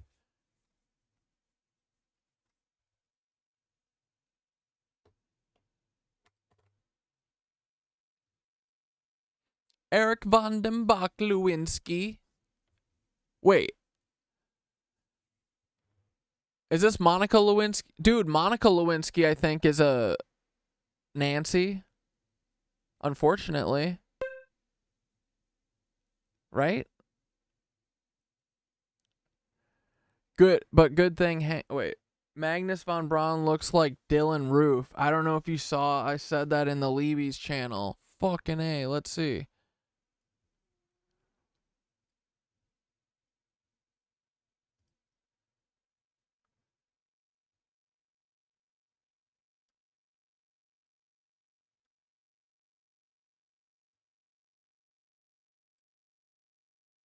Dude, I can kind of see it already.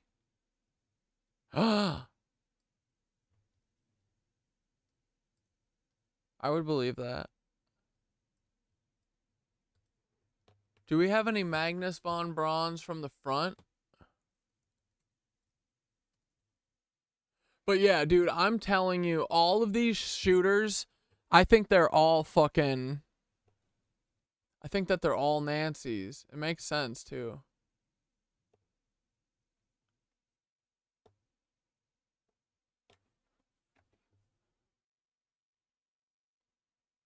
Who is Magnus von Braun? Is he brother of Werner von Braun? Lady, stop screaming at me.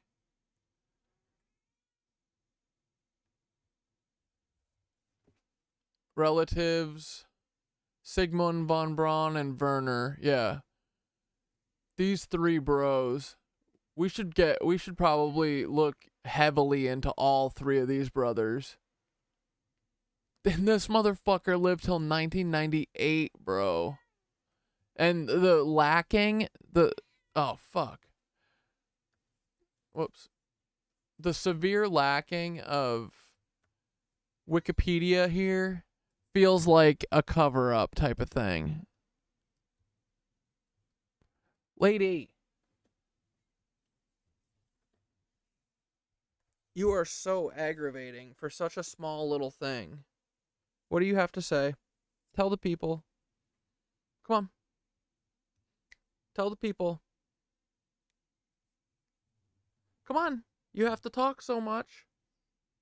Come on. What do you have to say? Let me get the crust. Come on. Tell everyone. Say it. Come on. Where are you going? Nope, you gotta talk. Come on. You want to talk so bad, so talk. Come on. Meh. Meh. Come on, do it like you just did. She's playing cute. Now she's like, meh. I don't make noise. That's all you do. Meh. Meh. Meh. Meh. Meh. Meh. How do you like it? Meh. Meh. Meh. Meh. You're not going to say a single word.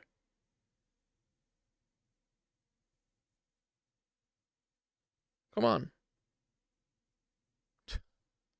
This cat is worthless. This is the worst. This is the commercial. Yeah. Here, I'll give her a pet and then...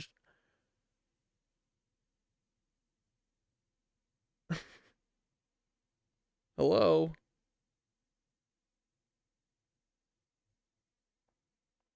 She doesn't care. I can't even annoy her into making a sound. Okay. Yes.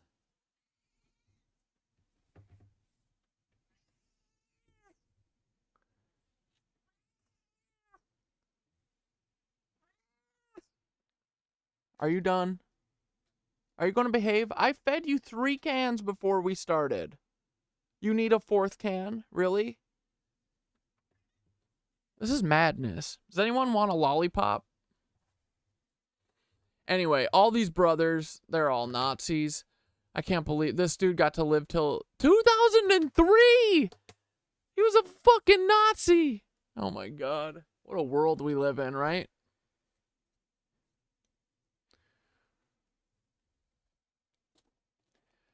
He became a senior executive with Chrysler's missile and later automotive divisions. What the fuck?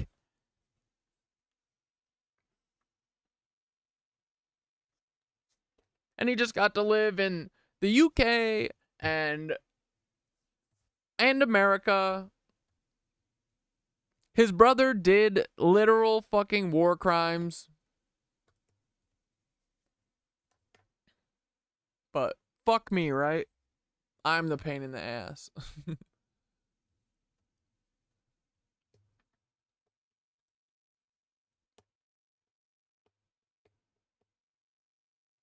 All right.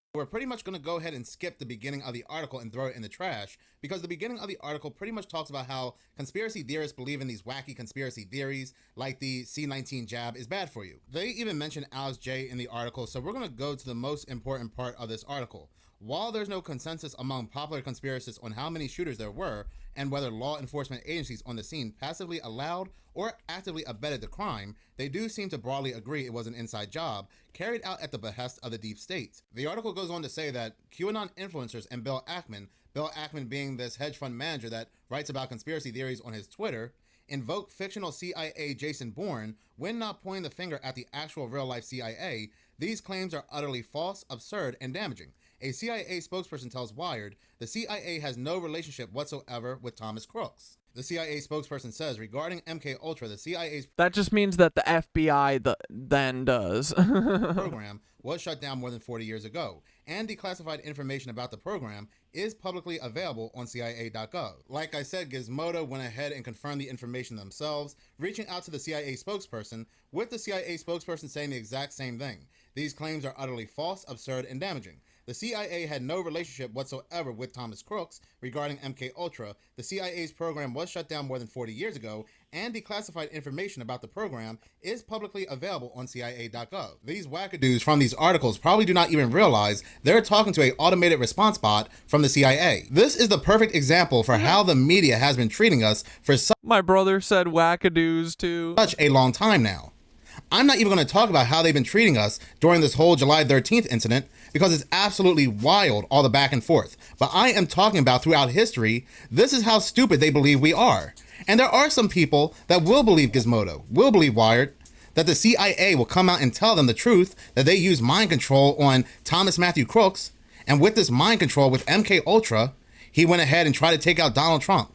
They really believe that the public will believe that is what the CIA will tell Wired and Gizmodo. If Gizmodo and Wired are really talking to a real CIA spokesperson here, do I believe that the CIA is telling the truth here? Once again, yes, in their own sick and twisted roundabout way, just like how Hollywood likes to show us the truth in their movies that they label as fiction. We know you did not have any involvement with Thomas Matthew Crooks, because Thomas Matthew Crooks was not the person on the roof that day. Gizmodo continues to say that the CIA's denial, first reported by Wired and confirmed by Gizmodo after we reached out, suggests the agency is perhaps now more willing to engage with the public after so many decades of those stereotypical no comment or glomar responses on just about everything. But yet now, they want to tell the truth. And this is what's being reported by the media. And I'm sure more media is going to pick this up, and this is going to float around in an already very strange and bizarre story that has already so many rabbit holes. That is where I sit back, and that is where I have the epiphany, looking once again at the whole July 13th as a whole, and I'm looking at all the rabbit holes, all the back and forth, all the flip-flopping. nothing makes sense, and they want to keep it that way. They want to keep us in a state where nothing makes sense. They want to keep us confused. They want to keep our eyes on this story. That's why everything they say makes absolutely no sense and keeps us invested. Let's say Gizmodo and Wired did not even speak to the CIA. Then they are lying on the behalf of the CIA. They are Yeah, dude, car cult. Lying for the CIA. And that lived long enough to see a NASA rocket go into the Pentagon. Holy shit, Dane. Holy shit. Bro, that's legendary.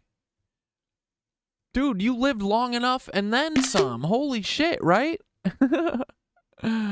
That's crazy. That is crazy. That's a really sad thing to be true.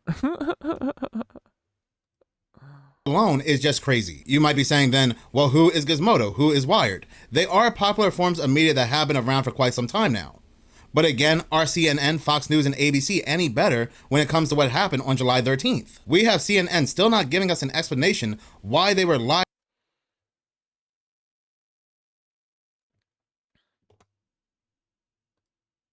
Heard at CIA. They are lying for the CIA. Spectrum Internet offers the fastest speeds in more neighborhoods than any other provider. With Spectrum Internet, you can power all of your devices For the CIA. And that alone is just crazy. You might be saying then, well, who is Gizmodo? Who is Wired? They are popular forms of media that have been around for quite some time now. But again, are CNN, Fox News, and ABC any better when it comes to what happened on July 13th? We have CNN still not giving us an explanation why they were live recording at Trump's rally when they have never done so in the past. This is the first time ever that CNN decided to live broadcast Trump's rally. Why? And then we have Fox News still reporting about Thomas Matthew Crook's white van, and at the same time they are talking about his white Hyundai that he drove to the scene. So did he drive both vehicles to the scene? You have to explain the white van. You had ABC along with other forms of media talking about how they identified Thomas Matthew Crooks right away through his DNA using biometrics because he had no identification. And then a couple days later, oh, we're just going to forget about the DNA. They were able to identify Thomas Matthew Crooks through his serial number on his gun. Having all these bogus interviews supposedly with people from his high school who looked like Yeah, who the fuck is this lion-ass little brat who wants to be a skull and bones loser? Dude, this guy is a Leebies son for sure. He's like, oh yeah, he was a bully. He was bullied. No, the fuck he wasn't.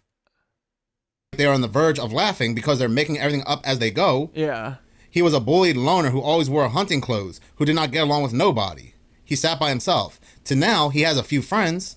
He was a genius. People loved him. Yeah, some people made fun of him, but he still got along with teachers and his peers. He excelled. He was on the rifle team. He was not on the rifle team.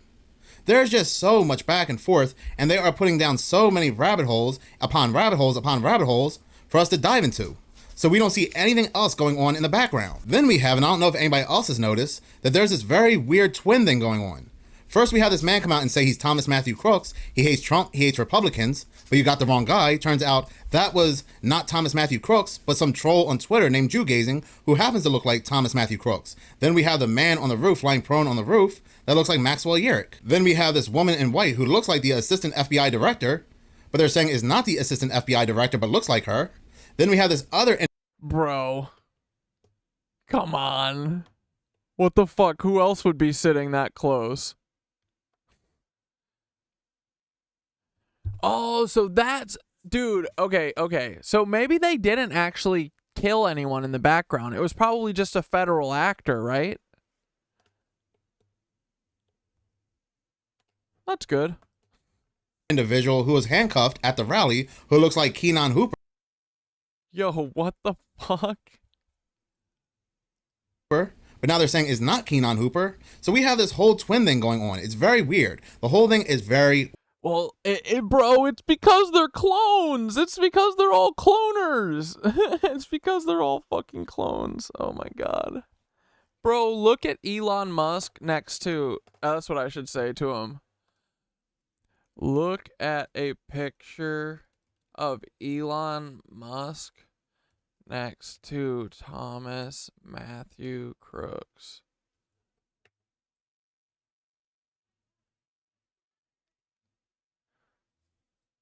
She lifts her phone to record too. Oh. weird. The only way we can really tell the difference between any of these people is by their ears, barely. And that alone is weird. I would definitely hate to know that Dude, no, the ears are right. I and many others like myself are being distracted. Now there are those from day one that saw the writing on the wall, but it looks like with everything coming out, with every new bit of information coming out, there is a rabbit hole, but a rabbit hole that they designed to keep us going further and further and further in a loop. But it is what it is. Thank you so But it doesn't matter though, because what we need to do, like, at the end of the day, it's just the FBI did it. It doesn't matter. Whoa, whoa, whoa. What is this? The strange case. Oh, shit. Dude, this guy does a lot of shit that we like, I think. Bitcoin, plus oil, plus gold, plus S&P 500, plus so much more. Let me introduce you to Plus 500, the intuitive and easy-to-use trading app. Trading in futures and options involves the risk of loss and is not suitable for every investor. This guy can't even years speak prior English. to a certain island belonging to a certain Jeffrey being exposed for the trafficking and the abuse of women. Wait a second. Did you guys see that ad? Holy shit. That's all the effort? Dude, oh my god. If I was a piece of shit, dude, I could make so much money. Dude, why am I doing this? I should just be making fucking stacks, bro. I could talk for the rest of my life about shit that doesn't matter to me. No, I'm just kidding. I'd kill myself. Women and young girls involving the so-called elite, rich, and powerful. There is the strange case of Gabriela Rico Jimenez, a Mexican woman who unleashed wild accusations about a host of powerful people before suddenly disappearing, remains a mystery. Now, I have been meaning to talk about this case for quite some time now. DailyMail.com released an article on June 1st, 2024 to remind us just how mysterious this case happens to be. Daily Mail states that her case now resurfaced in a recent podcast by Mexico Unexplained. Dude, I'm saying right now, I have a feeling this is already going to be something that helps us. Speculation over her fate remains. Back in 2009, many people believed that Gabriela, who claimed to be a supermodel, making claims that the so-called elite were taking her to parties and other places where she's seen very nefarious and sinister things go down, well, that she was crazy. But as of today, do you guys remember when Ethan told us about going to the bathroom at one of these places and seeing a person getting poop in his mouth? A famous person? Yeah, I'm just reminding you guys of that. as time progressed and more information has surfaced about these parties and these different places like these islands, her story seems a lot less crazy. This video was taken outside a luxury hotel in the Mexican city of Monterrey, Nuevo Leon, where people were said to be partying. Bro, that's where Biden went. Biden went with people to Mexico. Flew with them on the plane, bro. This was in the 90s still, but like, flew with them to Mexico with the escort. Not with Jill. Sitting next to the escort, went to Mexico for 3 days. From there, she emerged in a frantic state, wearing a ripped shirt bearing the words Yum Yum. Lo que decía esta joven al momento que estaba protagonizando su escándalo en plena vía pública. Adelante. I wanted my freedom. Monterrey freed me, but it cost me a lot of work. I was in Mexico City for a year and 4 months. All of this began in mid-2001.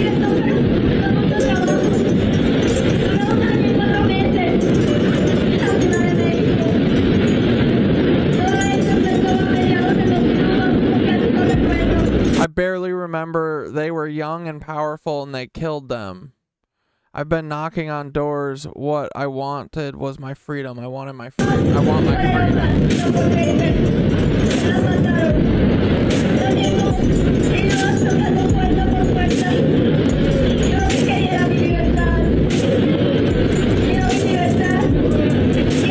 Carlos Slim Dominique knew about this. I want my freedom.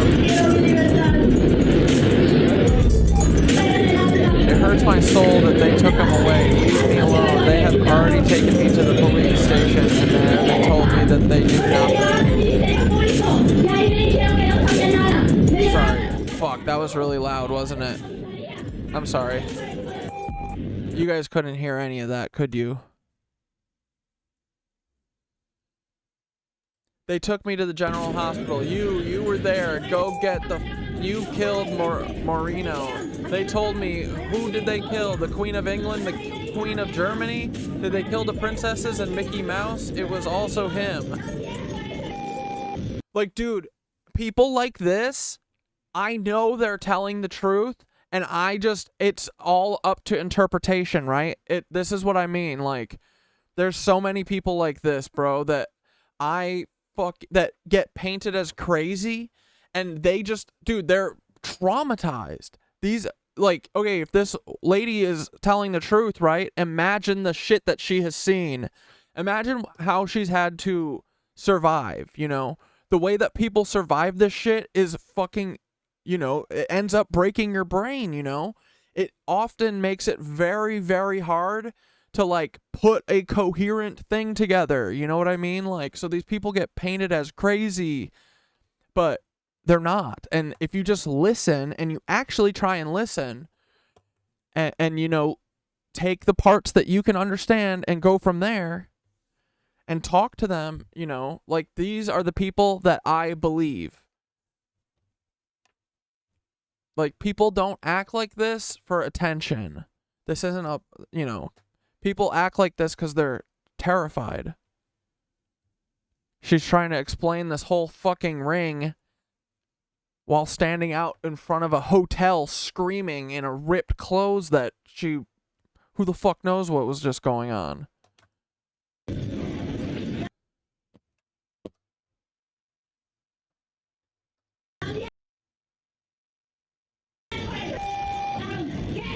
What? Nothing is gonna come here. The people where you are from are crazy. They killed a lot of people. Death to that kind of human. Go away. They ate humans. Disgusting. They ate humans. I wasn't aware of anything of the murders, yes, but they ate humans. They smell like human flesh.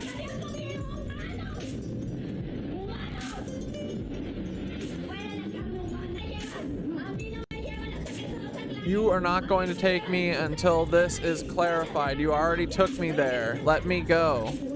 Yeah, and then then the police bring them directly back and give them back to Jeffrey Epstein and probably Joe Biden. And dude, most of these people, there's been one person that I've talked to who really could, like, put, like, she ended up being, she has a really good memory for faces and shit, and she put together who these people were, because at the time, you know, a lot of people escorting, you know, some are feeding a drug habit, and, like, you know, some people, like, the escorting part, like, they're just doing it for the cash, right? So putting the faces to names, a lot of these people aren't able to do it, but I've spoken to one person who could, and dude, it's all of these elite people. And I believe the fuck out of her. I know she's telling the truth. Like, this lady reminds me exactly of her, you know. And this is like what they want. They're like, oh yeah, fine. Yeah, she looks crazy. They have no fear. They're not scared of anything. Yeah, this sounds like, this is, yeah, it's the same story, right? Same exact thing. And dude, it looks like something just happened.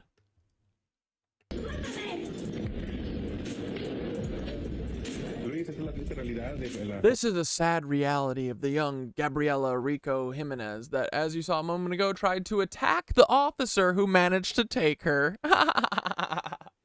Is that what you saw?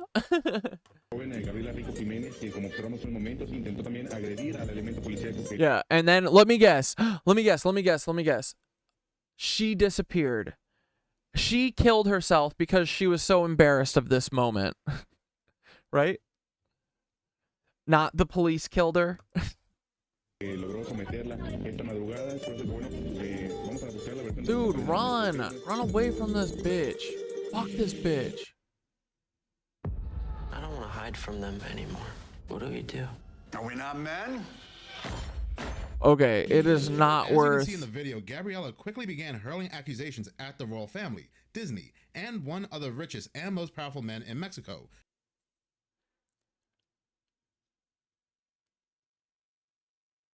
years prior to a certain island belonging to a certain Jeffrey being exposed in other places where she's seen very nefarious and sinister things go. People were said to be partying. From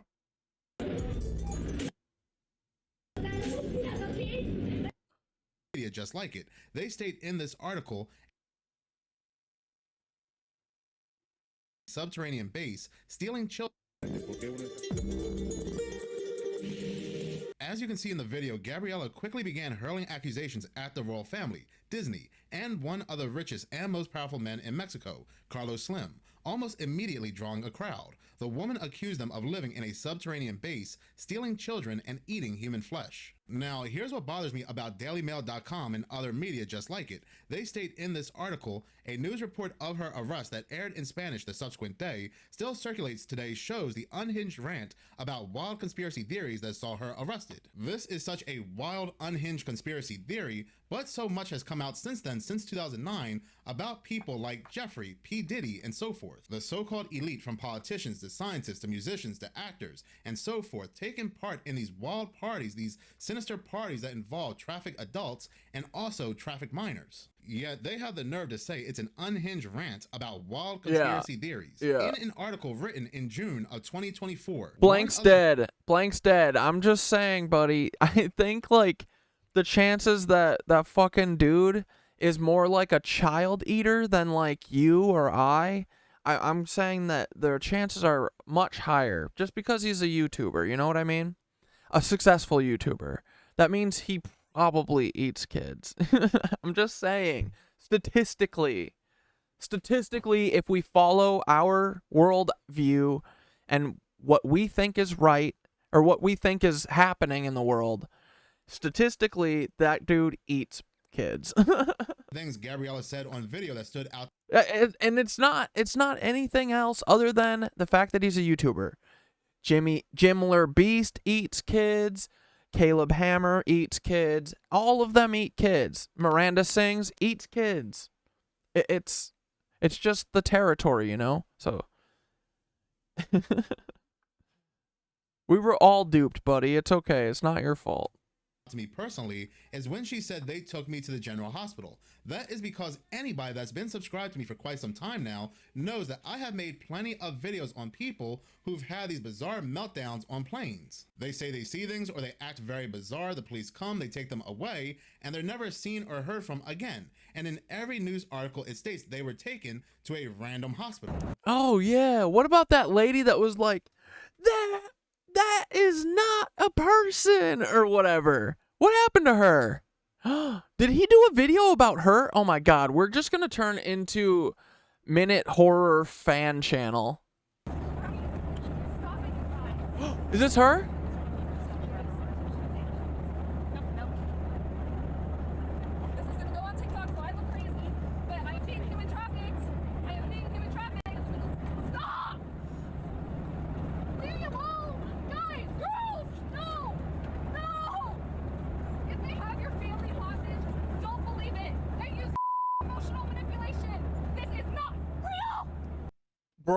Bro, this person, oh my god, yeah. Like, dudes, you're being human trafficked, and 4 people are sitting around you that are going to beat the shit out of you the second you open your mouth. What the fuck do you say to get people to believe you? What do you say? Think about it, truly. Like, no matter what you say, people are going to be able to say that you sound crazy. Like, what the fuck do you say? Truly. Dude, I never would have thought about this. Like, telling everyone about everything that's been happening to us, it was the first time that I realized that, like, you think that you're good friends and family when something crazy, like, if you had that, like, aliens exist moment, and you're like, I was abducted, I need you. Like, I feel like every good friend should get, and spouse and family member and everything. If you care about someone, I think that they get one free, I need you to put this aside. I need you to put your logic and reasoning aside And I need you to listen to me and trust me in this moment. I need you to believe that pigs can fly, like that moment, right? I believe that every person gets that. You know what I mean? Like, that's fair. Like, every single person who you love and care about, I think, should get fucking... If you ask me to think that the world is upside down and I love you, I would be like, okay, yeah. The sky's fucking pink, dude. Fuck yeah. You know what I mean? But it's not true, bro. A lot of people, their brains don't work like that. And they don't give a fuck. And they don't give a fuck about you. And they don't believe you. You think that everyone will believe you, and they don't. Ask any survivor of anything, dude. Ask survivors of our word. Jesus. You know? It's much easier for everyone to be like, no, that didn't happen. Hush. Because the alternative is that they've got to do a bunch of work and get rid of a bunch of Nazis that have taken everything over, and your whole life is a lie. And yeah, that sucks. So it's easier to just pretend like it's not true. So, but people don't learn that and find that out until they have their I need you to believe that aliens are real moment, and then they find out that no one else will believe them because they don't listen to people who are saying that no one will believe you. So that was the most shocking thing about the like Paul Weisopel stuff, is just how literally no one would believe me. You know, it's like, okay, but I need you to believe this, and they don't. That's crazy to me. All my friends get I need you to do this moment. And dude, when you fuck that moment up, then you take that away. You know, you don't get it again. But everyone who is a good close friend should get one of those, I think. But yeah, dude, that fucking broke my fucking heart. That hurt the most about all this stuff. Was those fucking people that are like, are you crazy right now? Are you manic?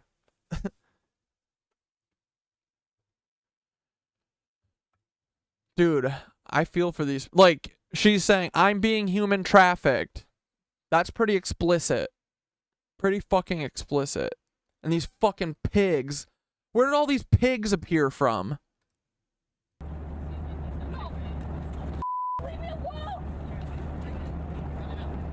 And dude, they're probably, if she is being trafficked, she's probably drugged, and she's probably, you know, they gotta fuck with her to keep her quiet.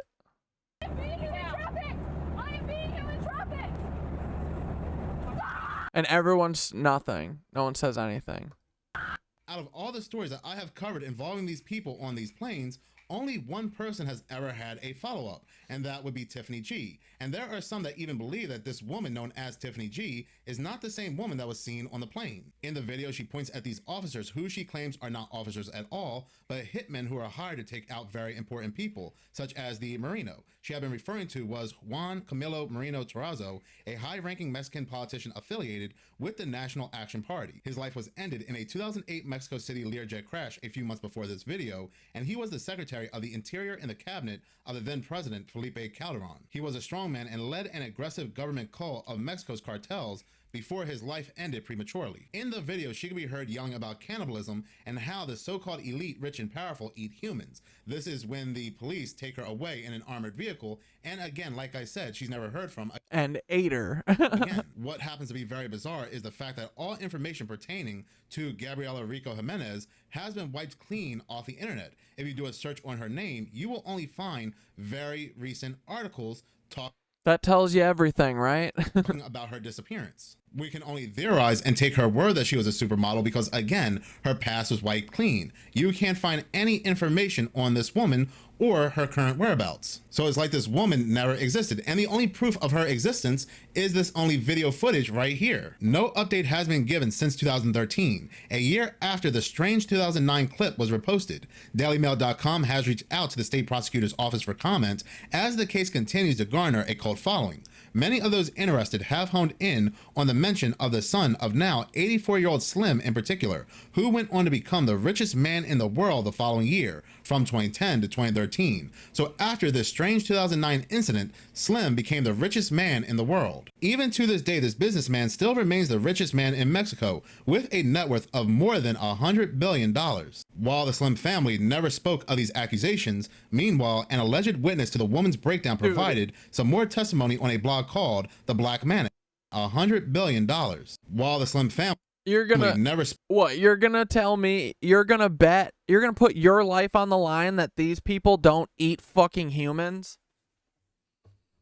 This dude's getting puffy on something. Her too.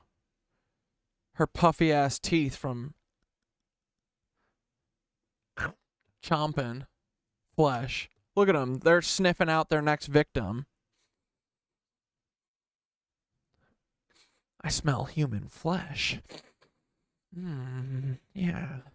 Spoke of these accusations. Meanwhile, an alleged witness to the woman's breakdown provided some more testimony on a blog called The Black Manic, where they claim to have spoken with Jimenez at an unspecified location where she was sent to after her arrest. Identifying themselves only as a law student, they offered the following first-person account, describing how they allegedly approached a visibly distraught woman with the intention of offering help. At the time, quoted, "At the time, I was in the place where the girl was taken after being detained." It begins not specifying the exact site. This person in this article is continued to be quoted as saying, "I was doing my practices in that place. I'm a law graduate. I still remember her face full of despair, fear, and anguish. She felt very weary of the environment and a strange feeling," they continued, before describing the alleged interaction.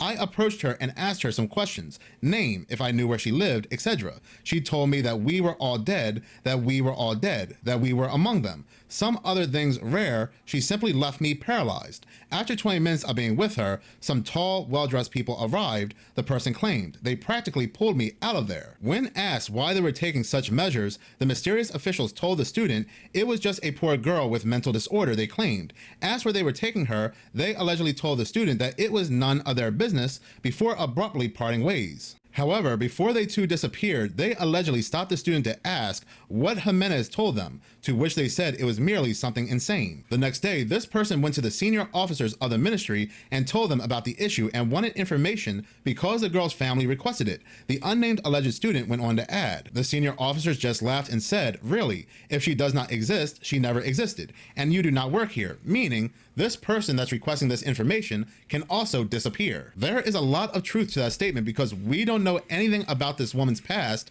by searching her name. We don't even know what became of this woman after this video had concluded. This person who is asking for more information states they got a shiver and left. They left everything and left Monterey. The anonymous person then wrote, "Any trace of Jimenez aside from the video of her arrest no longer remains." DailyMail.com has reached out to the officials in Monterey for more information as the case continues to confound internet sleuths more than a decade later. The incident occurred on August 4th, 2009. If out there, Jimenez would be in her mid-30s. What's very odd is that every time this case has been spoken of, you will find multiple people in videos, forums, and articles such as the DailyMail.com that will say, "This is fake, nothing happened here, move along, stop talking about it." Many people do claim that this woman was under psychosis, she was on drugs, and there are those that even claim she's been in a mental hospital since 2009. But no matter what, this is still a very bizarre case that often gets overlooked. Thank you so much for watching. If you like this video and you want to see more, please subscribe. If you're already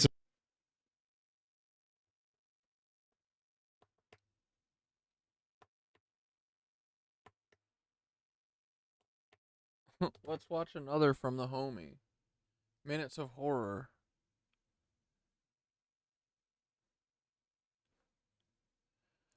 What did he... Oh, yeah. Let's look at his Bouvet Island video.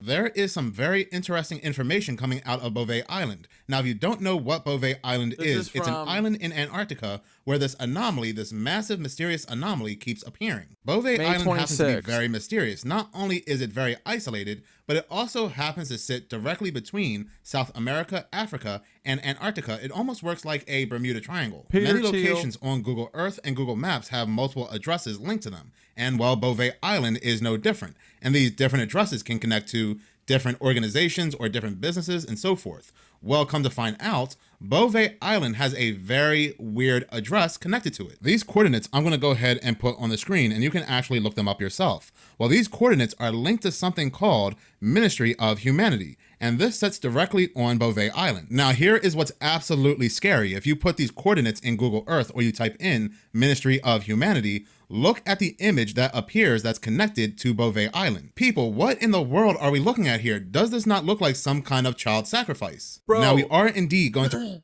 That was literally not there when we looked like 2 months ago. Go back to that image, but at this point you're probably saying, Minutes of Horror, somebody has to be trolling us. This island now has a lot of attention on it, a lot of eyes. Some troll, some prankster, they got wind of it, and now, well, again, they're trolling us. But here's the thing, here's where things get even weirder. If you type in Ministry of Humanity on Google, on the right-hand side, you'll find the address for Google Earth, you'll see all questions and answers, and then you'll see reviews, 20 Google reviews. You can also see that same very strange image that was on Google Earth that appears to be some kind of ancient ritualistic child sacrifice. But if you click on the review section, you will find that there are reviews of Ministry of Humanity that go back months ago, as far back as 9 months ago. Nobody was really talking about Bouvet Island prior to April. After the April 8th solar eclipse, more and more people started to notice this anomaly that was appearing on Bouvet Island. So the whole idea of somebody creating the Ministry of Humanity and these images to troll us really doesn't fit here, because this was created well before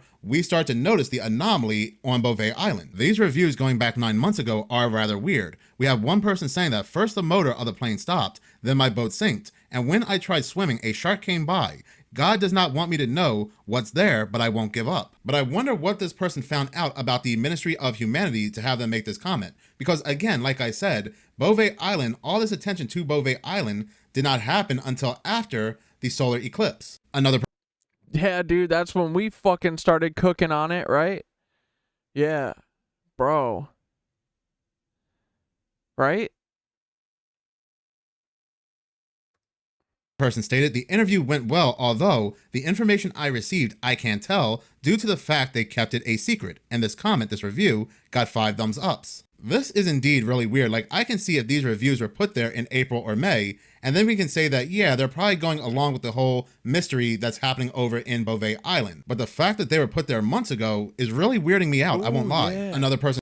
Yeah, who are these people? Let's look. It says, how do you inquire? Another person just says, ah, and another person says, I was here. Now, the rest of the comments are very recent, but we do have a very peculiar comment going back 2 days ago. Now, yes, this person could indeed be trolling, but given the fact of everything that's going on, they say, as a government employee, I have to say that the aliens were mostly very friendly, and the food was great, sports opportunities were rare, and everyone here is pretty thin. Only their heads are huge. Was there to service the earthquake machine? Awesome piece. Dude, this is someone writing the truth. He's talking about the Tesla howitzer right there. Awesome piece, but much bigger than in the photos in our files. Overall, very nice, but not recommended for families. More for people with higher safety rating. Much bigger than in the photos in our file. Like, who is Estuardo Colert? We have to figure out. Overall, very nice, but not recommended for families. More for people with a higher safety. Like, do you know what I mean? These people can't help. They have to be noticed. You know, they have to be like, look, I'm doing bad. Safety rating. Now, going back to Google. Originally in German. Guggy. Oh my God. That's Peter. That's Peter. The address appears. Bro, is this a Peter alt? Is this a Peter? Oh my God. Hold on, I gotta send this to Dante and Nicole.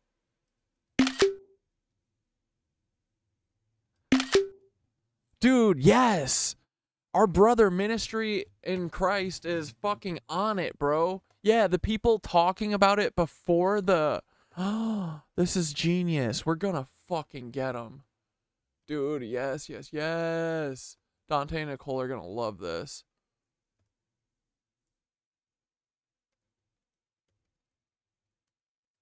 Dude, this confirms it. Okay. So, Bouvet is definitely where part of the Tesla howitzer is. Yes, motherfucker!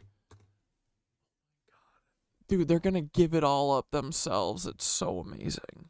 They're so stupid. Oh my God, bro. We're so much smarter than them. Okay, so...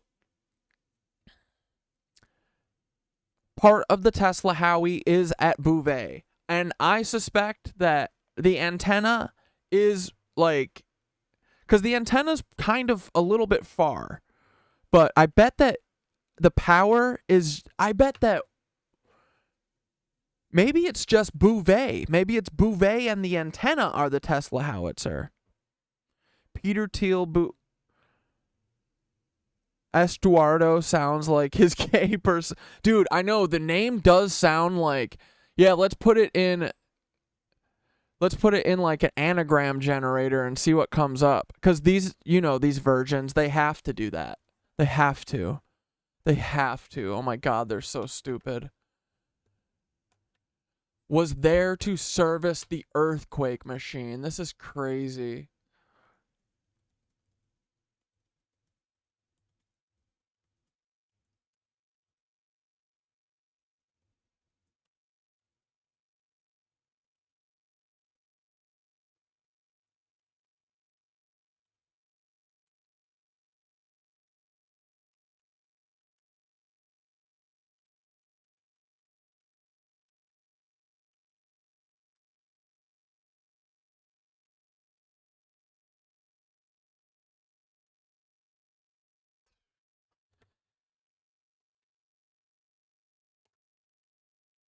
This is crazy. Yeah, they're not slick, bro. They're stupid. There is one bizarre comment coming from the Ministry of Humanity. They state that the Ministry of Humanity, all humans eligible for ministerial positions, please inquire. But let's go to the... You too, Zane. What's up, dog? There's a guy who says he worked at an Antarctica base that was an earthquake machine. Yes, please find Guggy. Photo section, because there are 4 photos that are connected to the Ministry of Humanity. Yeah, so I've seen the Black Sun. I've seen the Black Sun shit. But one of the photos besides the whole child sacrifice stood out to me, and it was the photo of the solar eclipse. This painting, this drawing of the solar eclipse was put there 2 years ago. And when the solar eclipse occurred on April 8th, 2024, a day after the solar eclipse, this anomaly appears on Bouvet Island. So is there a connection between the solar eclipse and whatever took place on Bouvet Island? Well, I have always said in my videos that deal with NASA, CERN, and the solar eclipse that April 8th, 2024 was just one big ritual. So we have the image of the ritualistic child sacrifice and the solar eclipse that's all connected to Bouvet Island. But what exactly is this Ministry of Humanity? Google has the Ministry of Humanity listed as an art studio that's open 24/7. Now, when it comes to the powers that be, when they do their weird rituals such as spirit cooking, they always like to label it as just art. Yes, this celebrity or musician or politician or sports star, they are dousing themselves in blood, but it's just art. So I wouldn't doubt one bit that when they say there's an art studio on Bouvet Island, they really mean it's some kind of ritualistic site. That makes it all the more creepier because we do know that Bouvet Island is owned by Norway, and Norway is one of the 13 countries that have happened to have found CERN. There is an image of a sacrifice that is connected to Bouvet Island, which is connected to the Ministry of Humanity. Let us not forget that sacrifices are indeed connected to CERN. Remember that video? And this is some weird ritual they did outside of CERN when they I think the night before they turned their thing on or something. It was virginal. Back in 2016, where a nude woman was sacrificed in front of their god statue. They said it was all a hoax. It was just scientists pulling a prank. But again, it's kind of an eerie parallel, an eerie coincidence. Now, if you do Google Ministry of Humanity, you will run into a website, ministryofhumanity.com. There is this one logo and a clickable link. And if you click this link, it does play a very bizarre sound, which it does kind of sound like some kind of VHS, VCR player or some kind of electronic.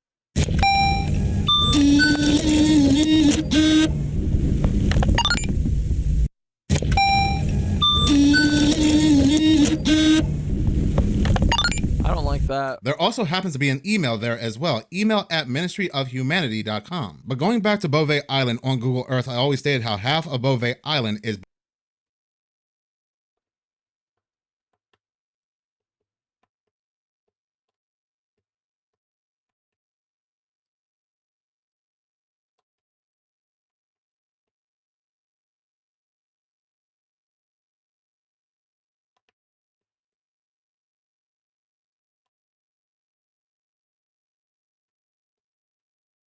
blocked off. But on the blocked off portion, it looks like there is some kind of creature or person or entity that's visible on Bouvet Island on the blocked off portion. Some of you have even joked that it looks similar to Wilma Flintstone, but it also looks eerily similar to that thing that's shown in the image performing that sacrifice. Because every time I look at this blocked off portion of Bouvet Island, I swear I see some kind of entity. Now, as I was researching more of the Ministry of Humanity and Bouvet Island on Google, I did happen to run across the CIA's website. And on May 15th, they happened to have updated information about Bouvet Island. On the CIA's own website, it does give a breakdown about Bouvet Island. There are multiple sections where you can learn about Bouvet Island. And what I find interesting is the economy section. There are two parts. There is an exports and an imports. And why I find this interesting is that Bouvet Island is supposed to be uninhabited. Bouvet Island is this isolated island that has nothing going for it, but it does export fish, tensile testing machines, jewelry, paper, and garments as of 2022. Oddly enough, it also imports. It imports aluminum structures, animal products, cement, air pumps, electrical transformers as of, again, 2022. What the fuck does it need all that shit for? Why is this desolate and isolated island importing and exporting? I also find it odd in the communication section that it has a meteorological station. There are some theories that weather manipulation and modification is indeed taking place on Bouvet Island. There might be some credence to that theory when you read the introduction part of Bouvet Island on the CIA's website. And it states that in 2006, an earthquake weakened the station's foundation, causing it to be blown out to the sea in a winter storm. Norway then erected a new research station in 2014 that can hold 6 people for a period of 2 to 4 months. How do you like that numerology? Doesn't it seem like the number 6 always pop up when we talk about weird things and the powers that be? So an earthquake just happened to take out this weather station that sits upon an inactive volcano. Now, to those that like to believe, including myself, that like to believe there's more of a paranormal aspect to Bouvet Island, especially when you include CERN, could they indeed be using some kind of weather manipulation or a HARP to activate this volcano to gather enough energy to open wormholes or portals to summon over these entities like they do over at CERN? Now, you Bro, that is going to be something stupid that they do, right? might be saying, Minutes of Horror, that sounds a little too much, Goofy Goober. You are definitely going off in the deep end. No. But scientists have theorized that you can harness the energy of a volcano to open wormholes. That's a real theory. And perhaps that thing in the image there that's performing that ritualistic sacrifice could be one of those demons that crossed over on April 9th, the day after the solar eclipse, when this anomaly-like portal opened up on Bouvet Island. You never know. My two biggest theories when it comes to this anomaly on Bouvet Island is just that. It could be a high-energy portal. This is why these satellites are detecting waves. They're not physical 80-foot waves, but actually radio waves. Yeah. Or it could be some kind of deep sea mining taking place, and they're using radio waves to help assist with the deep sea mining. Either way, we are definitely seeing some kind of energy taking place here. But get this, get ready to have your minds blown, because there's actually another image that's connected to the Ministry of Humanity, or Bouvet Island. This little image right here. Well, this little image that's connected to Bouvet Island has a logo on it. And reading this logo, what does it say? High Frequency Active Auroral Research Program. And what is that? That is HARP. Well, that answers everything. We now have our connection to Bouvet Island and HARP. Weather modification, weather manipulation. But for what purpose? Why are they using weather modification on Bouvet Island? Well, like I said in one of my previous videos, it could be for phosphate, but I'm thinking they have a reason to jumpstart this volcano. We take the image, we search the image on Google Images, and what happens to just pop up? Well, look at that same exact image that was connected to Bouvet Island that was listed under customers appears here on this website, antennas.com, under the HARP products. Wow. Well, it looks like we can definitely confirm the theory that some type of weather manipulation, weather modification is taking place on Bouvet Island. That much is true. We do have a HARP connection here. Now, when it comes to a lot of this breakthrough information, I can't take a majority of the credit here because there is a woman on TikTok. She goes by the name of Glam Ham Radio, and she has been doing some incredible research when it comes to Bouvet Island. Matter of fact, it was her that found the coordinates to the Ministry of Humanity. But this is just absolutely wild. The rabbit hole keeps getting deeper and deeper. From what was a glitch, an apparent glitch on Ventusky, has now connected to demons, ritualistic sacrifice, and now HARP, weather manipulation modification. This topic has become my absolute favorite topic, even more so than the people on the plane, because there are just so many connections here. And the more what people on what plane? The more you look into it, the more things start to unravel. Wait, is this where they claim the ice is? The dark parts here, is that where they claim the ice is for Antarctica? Because I bet that shit's all totally melted back, right? This is like a giant puzzle, and there's something there that is waiting to be solved. And we are very close to solving the mystery. I am very excited about this next video because this video appears to show two moons, or the sun and the moon right next to each other. Now, the reason why I'm so excited about this video is because this video does not come from TikTok. It does not come from Reddit. It actually comes from a longtime subscriber of mine. She happened to take video footage of what I said appears to be two moons, or the sun and the moon, and she tagged me in it. The subscriber of mine, her name is Michelle Myers on YouTube, and I tried to comment on her video, but for whatever reason, it wouldn't let me comment. So thank you so much for sharing this very interesting and strange video footage with me, and I do want to say to the rest of you all, if you have any video footage to send me or photos, you can just go ahead and upload it to YouTube and tag me in it, and then I'll go ahead and take a look at it. What's so wild about this video is that whatever this thing happens to be, even before she zooms in, you can just see how bright this thing is. And what's even more bizarre is that the reflection on her camera is picking up two circular objects. True. There's something bright there. This could be the James... Dude, I'm telling you, I think that they're using the James Webb telescope. They could use the James Webb telescope and point it at us.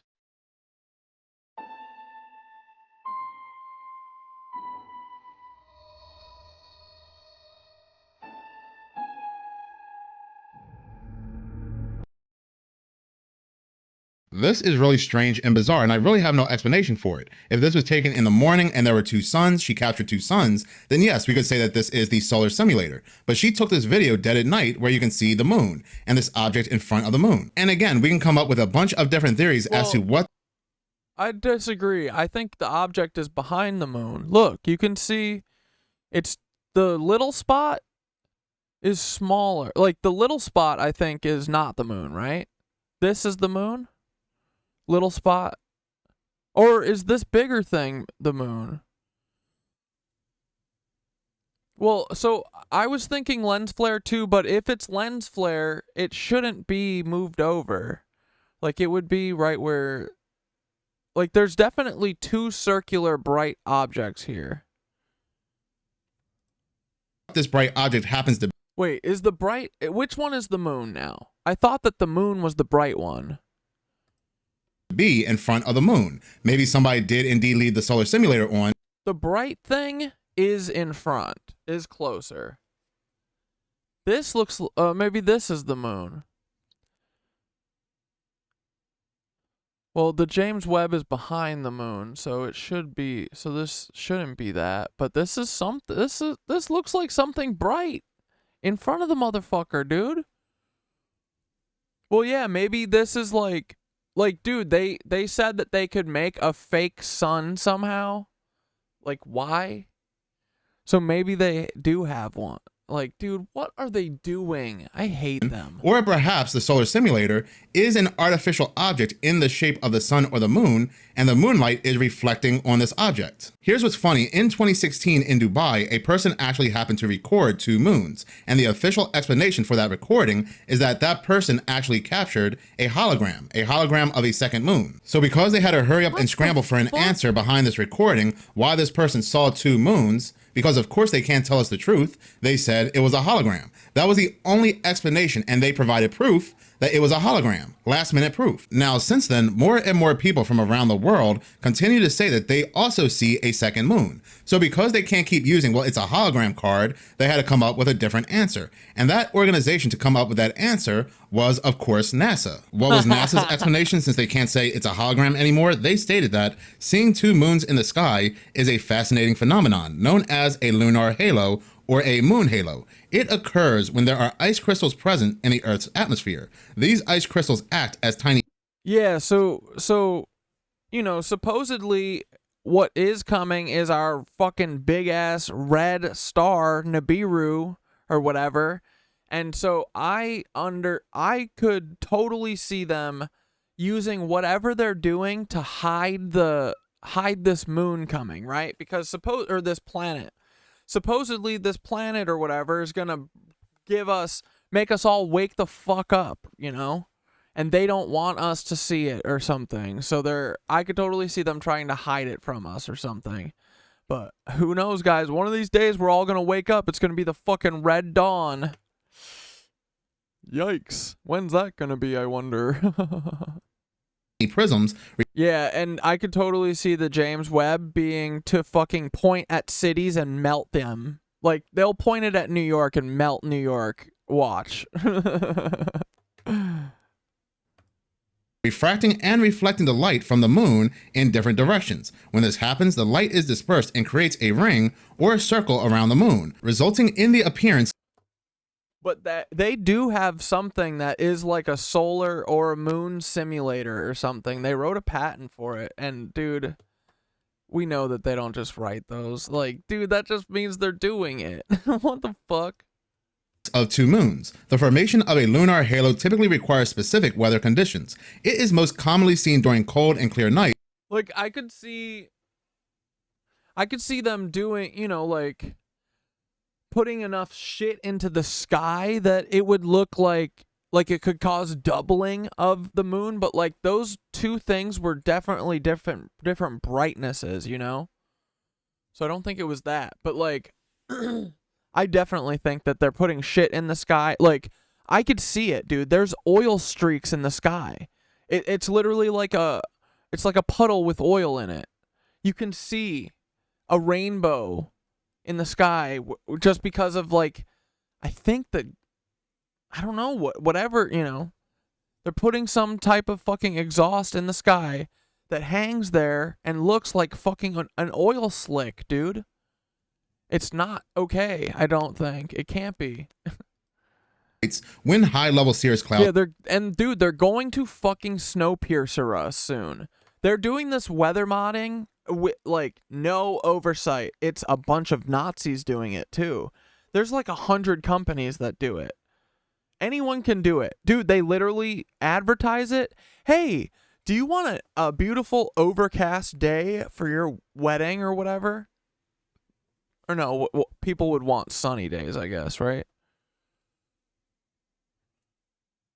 Crazy, right? So, like, if everyone just gets on their wedding day, I get to weather mod just on my wedding day. Okay, so everyone gets to do that? No, the fuck they don't. Are present. These thin, wispy clouds are composed of ice crystals and are often found at altitudes above 20,000 feet. They continue to state that it is important to note that the phenomenon of seeing two moons is purely optical and does not involve the presence of an actual second moon in the sky.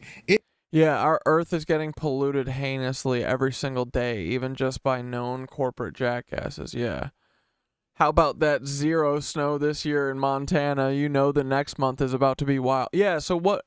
It didn't snow at all during winter, right? And then it snowed in the summer. And dude, that's like, dude, that is a guarantee from the fucking Nazis and the CIA. They love fucking with Montana and shit too. 'Cause it's desolate, you know, for the most part. That's where they did most of all the fucking the black helicopters over America, all of the microwaving cows. They did that in Montana, Wyoming, all in the West Coast, you know. Utah, I think a little Utah, but mostly like Montana, yeah. They're fucking rat boys. It is an illusion created by the interaction of light with ice crystals in the atmosphere. This explanation was given 9 months ago, but before then, everything happened to be a hologram. That's why when people tell me, well, Minutes of Horror, they already have an explanation for this. Well, if you look more into it, you will see they had about 50,000 different explanations even before their current explanation. And I find it funny, the photo they reference happens to be the same photo of the second moon that they called a hologram originally. I also find it funny, if you look up any image of a lunar halo looks nothing like this. Yeah. So they are always running circles around us when it comes to the truth. At the same time, they're telling us if you see the second moon, it's just an illusion from the Earth's atmosphere, but they're also dropping articles, origin of Earth's second moon discovered. Our second moon probably came from our first, but an asteroid sampling mission could put this theory to the test. 1 minute they are saying that the second moon comes from a man-made hologram, then they are saying that it's an optical illusion from the atmosphere, and now they are saying that yes, there is a second moon, but it might not be a moon, but it might be. We don't know. We have to test it first. They even have a name for the second moon. 469219 Camo O Alawa orbits the sun but moves in sync with our own orbit, so it appears to orbit the Earth. So we, the general public, really do not know what's going on up there. Where do we get this information? Well, we get it from NASA. And do we trust NASA? We barely explore the waters and the oceans. I believe they say we explored about 5 to 10% of the waters, but it seems like we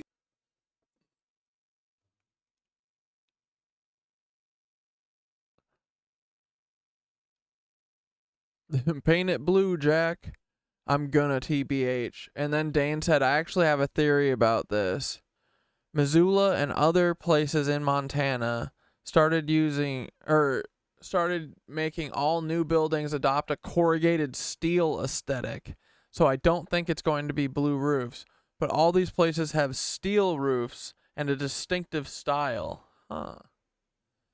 Yeah, I don't know how we're going to defend against that. Because literally with the blue roof thing, like they could just change the frequency and then it'll just be a different color, you know? It's scary.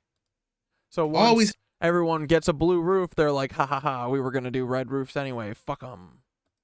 have an answer for what goes on in space. But what we I'm getting a blue steel roof just to cover my bases.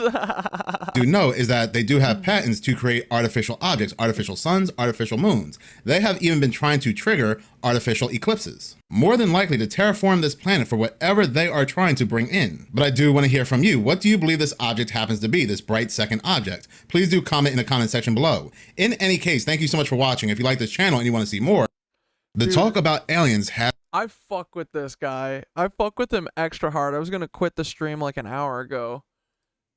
has continued to increase. It's getting to a point that it has become very obvious, very apparent that there will be a great reveal when it comes to aliens, or whatever it is you want to call them, whether you want to call them entities, angels, demons, fallen ones, or I now believe they are calling them non-human intelligence. And so, Carl, here's the million-dollar question. Do you believe that a higher form of non-human intelligence has visited this planet?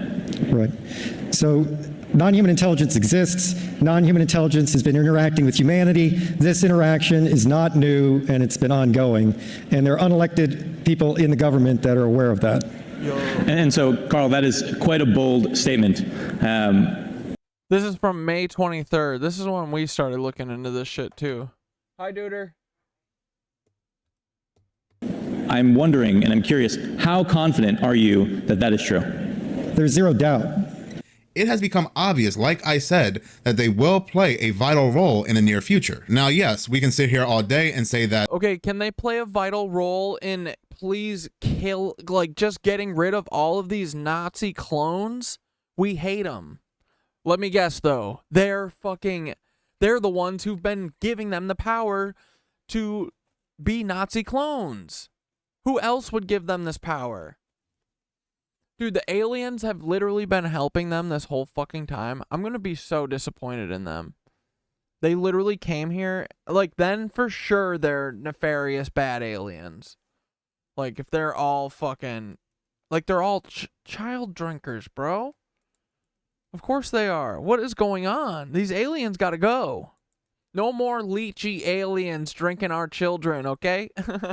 The talks about aliens ramping up is nothing more than a distraction from the powers that be. This is just more fear-mongering. But those that know about Project Bluebeam, we know that this is a card that they were eventually going to play, the false staged alien invasion. There are people that will say that Project Bluebeam will never happen because way too many people know about the plans of Project Bluebeam. But you have to understand, as many people that are awake to these plans, there are many, many more people that are still asleep. There are many people. And dude, let's be real. They have all of our GPS coordinates with a fucking rod from God with our goddamn name on it, bro.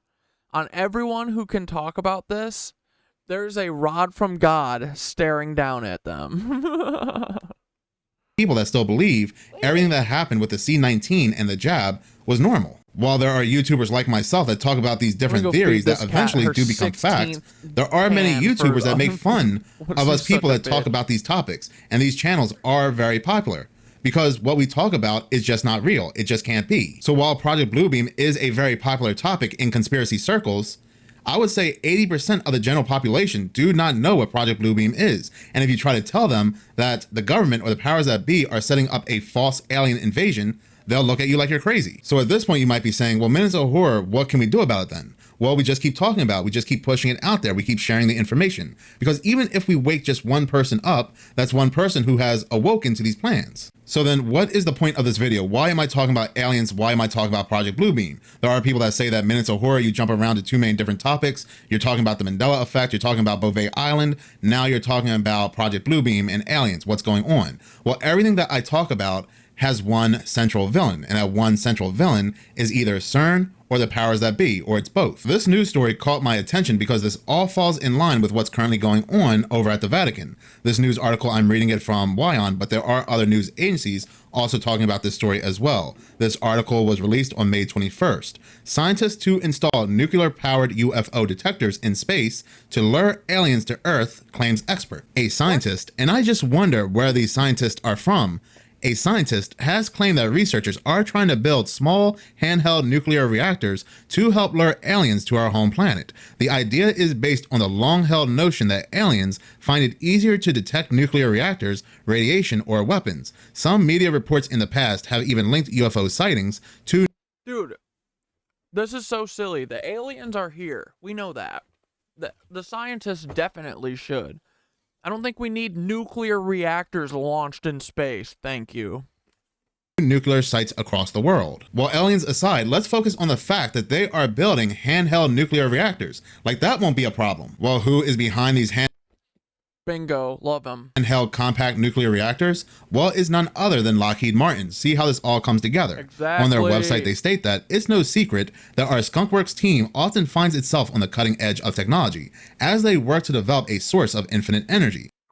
Huntworks, more like, am I right? Our engineers are looking to the biggest natural fusion reactor for inspiration, the sun. By containing the power of the sun in a small skunkworks bullshit again? I fucking hate these people, dude.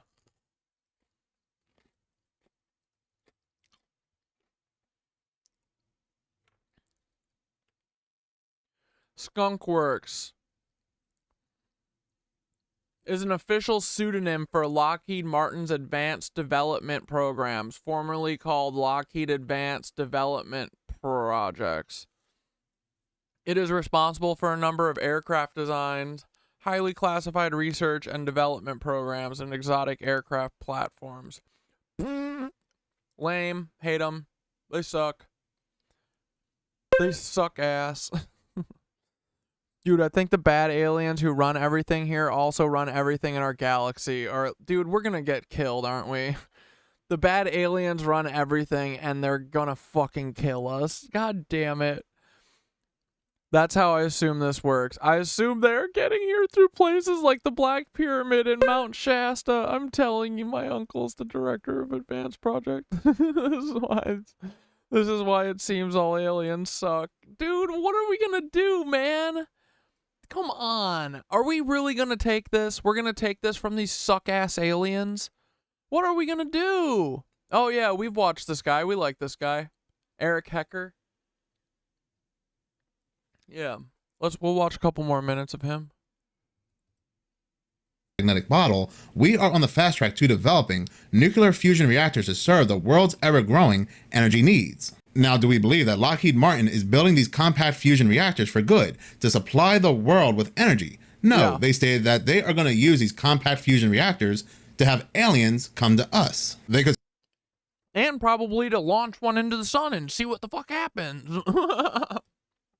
supply the entire world with energy if they wanted to, but the end goal is to have aliens come to Earth. Before I do continue this article, I do want to state that they know that aliens do not come from space. And it's also my personal belief that aliens do not come from space either. I do believe that there is a non-human intelligence that has been on Earth for thousands of years, perhaps even before us humans. And this non-human intelligence that's always been on Earth alongside humans do not want to do us any harm. But I do believe there are entities that do want to do us real harm, and these entities do come in two forms. The one form is man-made, artificial, and the other form are demons. Demons that are summoned over here with dark ritualistic sex magics and things like CERN. But the scientists and the Kind of feels like that.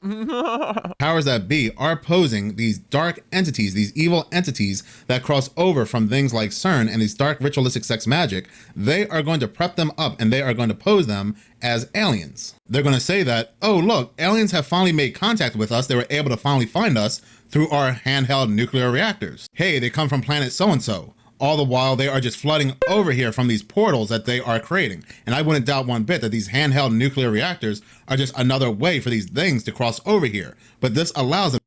No, what's the SAM 2 update? Is that their AI or something? To cross over. Yeah, dude, I think we're getting colonized, that's for sure.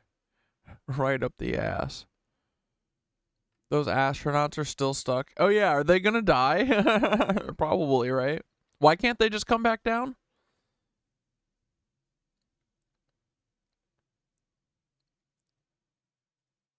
Complete terrestrial colonization is happening. God damn it.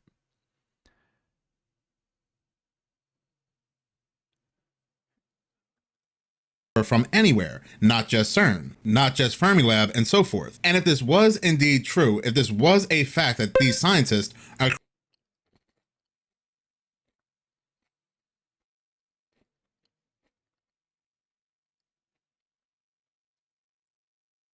Meta segment anything model 2 SAM 2 segmentation model that enables fast precise selection of any object in any video or image. Oh, this is pretty tight.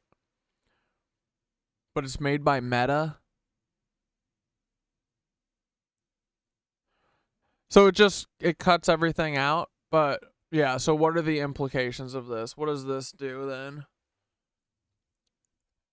I mean, whatever they're going to use it for is going to be bad. And whatever you feed it, they're going to use to test it in order to kill people somehow. You know? Like, because that's how these things work, right? They say, oh, look at this awesome thing that we want you to have access to. But really what they're looking for is to get their thing to be super popular, to get a ton of data. Ton of you submitting shit into it, right?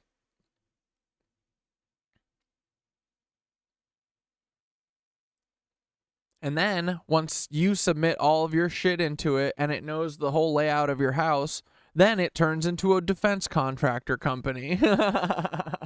And then it eats your house. You can choose any object on the fly in video and replace it. Yeah. Yeah, so we're also getting into scary AI replacement territory. That's why we're on like we're like on the end of being able to tell these AIs are fucking up. You know what I mean?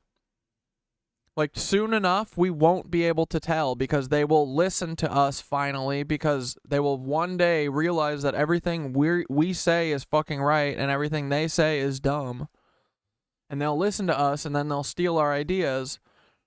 But they definitely, yeah. Come here, Winky. Come up here.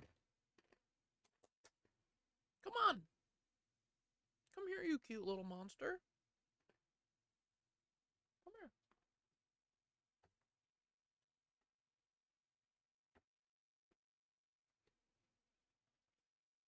Look at your people. Say, hi, I'm Winky. Oh, it's okay, it's okay. She's just a little wink.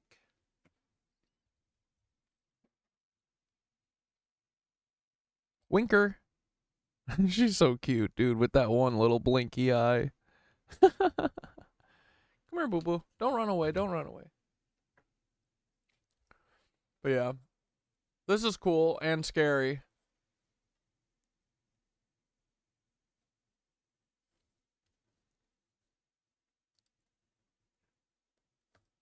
Creating these handheld nuclear reactors to lure aliens from outer space to come to our planet, you would think that the government would step in and stop them because this would not be a good idea. But they are not, because this same government knows exactly what's going on here. They are all a part of this Project Bluebeam. They know that these aliens are not real aliens, and they know exactly where they're coming from. They're crossing from other dimensions, and they're all playing a role. They know that they are going to be propping up these demons as aliens from outer space. Who do you think they're terraforming the Earth for? Why the sun looks so different? Why the skies look so different? why they are spraying the skies with chemicals to make it more accessible for these demons. Now, I know what some of you are saying. Minutes of Horror, you're... Dude. I'm saying this doesn't feel like he's lying about. Like, this feels like what they're fucking doing, bro. calling all aliens demons. I don't think that's fair. Now, I am not calling all aliens demons. That's not what I'm saying. But the aliens that the government, that CERN, are playing with. Yeah, to be fair to aliens, I would say that too. There are some nefarious ones, though, when we be looking. That they are helping cross over, these are the dark ones. Why do you think CERN is constantly saying they are looking for dark energy, dark matter? Why did Fermilab get excited when they said that they found the demon? These dark ones that are crossing over with the help of these organizations, these are the aliens, or the supposed aliens, that will be used in Project Bluebeam. But going back to this article, Kevin Nuth, and I do believe that's how you... I wanna watch that that interview. I've seen that before. It's pretty cool. Interview with an alien. Is that what it's called? What is that? Do you guys know what that video is that he keeps cutting to? Say his last name, professor of physics at the University of Albany, said earlier this year that it's an idea that couldn't go wrong, and that many handheld nuclear reactors are already being patented. See, they're mocking us. Of course it's not going to go wrong for them, for these scientists, because they already know what these entities are. They already know what they're capable of, and they already know that they worship these entities, so having them cross over will not go wrong for them.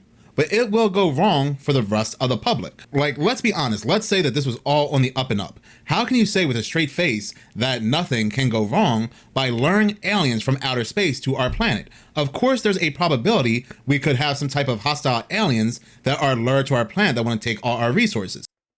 Bro, of course that's what they're coming to do, you idiot. Like, dude, this is the best part, is the Nazis are gonna do this. And they're not gonna realize that they're literally letting in the Trojan horse. They're like, thanks, we could literally only do this with the most conniving of every species. Because that's what they would do. They would go to the conniving motherfuckers if they're looking to fuck us all over. Dude, did the Nazis get fucking used by more Nazi-ish aliens? They got out-Nazi'd by Anu-Nazis? Oh, that is so poetic. What he's saying specifically is that the beings being summoned, interacted with at places like CERN are not extraterrestrial. They're interdimensional.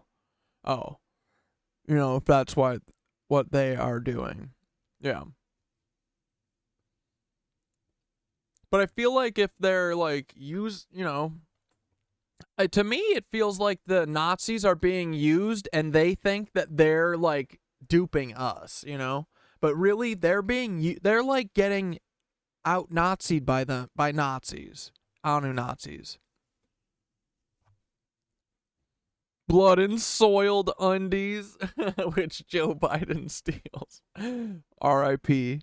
Bless him, poor man. He was a good president while he lasted before Kamala cooed him. Kamala the killer cooer. We don't know. So yes, there is a 50% chance. Killer cooing Kamala. Something can go sniffs. Indeed go wrong. But again, they already know what's about to. The Collider even has a 4D ghost in the old one. We're so fucked. Get the 4D demons out of the colliders. Please turn the colliders the fuck off. The first 4D demon that enters my collider, I'm turning it off. I'm getting a new hobby. What is this fucking interview? To take place. This professor continues to state that we were trying to figure out how we can lure UFOs and work out how to make contact. We settled on the fact that UFOs have an interest in and an ability to detect nuclear weapons. Some of them under. Dude, that I posited just from reading. Like, it seems like they just hang out around. It seems like they're like guardians, and I bet that they've stopped more than one accidental nuclear thing, because I've read that they've turned off nuclear shit, and I bet it's probably because it was about to go fucking, intergalactic. Ground, some of them in bunkers, or in storage depots. The scientists added that the aliens seemingly have a special ability to detect nuclear weapons. How do they do this? Are they using neutrinos, which are really hard to detect, or gamma rays? Well, that's funny he would say neutrinos, because over in North Dakota, they are building a $3 billion underground tunnel that's just like CERN. And the objective behind what they're doing in North Dakota is to look for these ghost particles, or otherwise known as neutrinos. He can Like, dude, just send a signal to EBE the way that he did, the way that Tesla did. Like, bro, you don't need to send these signals to find them. They can find you if you're worthy. Dude, Tesla sent one signal. It was the first signal ever. He sent it from here, and they answered it immediately. Like that. They don't need you to look for them, you idiot. If you're worthy, I think they'll appear. Continues to state that, but my colleague has developed a new technology, which is basically a handheld lithium-powered nuclear fission reactor, which he is now patenting. We already know that Lockheed Martin is working on this as well. Maybe his colleague works for Lockheed Martin, or maybe his colleague doesn't even exist, and they are just telling us their plans. Now, he continues to say that he said that the plan is to design nuclear-powered UFO observing equipment and then install it in space. Maybe these guys will detect it and come down and find out what those crazy monkeys are up to this time, and we can just get some imagery or some data, and that's our plan, he said. I mean, we can see what's going on here, all this alien and UFO talk between 2023 and 2024. Now we have scientists wanting to shoot up a... Yeah, this alien interview. I know I've seen it in the past, but I can't remember the name. Because I feel like it's kind of cool, right? It felt real when I watched it the first time. A nuclear reactor, a mini nuclear reactor up in space to lure UFOs and aliens. And then we're going to hear that, ooh. Oh, that one's AI? Damn. I feel like there's a really old one that's like similar to this, but I feel like it's even shittier, like, quality. It's like really shitty quality. And I feel like the conversation it had, even if it was fake, it was pretty fascinating. But it was like, I feel like it was, like, this feels too new. The one I'm thinking is like early YouTube, I feel like. I thought. It was the first thing that really made me think like, huh, maybe aliens are real. Yeah, you remember that? It's different than that one, than this one, right? Oops, we accidentally lured a hostile alien species, and now we're under attack. I can guarantee you that this story is going to play a vital role in the future when it comes to Project Bluebeam. But in any case, thank you so much for watching. If you like this channel... Dude, I can't stop watching this guy. What is this? I didn't believe it until Dude, I think this... I saw it. 2 suns. I thought it was some kind of internet hoax. Now this looks like a lens. This looks like a lens type deal. But with all that smoke out there, you can see all the 2 suns reflecting. I don't know if that has something to do with the refraction of the ozone layer or what. I don't know what it means, but tell me what it is. Well, no, dude. This is the same thing as the other thing, right?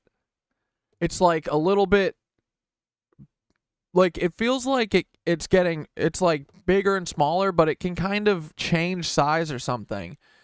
'Cause, dude, yeah, this has got to be the same thing, and it just looks, you know, it's like catching light, so it's like, dude, what the fuck? How are they doing this? What are they doing? This has got to be like a big ass fucking like... Oh yeah, I think it's that thing.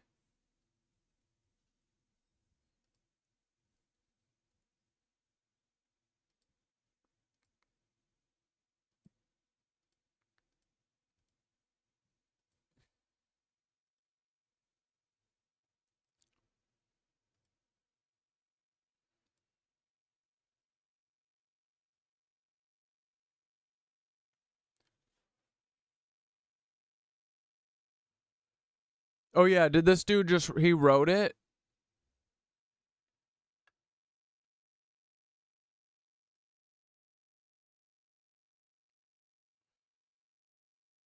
Well, to an exclusive report now here at Redacted. The film that you are about to see is jaw-dropping, and it was passed over by the New York Times. The New York Times had an opportunity. Okay, we're gonna check that out in a minute. Let's just finish this. It's unusual.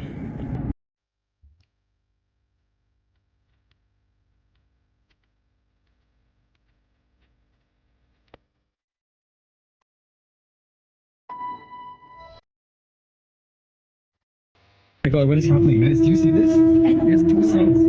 What is this? Oh my god. Wait, what is happening? Wait, why are there two suns? I'm so confused. It's two suns, I promise you. Oh my god, what is happening, guys? Do you see this? Let us go ahead and jump right into today's horror-filled video because many people have been asking a very unusual question. And that question is, do we have two suns in the sky? And well, the answer to that is yes, no, maybe. So as of very recent, and it seems like after the April 8th, 2024 solar eclipse, there has been a surge of interest when it comes to our sun. There are people, including myself, that have noticed that something is just not right about our sun. Yes, Matter of fact, I have created a video just recently talking about just that the sun is not what we remember. But that video had more to do with the color and the brightness of the sun changing. It's as if somebody took out our yellow sun and replaced it with a bright white light bulb. Now, of course, nobody can take out the sun Yeah, kind of, right? and replace it with something more artificial, but they can indeed block out the sun with something artificial. And I did show in that previous video how there are multiple patents for doing just that, creating. I remember the exact video you're talking about. Maybe they wiped that video and put it in an AI one or something dumb like that. But regardless, the one we watched must have been better than Joe Biden for sure, dude. An artificial sun to block out our natural sunlight. These patents go all the way back to 1966, and you can see the design of some of these technologies. Some of these technologies having a honeycomb type shape. So this is not something that is a conspiracy theory. This is something that was drawn up with blueprints and given to NASA. But this video has less to do with people seeing this bright white sun and more to do with people seeing and recording this second sun. It has gotten to a point that media had to step in and put a stop to it. And we all know who the media is controlled and owned by. But listen to this article from IFL Sun. God, I'm so worried about what he's gonna say. Please say Nazis. Please say not. He's gonna say trans homosexuals. That's who. Science, the incredibly stupid conspiracy theory that the solar system has two suns. That's how you know it's real. The incredibly stupid. Yeah, okay, that's someone who needs us to believe that there isn't two suns because we have a second sun up there. Now, this article was created on April 29th, 2024. So like I said, more and more people are noticing that something is off about the sun ever since the solar eclipse. But as I have researched this, I have noticed that people have noticed that something was off about the sun going back to 2023, 2022, 2021, and so forth. More and more people are just now noticing because I guess something happened during the solar eclipse, which now makes this much more noticeable. But just listen to how condescending and angry this article happens to be. Another day, another incredibly stupid conspiracy theory resurfaces on the internet. And dude, this is like that Darvo shit. This is that Taylor Lorenz attitude bullshit, right? This is that Nancy attitude shit. According to various, for want of a better word, numbskulls, the solar system has a He dropped numbskulls. You better stop. second sun, hiding behind our real sun. Now, people have stated that the evidence for this second sun comes into the form of a haze of light sometimes seen around the sun. But in reality, these are the result of atmospheric phenomena known as sun halos. But the problem But so, dudes, if they're hiding this Nibiru place or whatever, why? Just because it is gonna, what's the... Like, they can't do it forever. They can't hide it forever, right? Isn't the whole thing that it's coming here and it's gonna be here? What are they gonna hide? How are they gonna hide a fucking planet doing a drive-by? Like, you can hide it when it's coming in, but when it gets close? How? Dude, are we all gonna get sucked off the planet? Like, is the planet gonna be bigger than Earth and it's gonna drive by and it's just gonna suck us all off? Honestly, that would be sweet. I want to get sucked off by Nibiru. happens to be not just sun halos, but people, the public, have actually been recording this second sun. In 2016, an astronomer, Paul Cox, was live streaming a transit of Mercury across the sun when an orb appeared across the screen. Now, of course, they had an answer ready for this orb, and the answer was that this was likely an optical error. Paul Cox would also open a can of worms by stating, you may be asking yourself, an orb flying by this dude while he's driving? This feels like a thing saying, hey, what's up? what is that large round thing to the right of the sun? Well, that's our second sun. I don't know if you knew that we had a second sun, but there it is. It is normally hidden from view. NASA and other organizations usually hide that stuff away from us. I am going to... He said that? What the fuck? Welcome a new guest to the show. We're going to have live views again. We've got I have just heard that we have now lost Dubai. You saw Dubai get darker and darker, and that was just the sun setting. Here we are with the live views from the solar telescope just behind me. It's what SLU members are going to watch every single day from now on. And you can see there, the sun is on the left. You can see the small black dot, which is just to the right of center of the sun. That is the tiny orb of Mercury. Mercury, you now know so many interesting and fascinating facts from SLU astronomer Bob Berman. You'll be able to tell all your friends. Now, you may be asking yourself, what is that large round thing to the right of the sun? Well, that's our second sun. I don't know if you knew that we had a second sun, but there it is. It's normally hidden from view. NASA and other organizations, they usually hide that stuff away from us. They don't tell us the truth, but there it is. It's true. Anyway, I want to welcome our next guest. This article states that this was only a dry joke, but this comment and this sighting of this orb convinced many people that we do indeed have a second sun. While this article states that this is just a dry joke coming from Paul Cox, from what I researched, Paul Cox is a very well-respected astronomer, and in his field, in his profession. Bro, that sounds like a man who's dropping truth and doesn't give a fuck what you think about him. One would not simply make a joke like that. This is something that would be taken very seriously. That's how I would say, yeah, George H.W. Bush assassinated JFK. I would drop that as dry as that. Yeah, for sure. Justin Trudeau is Fidel Castro's son, yeah. I've got 1 million. I got 1 billion of them. Oh yeah, and the no one on the Challenger died. They wheeled that out in front of us to traumatize us. Yep. Yeah, our government did that. Yes, that's what I'm saying. Yep. Exactly. What is also very interesting is that during that same Transit of Mercury video, Cox also alluded to the Planet X theory, which is Nibiru, which says that a broken planet will come from behind the sun and will eventually crash into Earth and wipe out humans. What it sounds like to me looking at his video. Jesus fuck, god damn it, dude. Is this what's gonna happen? I'm gonna be so pissed. It doesn't sound like a person that's joking, but a person that's actually captured something and possibly captured something multiple times, and he's fed up and tired of the lies coming from NASA. But that begs the question, why would NASA not want to tell us about this second sun? Why would they hide information? And are they using this artificial sun, this artificial light, to block what's really happening near the sun and the appearance of the second sun? I took a couple photos this morning of this bright white light that's supposed to be our sun. I noticed, and a couple of you have noticed, dude, it's crazy looking as well, that this bright white light is bigger, a lot bigger than what our sun used to be. So it's very plausible they made this bright white light much bigger than the sun to make sure that we don't see something that's taking place. And this gives a whole new meaning to when Bill Gates said he wanted to block out the sun. But again, this begs the question, what is up there? What is happening that the powers that... Dude, I'm telling you, this black sun shit, literally, I think that they're going to do like a permanent eclipse.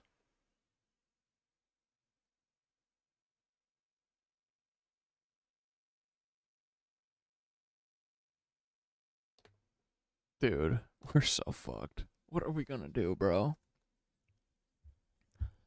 Like, they're like, they're worshipping like reptile motherfuckers, bro. And they're gonna make this place real swampy for them. That be do not want us to see. And does this all fall in line with billionaires building these underground bunkers? Well, there is one theory that could answer everything, and that theory is the nemesis theory. The nemesis theory, sometimes called the two suns theory or the second sun theory, refers to a theoretical second sun in our solar system, a dwarf star named after the Greek god. That would be so fucking funny to get hit by another giant fucking rock, though. goddess of vengeance. In the English vocabulary, the word nemesis has also come to mean downfall or ruin. It could also mean enemy as well. Now, according to one theory, nemesis will indeed bring about our ruin one day by setting in motion an extinction event that will wipe us off the face of the earth. Proponents of the nemesis theory say it has indeed happened before. In fact, every 26 to 28 million years, the earth has a little problem. Some horrible and mysterious catastrophe brings about mass extinction, destroying a large percentage of life on the planet.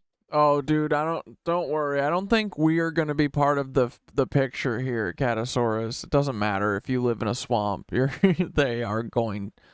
I don't think that any of us are going to be around much longer after the evil entities who drink us all come in. Planet and altering the balance of nature. Dude, watch. It's the fucking dinosaurs that the dinosaurs come back and they were demon monsters. This article continues to state that it has happened before with the dinosaurs 65 million years ago. It's happened since. In fact, it's happened reliably about every 26 to 28 million years. The question is not if the Earth will see another cataclysmic extinction, but when. The pattern of destruction baffled paleontologists until science began to consider causes that are not of this world. Astronomers arrived at a theory that says our sun has an evil little brother called Nemesis, who orbits at a great distance. So it looks like, based upon this article, it's not just astronomer Paul Cox that believes NASA is indeed hiding information when it comes to the second sun. Every 26 to 28 million years, the orbit of Nemesis brings it through the Oort cloud, a mass of comets and debris out on the far reaches of space. Nemesis disrupts the comets, sending them hurling toward the inner planets in a rain of destruction that can last decades. Comets smash into Earth and cause these mass extinctions at a regular and predictable rate. Now, again, this theory does go hand in hand with these billionaires building these underground bunkers. There could be multiple reasons why they're building these bunkers, but again, you never know. So here's the thing, if there was indeed a giant second sun, we would notice it. We would notice it all the time. It wouldn't just be sometimes on a TikTok or YouTube video or on a astronomer's video. We would see it all the time. Or would we? Now, officially, and when I say officially, I mean quote unquote officially, nobody has ever seen Nemesis, nor has it been located using current technology. Theoretically, this is because Nemesis is a red or brown dwarf, a star with very little brilliance, which explains why it's so hard to detect. The idea of a second sun also is not as far out or bizarre as it sounds, and in fairly recent research, some researchers discovered evidence that suggests suns may generally be born in pairs, and this is what helped bring the Yeah, I hate Oort cloud. Oort cloud can suck it. Nemesis theory back into the limelight. But it's also stated that even if Nemesis does exist, it's not due back for many of millions of years. But at the end of the day, who really knows the truth? Who really knows what's really going on with the sun? Because as I stated, it is apparent something is indeed going on, because this giant white light that's appearing in the skies is definitely not our sun. If something is indeed changing and happening with the sun, where it's changing colors and changing brightness, or this is indeed something artificial, more than likely, once again, we will never know the truth. Thank you so much for watching. If you like this channel and you want to see more, dude, I love Minutes of Horror. Holy shit.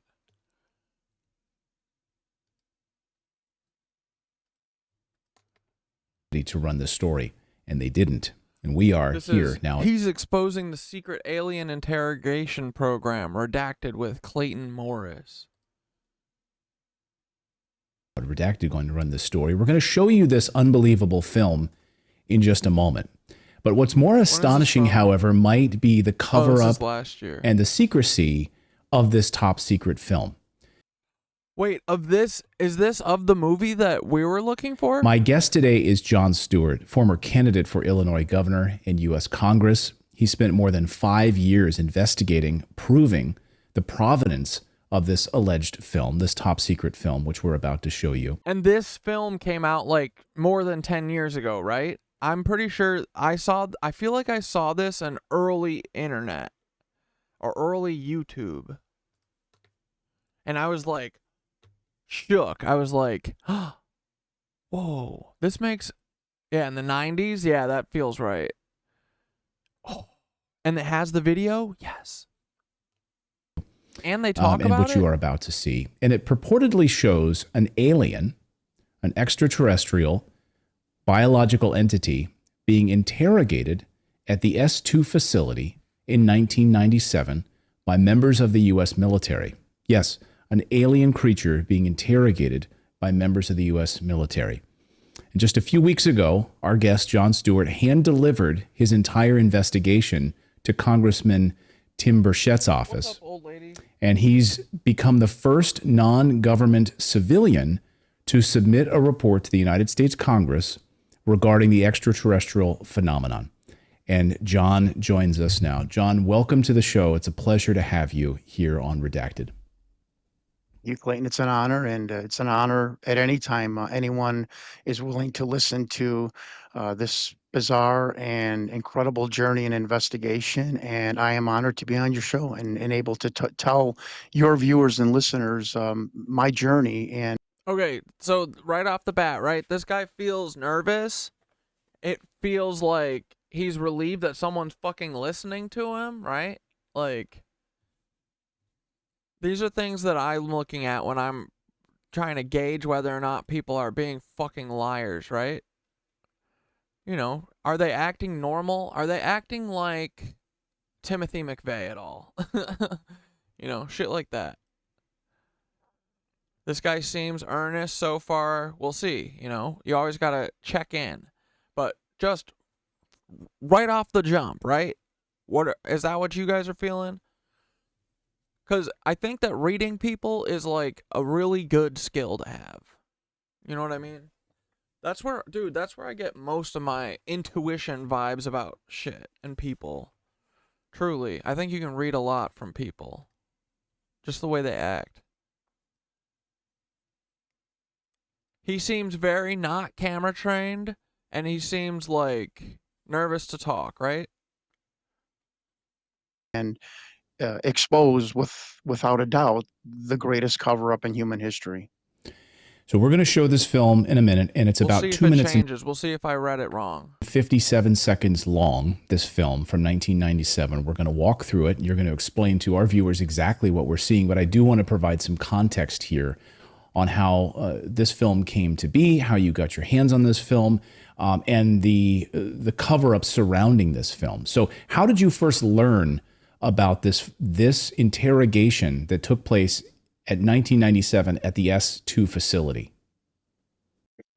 Like most people back in 1997, this was part of, or this was a documentary that came out, and I was living this baller lifestyle. You know, I had a black Porsche, a powerboat on Lake Michigan, living in the 36th floor of one of the hottest real estate markets and areas in Chicago. And I say that not to impress anybody, but to impress upon people. You know, I go to sit down and watch this documentary thinking alien interview. This is going to be like a weird humanoid looking person handing a clipboard. Yeah, what's up, Mystified? Yeah, we're cooking. We took Monday off. We're paying our penance. No, we've been watching minutes of horror shit. We've got a lot of fascinating shit to watch tonight. Over to a general at the Pentagon for a job interview. I mean, this is how my brain was thinking, and I'm sitting down, and in 30 minutes into this documentary, this footage comes on. It's not professionally done. It doesn't have any cuts. There's people in the foreshadow.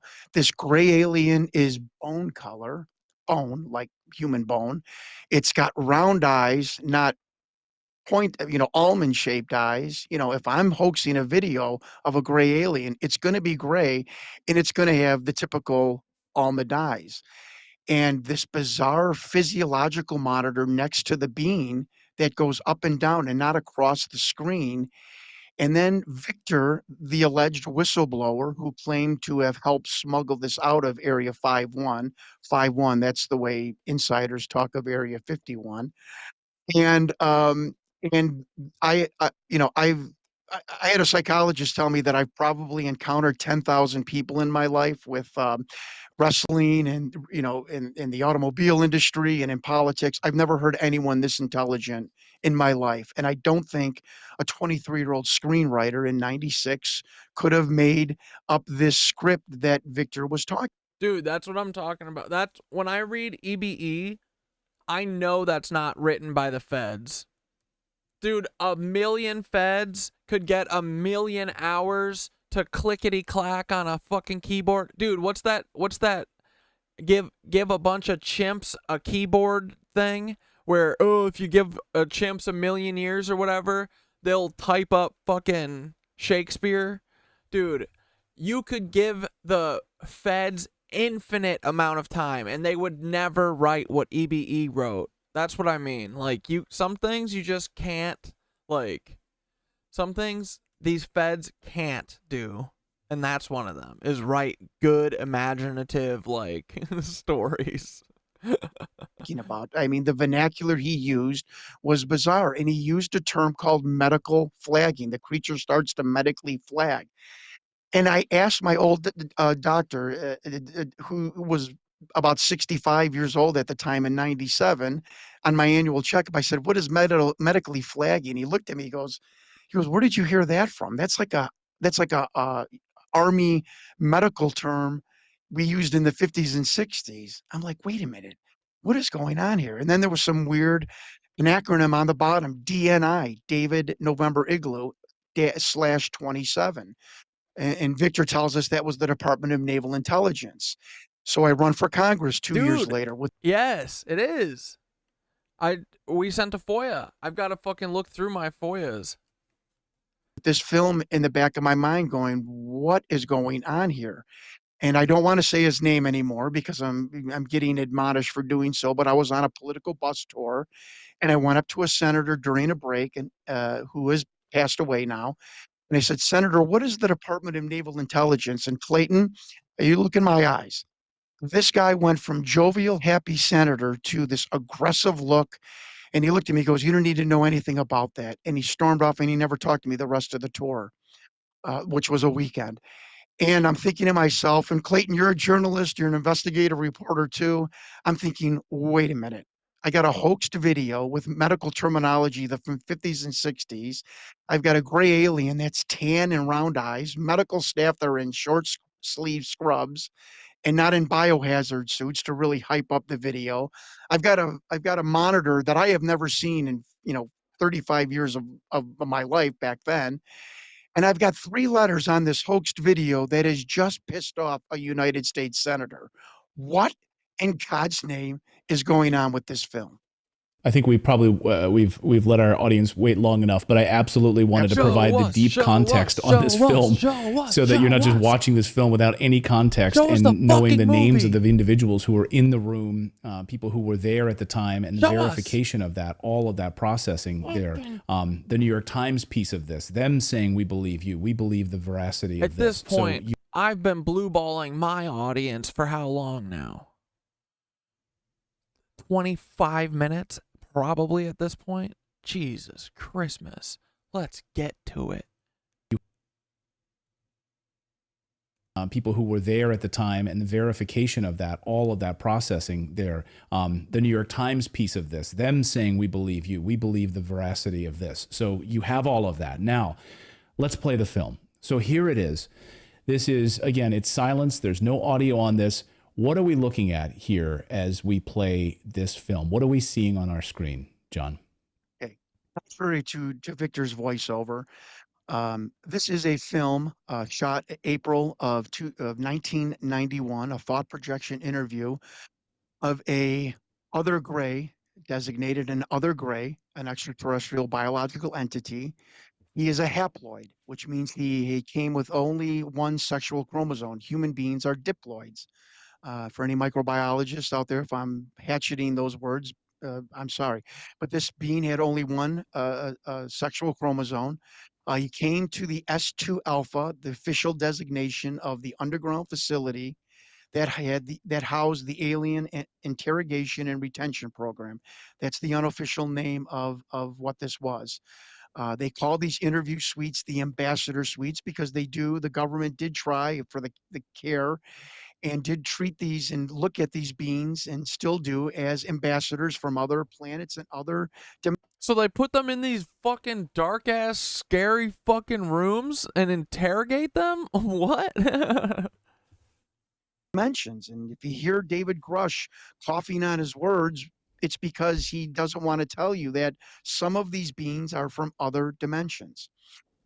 And So this being was very ill at the time. He had a respiratory issue. Now, Sean David Morton also heard, I can't verify this veracity, that it's some sort of debilitation or disease with its heart-lung sac. It does not have a traditional heart. It's got a heart-lung one sac, which was the need for the special monitor, which goes up and down, does not go across, to monitor this bizarre heart-lung one sac organ that the alien has.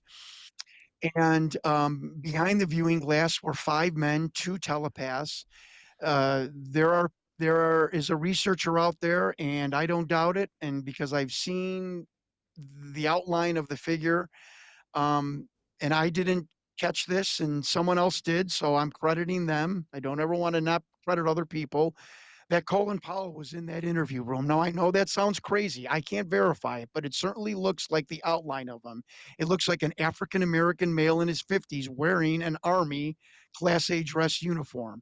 Funny, the Rear Admiral that was on my list was the person that reported intelligence to the Joint Chiefs of Staff.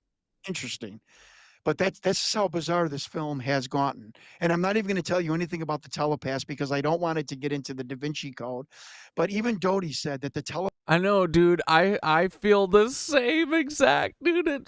Trying to explain this shit, you're like, oh my god, I am crazy, but I'm not. I'm not crazy. You're not crazy. We're not crazy. It's just you gotta teach everyone slow. It's one step at a time, bro. It is a diabolical, multi-century plan. It's crazy. We are insane. No, dude. I'm telling you, this shit is real, dog. These bad actors be real AF, homie. Right? Bad actors. And it's of course it's all the leaders. It's just the leaders, dude. Of course it is. Yeah. Like, they're the ones who... Like, was World War II the initial alien coup? Maybe. telepathic program, the people they hired was ridiculous. They were like one step above 1-800 psychics back in the 80s and 90s. But there was 2 men in particular that were... Getting dinner at the casino? Let's go. Very in touch with these beings, and they would sit down with these aliens. They got a good deal? What do they have that's good there? I feel like my brother says that he goes casino sometimes. That's pretty tight. I hope they have a good deal for you. I hope they make some. Dude, there's sometimes, like, you know what I used to really love? Old Country Buffet. Oh my god. Oh, and then I loved Golden Corral too. Don't tell anyone, bro. I haven't been to either of those for so long. But man, little Tubby Corey. Ooh, man, and he loved the pudding aisle at the at the OCB. Aliens and these beings, and immediately get... They had chocolate pudding. They had vanilla pudding.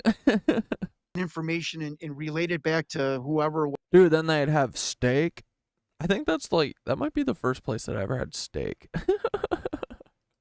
Whatever military person was in the room. As you can see on the tape, the being eventually...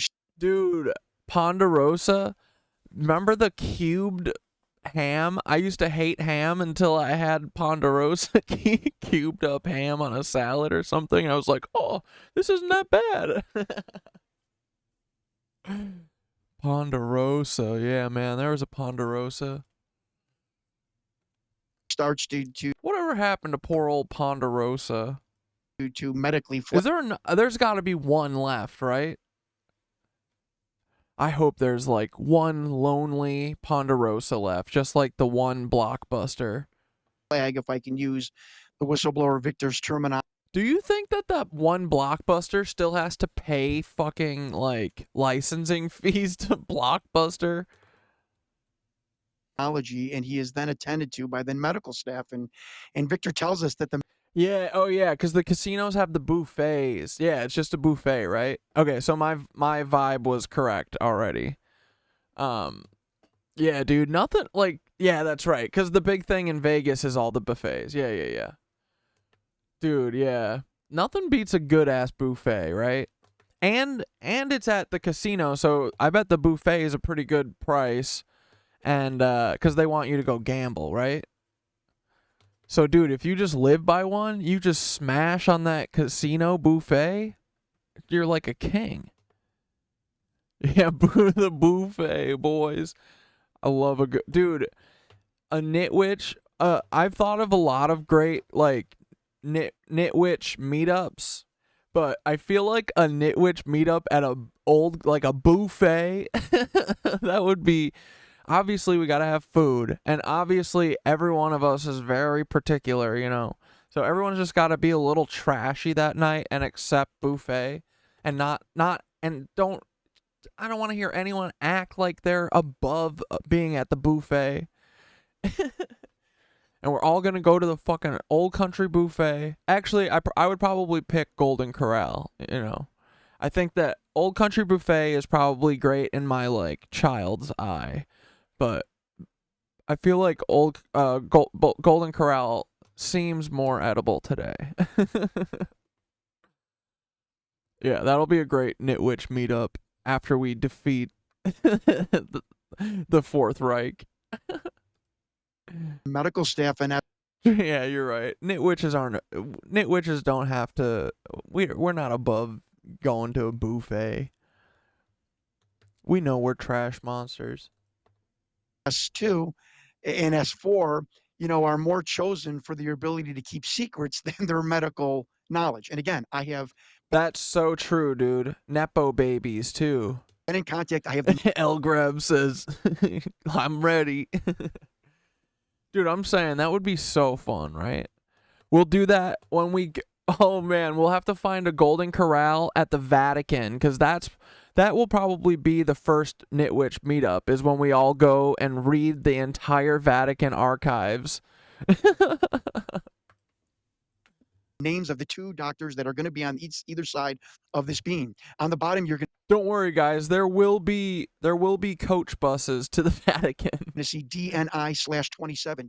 That is the Department of Naval Intelligence. According to Richard Doty, there's like a conga line of different agencies waiting to insert their questions to this beam in the 2-hour-long interview. The interviews are conducted about once a month. What did you start to piece together from people who were in the room? And so when we say hoaxed video, I think you're saying that was what the assumption you had going into this, that this was hoaxed. That was sort of the media speculation about this. Now you've proven and taken it to the United States Congress, which, by the way, they're about to hold a hearing on this next week. And I think that this is, if I'm not mistaken, is going to be a big piece of this. And other whistleblowers are now confirmed to be coming forward to Congress next week, civilian whistleblowers who are going to be testifying of the things that they've been a part of and seen. So talk about the people that you started the. Oh, dude, the rolls with the honey butter. Or you know those rolls from Texas Roadhouse? Bro, my cousin, the first time, you know, when those places, those like big old chains would open up, when the one opened up in Kenosha, Wisconsin, me and my fucking family went there, bro. And we didn't know that the fucking place has peanuts everywhere. And my cousin Lyndon has the deathly allergy to peanuts, bro. She got 3 steps away from being in the door and went and had a fucking went into shock. And we had to go to the hospital.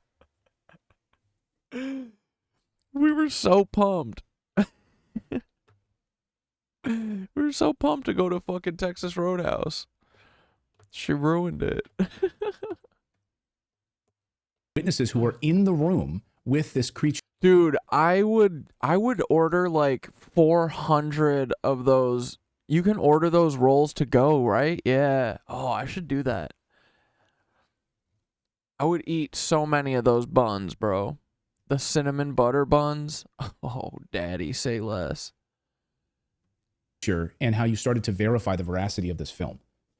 It was during COVID, and for the first time of my life, and I don't say this proudly because I'm a type A workaholic, I had time off that wasn't due to vacation or injury back in my wrestling days.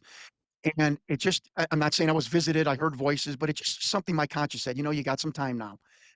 Go figure out that film. Figure something out. I want everyone to know, Clayton, I did not come at this film it was a hoax. Was it real? I just wanted to find the truth. And that is my credibility, that I didn't push any theory into my own line of thinking. I simply wanted to know the truth. I had information, the film, but I did not have knowledge, which comes from being actually involved in this or even involved in the military or these programs. But I knew that if I went on like a podcast or something, I could start. And dude, like, it makes sense. Everyone always thinks like, oh, it's so crazy. Yeah, Colin Powell's in that. Sure. But dude, those are the people that they would move up. The people that can do stuff like this and keep their fucking mouth closed, that's who gets moved up. It's just like what he said, that people's silence is bought, over their fucking medical expertise. That's why, like, the doctors and stuff that they're using are Joseph Mengele doctors. They're crazed. They're nuts, dude. To metastasize my investigation and put it out into the wind, give it the Oprah effect. Maybe somebody would contact me, which has happened to UFO researchers before, that they could give me some insight on this. And right before Memorial Day of 2021, I went on a Jeff Rent's program, and sure enough, dude, do they have signs up now at the Texas Roadhouse that says peanuts everywhere? Oh yeah, I think they have one that's like out front. But dude, I'm telling you, it wasn't grand opening night. It was like the weekend, grand opening weekend, because I'm telling you, bro, it was like everyone was so excited that this was fucking opening up in Kenosha. And yeah, no one knew, like, we didn't know anything about it, We just heard, oh, new steakhouse, better go check it out. Oh, it's a new chain steakhouse? Oh, hell yeah. Back before everyone realized that the chains are going to kill us all. 3 weeks later in June, I started to get an email, or I got an email, received an email from a gentleman. He said, I caught your interview. You got some things right. You got something wrong. A month later goes by. I get the same. Dane, what does a lot of white showing above his pupil mean? Is that a bad thing or a good thing?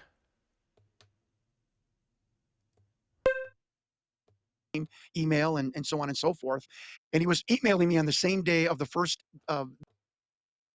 Wait, there's a band named Kenosha? Do I know that?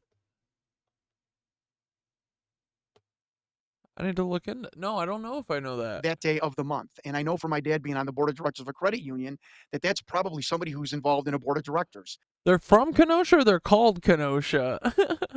And I'm not giving my main whistleblower, identity away. I'm just telling you how prominent this man was. And 9 months it took from him vetting me and, emailing me once a month and yeah, dude, the Kenosha Kickers. And the Kenosha's in the what's the A League of Their Own. There's the Rockford Peaches. I forget what the Kenosha is. Kenosha Kickers is from Home Alone, right? Yeah. It's the band that they that rides back for Kevin's mom to meet Kevin. And then our lighthouse was in one solo shot in The Ring movie. Remember when she goes on the computer and looks through all the lighthouses? One of the lighthouses is our lighthouse. I don't know why. Mark Ruffalo is from there. That's like our claim to fame. And then now we get to say, and Kyle Rittenhouse shot everyone up here. Oh, and then that cop shot that guy 9 times, remember? And still managed to not kill him. What a dumbass cop. What a dummy cop. Idiot cop. Yeah, John Candy. And whatnot on my birthday, coincidentally. Now I'm a public figure. You could find out my birthday, but I think it was pretty bizarre that on my birthday. Well, I don't know. I think if you looked at my eyes sometimes, I do that too when I'm like, well, like when I'm saying something that's like that like I know is real, but also that I know sounds crazy. It's like, He sends me, and I don't want to mince my words. He sends me a report of the Defense Intelligence Agency. And he does seem very careful with what he's saying. Like, Rant. I mean, he's like, so far he doesn't seem untrustworthy to me. We'll see. Maybe not. The Alien Interview and Retention Program. That's what it's unofficially called in the know. But everyone's untrustworthy, right? And he had someone inside. San Paco eyes.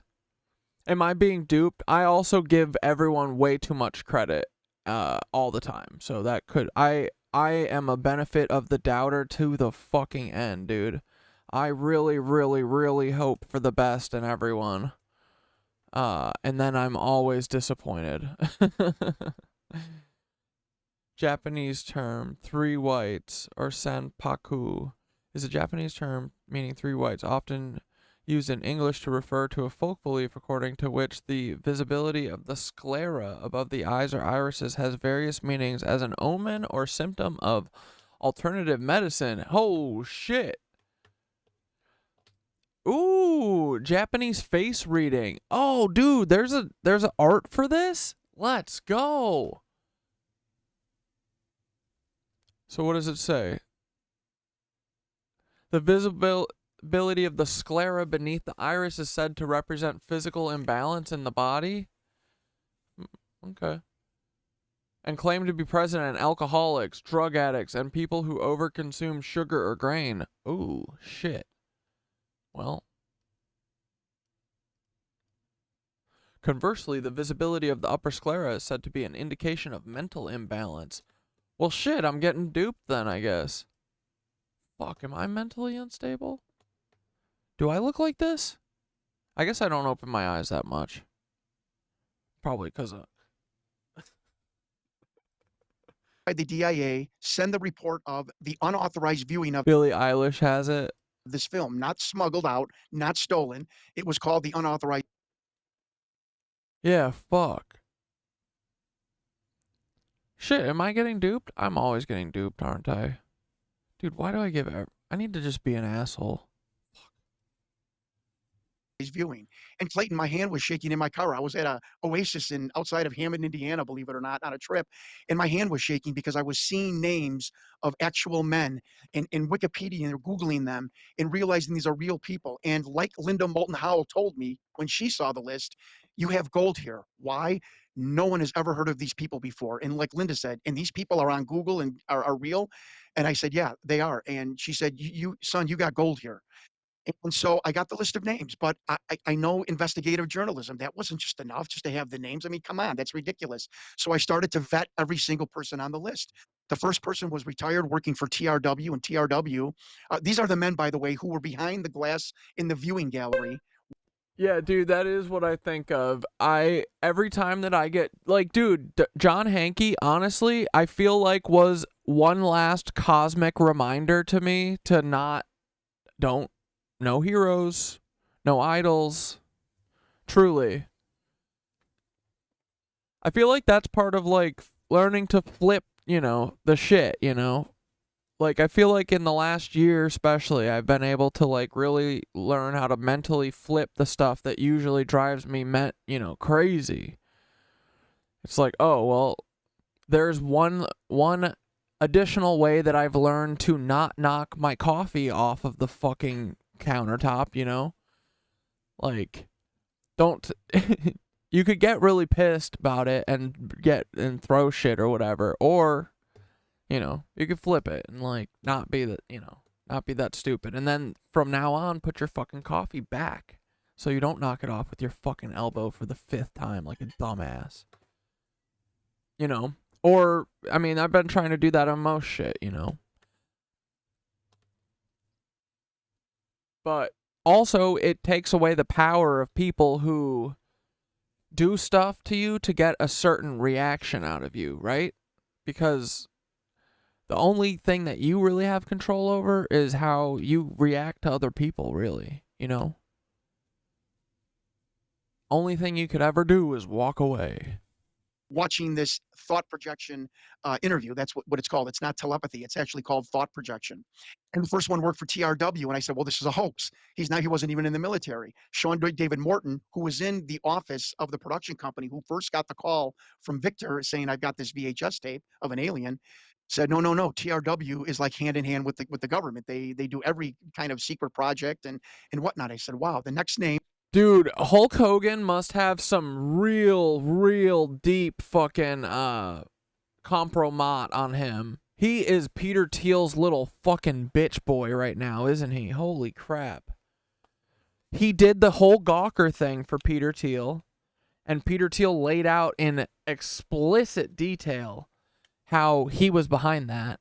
And now Mr. Hulk Hogan is at like the RNC and shit, out there shilling for Peter Thiel.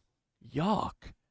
Dude, what the and we know dude, it's so crazy that whole thing was like, what was it built off of? The whole thing was that Hulk Hogan's maid, he was sleeping with Hulk Hogan's maid, right?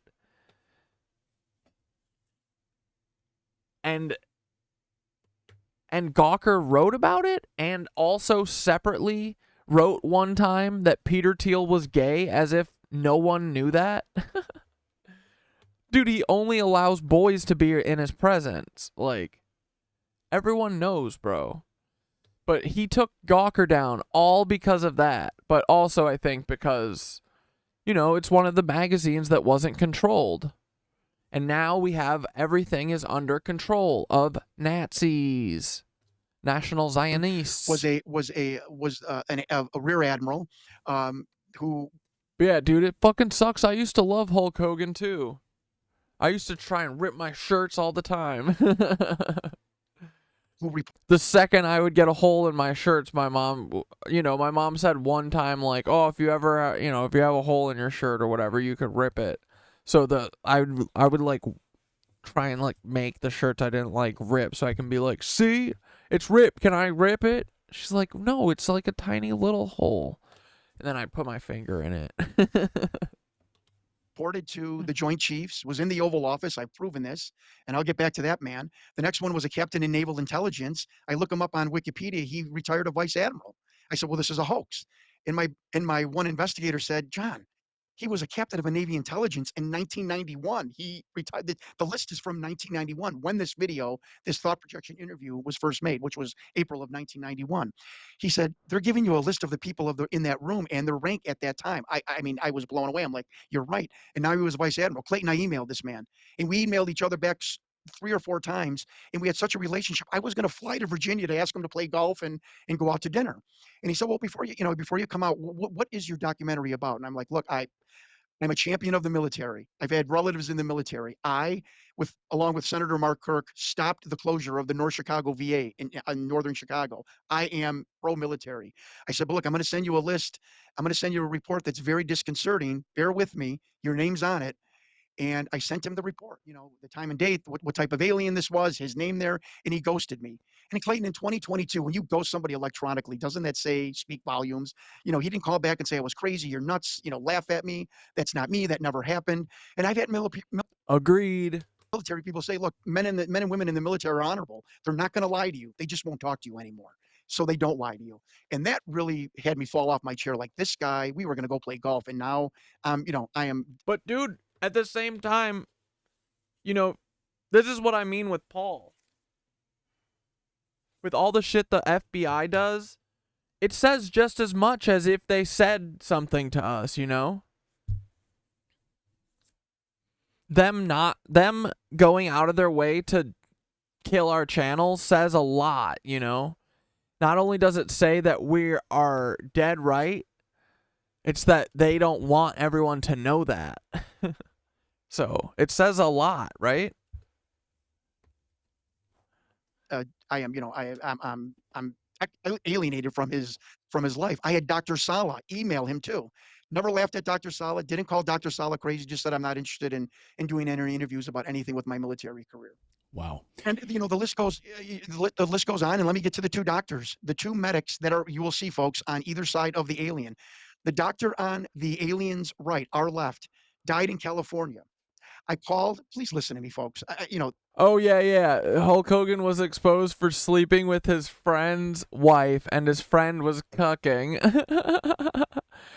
and dude, yeah, so the whole thing is, right? Isn't it that Hulk Hogan sued Gawker because they shouldn't have released that, right? They shouldn't have told everyone. So he did a lawsuit that was so, you know, the court case or whatever was everywhere. And now everyone knows about that. So he's like, oh, you shouldn't have done this because everyone knew about it then. And he made a bigger deal. He Barbara Streisanded himself. But really, all it was, he did all of it from the start was for Peter Thiel. Peter Thiel must have had some compromise on him. You know, this is such crucial information. I call Everyone famous is just doing too much sex. Cool out. his second wife, his widow. I'm going to say her name is Kim, but it was a short name. It's kind of hard telling somebody's widow, was your husband involved in alien, you know, autopsies or alien interrogation or anything to do with aliens? You know, because he was a doctor. And I told her my story very quickly, and she paused. Again, another person that didn't laugh, didn't hang up the phone. She said, John, that's really interesting. She said, for the time that I was married to him, he never ever spoke about his time in the U.S. Army Medical Corps. I never told her U.S. Army Medical Corps, but that was on the report of what his designation was. And which I thought she is correlating this report. She said all of our friend groups, they're from Vietnam, World War II, Korea. They all have funny stories about boot camp, you know, or you know, on assignment other than non-combat related information. They all have funny stories. And my husband never spoke about his time in the U.S. Army Medical Corps, not even to me. And she said, John, your phone call just completely turns the light bulb on and totally makes sense to me now why my husband never spoke about his time in the U.S. Army. You know, so I'm like, you know, what is going on here? Now I Google. I would never keep this secret, bro. I would tell everyone that I cared about. I would lie. Dude, I would tell everyone. I would lie to the government so fast. Oh, yeah, I'll keep this secret. Dude, fuck off, bro. I'm telling everyone. And I'm collecting the evidence to show them and prove it. The other doctor's name. He's practicing. I know, dude. They really are handling his ass. It makes me very uncomfortable the way that they're dealing with that alien. Because if he's like, dude, this is like their end of life for him. Is them like, they said that there's like a line of like 50 different agencies trying to talk to him. Bro is dying. Leave him the fuck be. Put him in a bed. What are you doing? Why you got him in a fucking... What is this? Like, dude, they're so cruel always. They don't think about caring about anyone, bro. Like, dude, I know that they fucking drank EBE's kids. We gotta find out what happened to EBE's kids. Oh, dude, I should FOIA for that whole... I should FOIA for the rest... Oh, yeah! I should FOIA for the rest of that EBE interview because they said that there's 600 more pages. Dudes, we all should. We should all FOIA for that. Yes. We got to end the show soon. Still in Connecticut. I got to finish this. And at the time, he worked for the VA in 91, and we see this creature having some sort of respiratory coughing fit. Folks, pay attention to the mouth. It opens and closes instantaneously. Listen to me on this. He, at the time of 1991, this creature's having a respiratory problem. This doctor worked for the VA. What did he do and specialize in 1991? He was a pulmonologist. So obviously they brought this man in to S2 Alpha. That's the official designation of the underground facility where the alien retention. Like, dude, and everyone can't be... It can't be too crazy for everyone to do these jobs, you know? It can't be too crazy because, oh, Colin Powell's too famous, or, oh, Uncle Jeff is too nobody. Like, you gotta pick one, man. Which one? Is it the famous or is it the nobody? But all I know is if these jobs exist, someone is doing them. Who's fucking doing them? You know? So everyone's gotta have a little, you know, you've gotta suspend your disbelief. You know, interrogation program happens to study this creature that, you know, he's having a respiratory problem. Let's bring in an expert, and who in the VA is a pulmonologist and so on and so forth. He is not that anymore. He is in a different field of medicine. Yeah, they're like grabbing him by the throat. But I called his office. And Leslie. Yeah.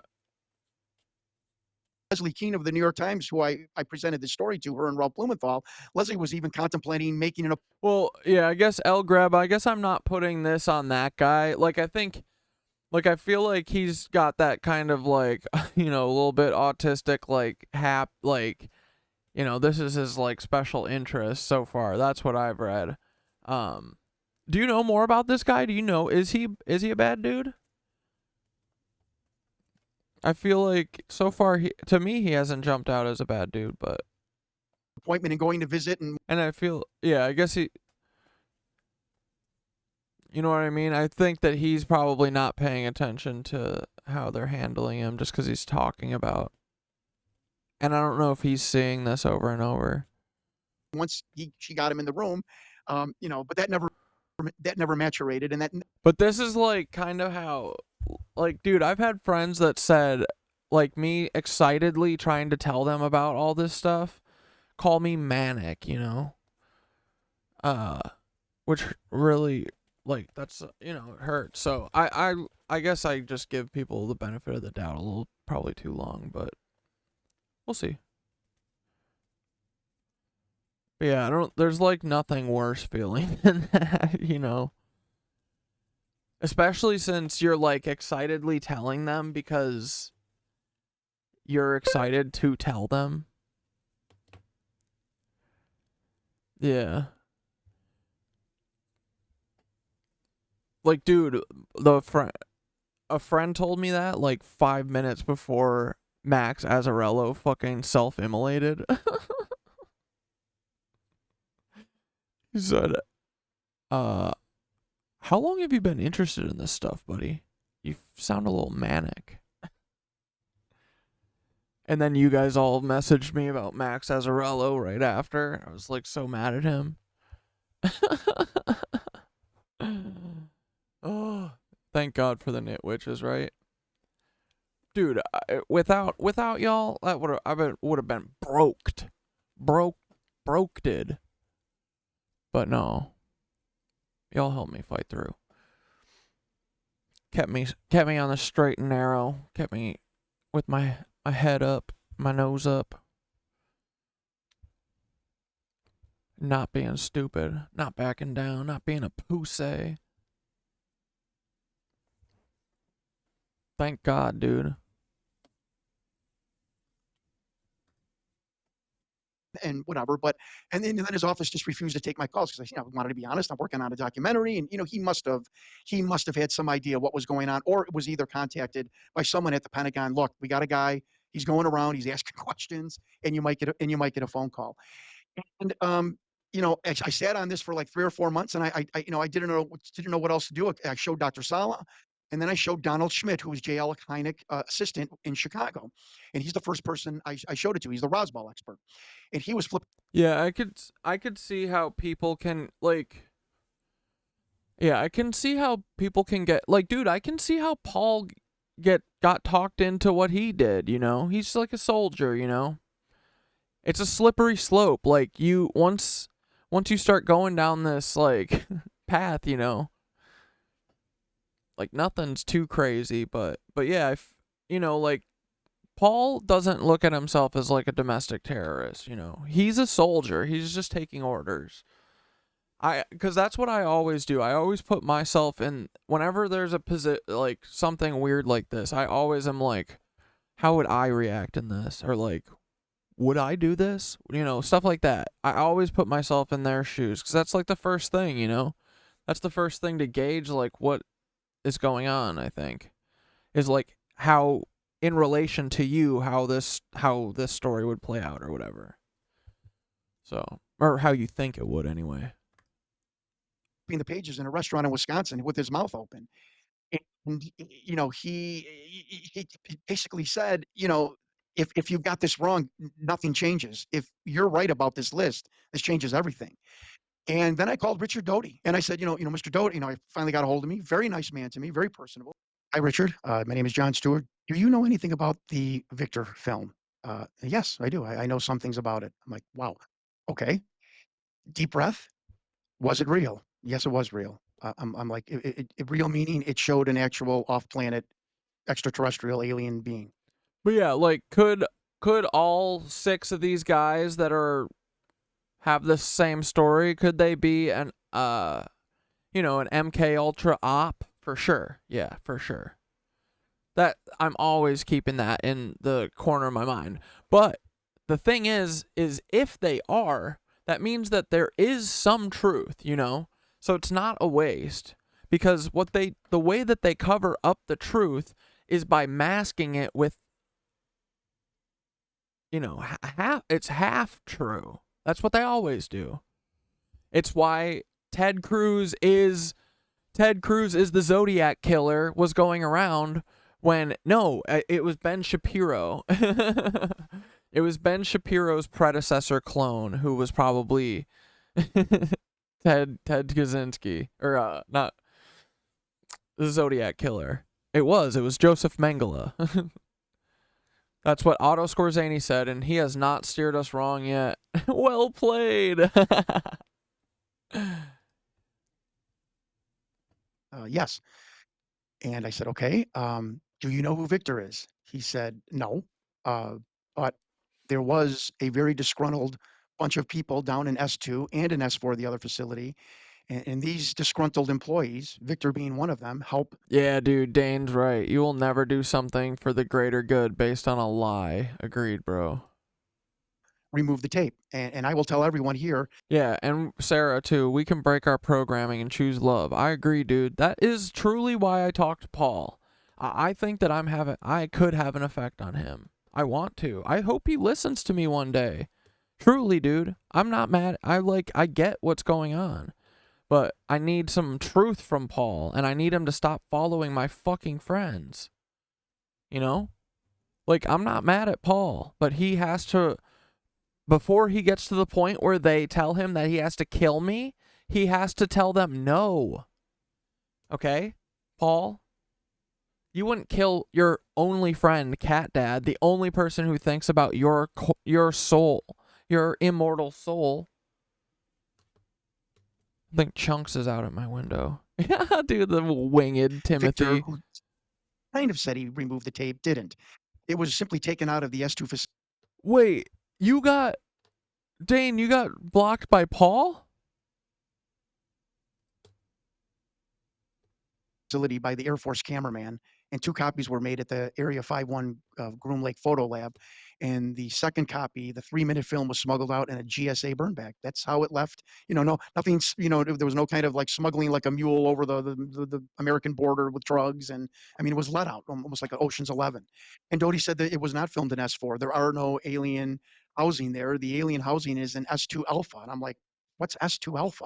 She sent me a satellite photo of it and said, that's what it is. It's called the Alien Retention Program. This being was brought in on a part of Project Pounce. Doty's like, I don't. Project Pounce? I don't know the provenance of the bean, but I think it was from the Kalahari crash where 2 beans were recovered. The Adventures of Gumball. No. What is it? And he said, but the entire project has been moved to Dugway Proving Grounds in Utah, where they have now a huge super secret underground facility. Bro. S2, S3, S4. They have a super secret underground facility in Utah? That's trouble.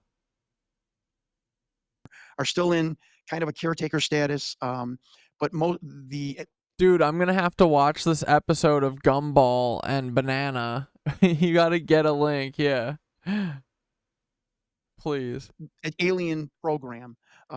Dude, seriously, when Paul comes to kill me, I'm gonna be like, Paul, I'm truly your only friend. I just want to have fun and fucking hang with you. Before you kill me, can I ask you a couple questions? That's all, dude. I truly, Paul's going to be there ready to kill me, and I'm going to say, Paul, can I just ask you a few questions first? Please, buddy. I just gotta know for me, brah. Dude, and I would give him a hug, truly. If he killed me, he would have to do it while I'm fucking hugging him. Swear to God. Swear to fucking God, dude. So try that, Paul. You're gonna fucking stab me? Well, you're gonna have to stab me in the fucking back while I'm hugging you, you coward. He would too, because he's a soldier. in that moment, I would need a friend, but, you know, we know how that'll work. Ask Terry. That's what Terry was doing. He was helping a friend, and what did Paul do? Paul acted like a chud. Pussy.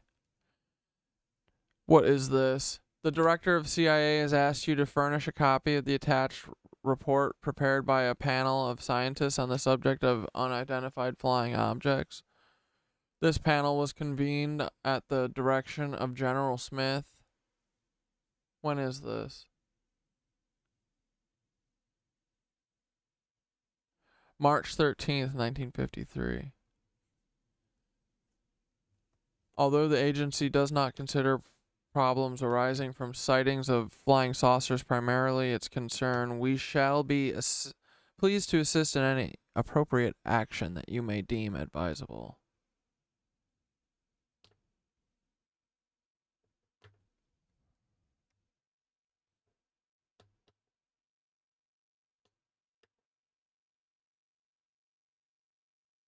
Members. Robertex.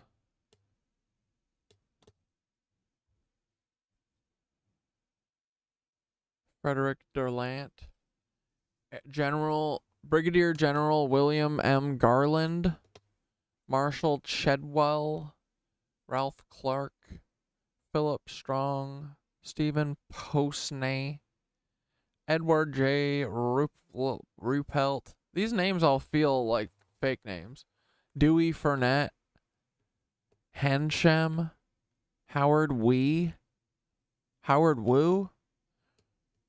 Photo Interpretation Laboratory. What the fuck, Aaron? Alright, we gotta finish our episode so we gotta stop the show eventually. Where's my fucking... Where's my YouTuber?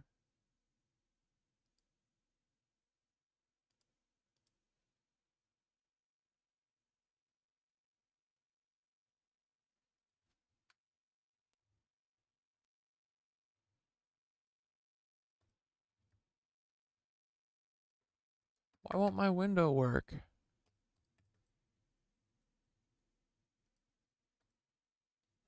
Uh-oh.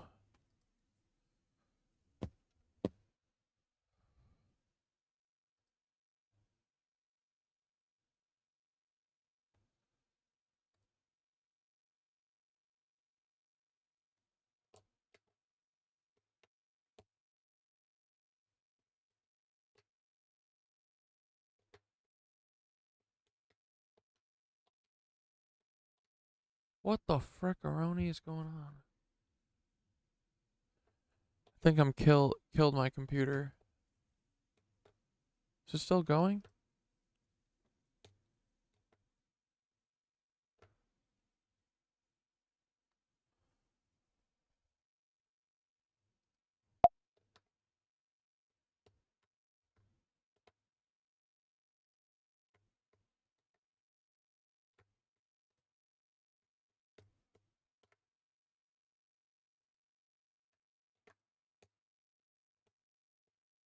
Still going.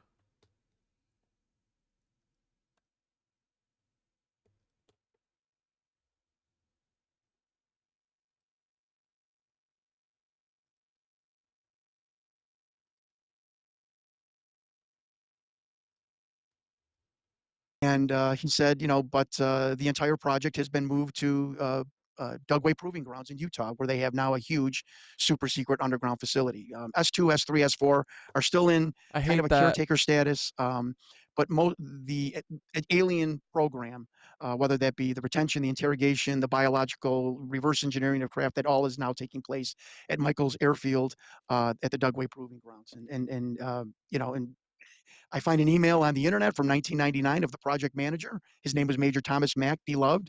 It says Richard Doty was our counterintelligence agent for Project Majestic, and that was the name of this project. Here's the bombshell. The name of the project for this whole thing since 1947 was the Majestic program. And the program to interview the beings in S2 was called Project Aquarius. Dude, Majestic 12 shit is real. And Project Aquarius, come on, bro, right? which was basically all things about aliens in contact with human beings.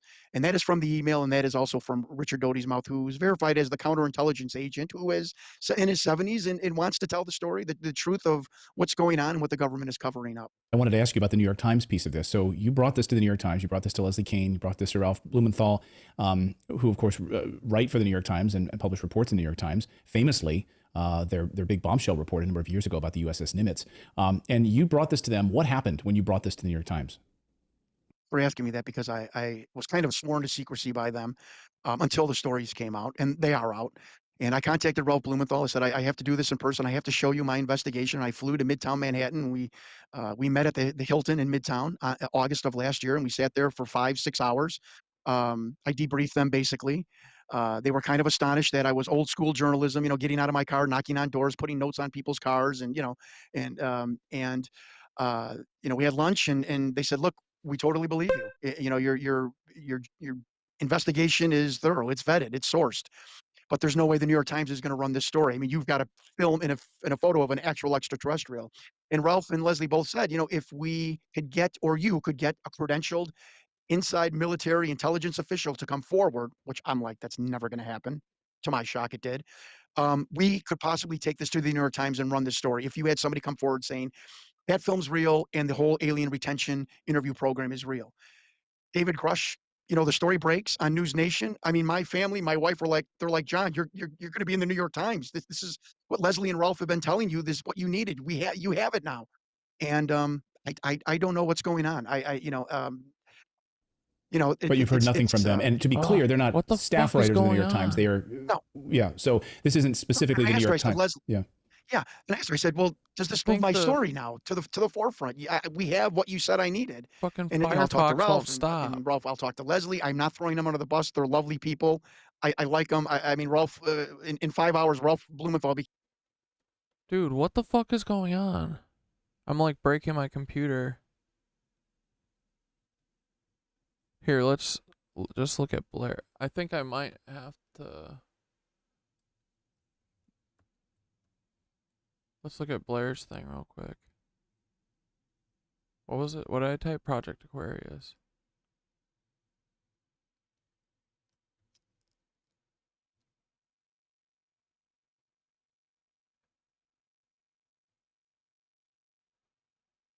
This is a response to your FOIA request to Peter Keisler, Associate Counsel to the President. As I explained in my letter to you dated November 23rd, 1987, the White House, as an entity whose sole function is to advise and assist the President, is not an agency subject to the Freedom of Information Act, Kissinger vs. Reporters Committee for Freedom of the Press.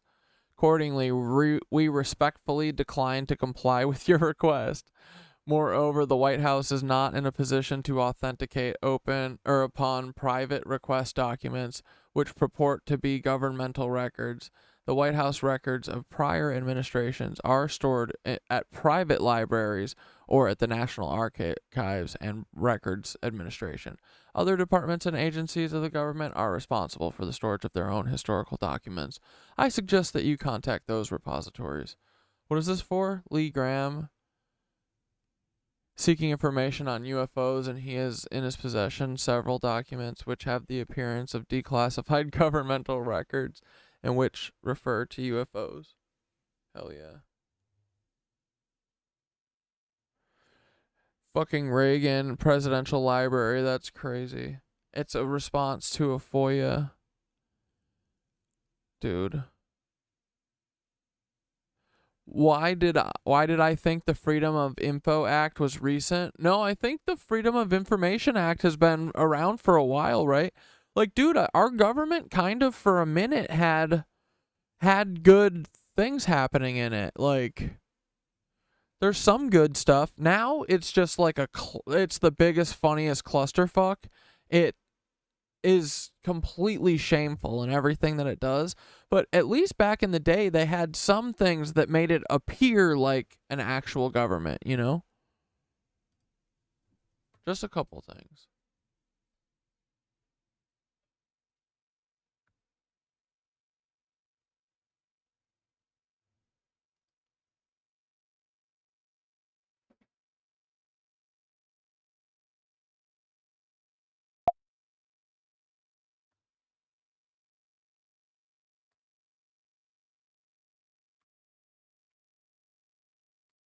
Yeah. So this isn't specifically Okay, New York Give Times. us this Yeah. goddamn Yeah, alien and so I we said, can well, rap. does this move my story now to the forefront? We have what you said I needed. And I'll talk to Ralph, and Ralph, I'll talk to Leslie. I'm not throwing them Why under the can't you bus. They're see it? lovely people.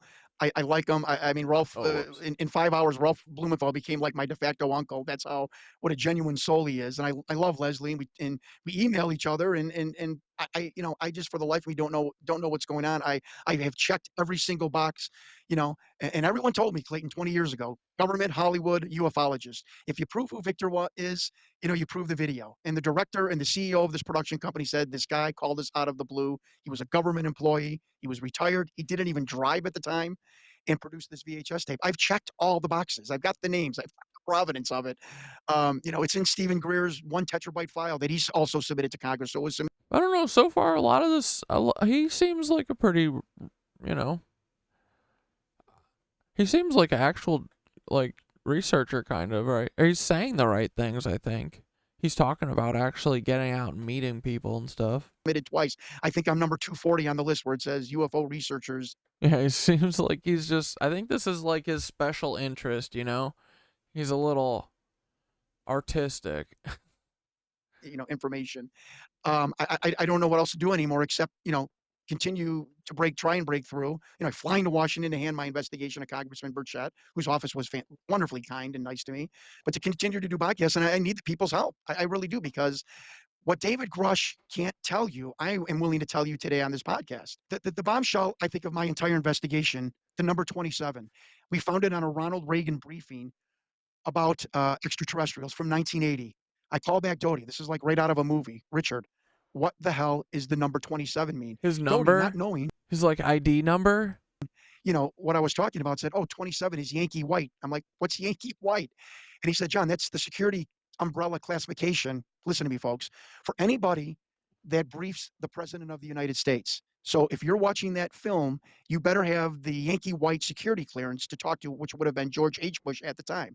Now, a person has claimed Colin Powell was in that room. I'm telling you that Colin Powell's chief intelligence liaison, Admiral Schaefer, he's the only name I've given up because he's dead. He's died already. He was also in that room, and he responded, and he was direct liaison to the Joint Chiefs of Staff, and I have proof that he was also in the Oval Office. So that is why the designation 27 is on the bottom of that film. Would a production person in a low-level production company or a screenwriter even think to put that on the bottom of the film? I mean, it's just ludicrous. It's just, this thing just proves itself over and over and over again. Well, it's just digital, tape. And so if you see the mouth of the bean, yeah, every FX person is like, I don't know how that opens. You close up on that film, and you see that mouth going like this. I mean, we've had FX people off camera tell us there's no way in 91. You'd see the metal servo around the mouth as a bulge. This is a slit that's opening and closing.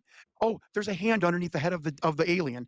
Goodnight. We're gonna wrap up as soon as this fucking alien video's done. Flashlight of the medic shines the if it entire ever torso of finishes. this being. You see the neck is as thin as a wiffle ball bat. How is somebody getting their hand up there? This would have taken $200,000 to $300,000. We know, again, being the journalist, I found the production budget of Rocket Pictures. Production budget meaning having them put this out as a documentary, and then they did their own alien interview as a B-roll. Wasn't even a third of that. I know what they were paid. I know what Victor was paid. There was no money. There was no $200,000, $300,000 budget to recreate this being. And why is everyone gaslighting me? And let me go on to the next thing, Clayton. This is very near and dear to my heart because it's affecting me. The person from that I was hooked, that was ready to come on camera, said, "Look, you're on a watch list now. Why am I on a watch list if I'm investigating a fake video?" Like, dude, I bet that I will get trouble someday for if I ever fly again, which is like a hard no, because I know that the CIA is just going to laser the wings off of the fucking plane. Right. The DIA. I call the DIA with my FOIA request. We see your name there, but there's no file. Mr. Stewart, his name was Andrew at DIA FOIA request. I've never seen this before ever. Somebody removed your file. You can't get on this computer with a name unless you have a file attached. All of a sudden, 4 hours later, a file is attached. I get an email. I mean, why? Admiral's ghosting me. Why is this sending panic and shockwaves through Washington and the Pentagon? Why, if it's a hoaxed video? That's all I ask people. Don't believe a word I'm saying.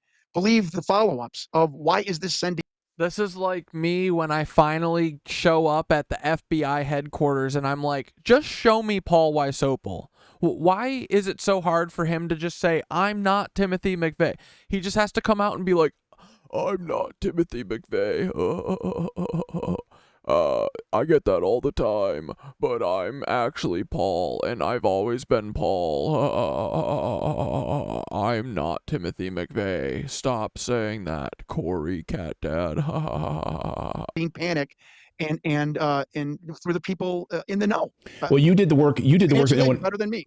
You did the work that no one else would do, and confirmed that there were men in the military who were in that room, and it wasn't a Hollywood production. There were people in that room who signed into that. Lev is like, let's stay up till 4, bro. I can't believe it's 1, but I wanted to get to 7 because I don't think we've done 7 before, and we're almost there. So why the fuck not? Facility, and you've But mostly, I just want to finish this video, which I've been trying to do. confirmed this, and you've confirmed with the family members. But I make it impossible because I keep doing this. Who were there and working on these projects. And others have come forward to confirm the veracity of not only your investigation, but also confirming other pieces of information from your investigation. Now it's in the hands of the U.S. Congress. You've given it over to Tim Burchett's office, Congressman Tim Burchett's office. This hearing is about to unfold in Washington, D.C. What do you expect will come from that hearing? And how will this film be involved in that in any way? Well, this film was already what I was told. So I can't verify the veracity. What I was told that this film was already shown to 2 congressmen who, quote, hands were shaking, couldn't even put the cup of water to their mouths when they saw this video. Another congressman saw it. He was just made a quote in the newspapers, in the media last week. I don't really think the American people can handle what I've seen. I think there's just gonna be the soft disclosure, as hard as that is to accept. Clayton, I don't. If you think Joe Biden is going to walk out an alien at the National Press Club, it's not. I don't think it's going to. He sure as fuck is not going to do it right now anymore, is he? Get it? Because he's dead. He's a goner. For sure. Goner. The military sees the technology they have as the high ground. In the Civil War, it was high hills. In 2023, it's this alien technology. And I want to tell the military something, and I want to look straight in the camera. I understand that. I understand the secrecy and the paranoia, not even knowing what you're really dealing with. I get it. The secret's out. Okay? Yeah. The secret is out. That's what I'm saying. People like me are not condemning you. I actually feel sorry for the people that had to keep this secret from their spouses and their friends and taking it to their deathbed. But no one is championing the military on this. And I want to tell the Pentagon, and I say this respectfully. To be honest with you, when I look out in the UFO world, the American people don't trust you. And really, I'm the only friend you got. So, people like me want. This is me and Paul. Right? This is me and my homie Paul. It's me and the boy to help Paul. You come out of the closet with the alien phenomenon. Oh my God, Andy's making gay jokes at him. Congress do what it has to do. Help and assist Congress. I'm asking the Pentagon to do this. We don't need all the secrets. We need to know you lied to us. You covered it up. We will understand why you covered it up and why you lied to us. Every day, and like they did in South.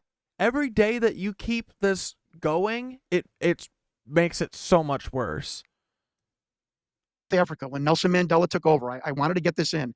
I would like to be part of some sort of a committee. This was batted about by Reverend Michael Carter, who appears on Ancient Aliens, that we need to have a government citizen committee where we just exonerate everybody in the government for the last 80 years of the money laundering, potential murders that have occurred to keep the secrets high. Folks, there's no other way to have the military or these government contractors, CEOs, come forward than to say, you're not going to jail. We will exonerate you. Tell us what you got.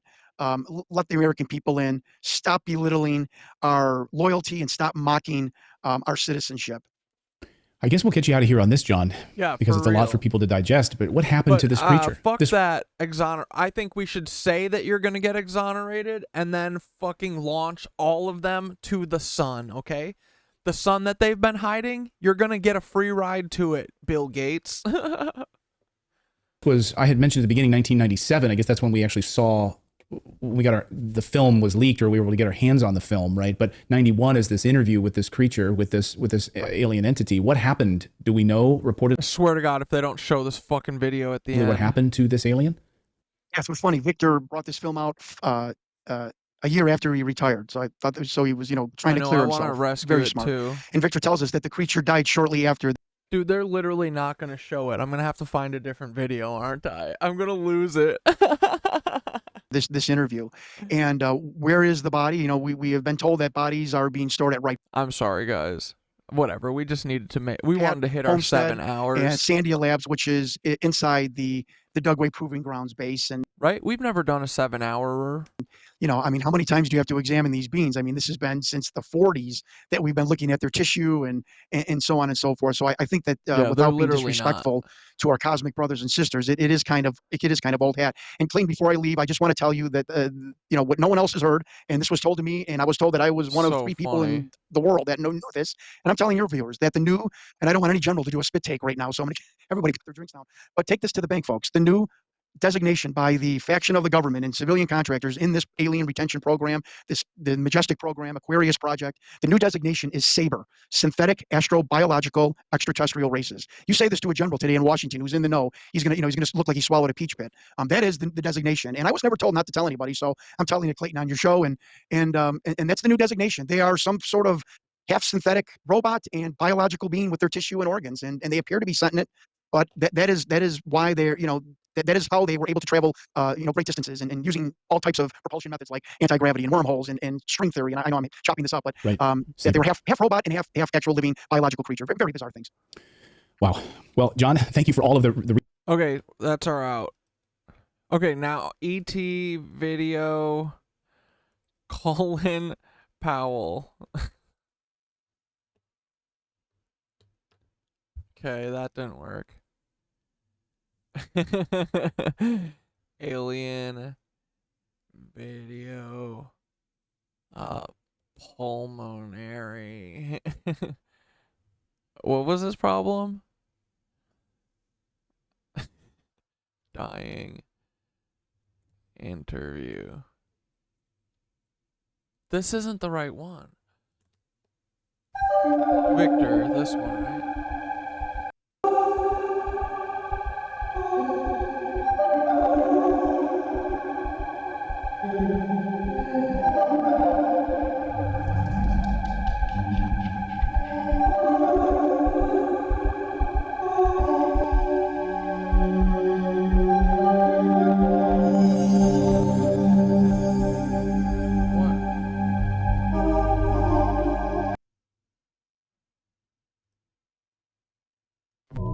Here we go, boys. The fuck is that sound? Oh, dude, I bet this is the one I saw 12 years ago.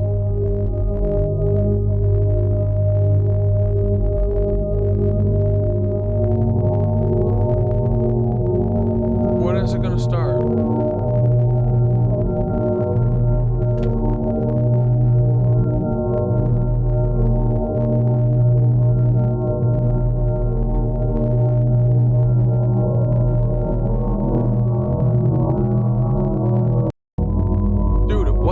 Is it literally not gonna talk?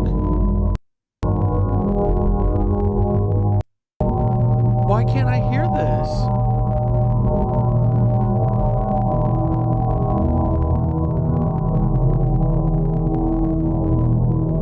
So in the last 5 years, they've made them replace the audio of this.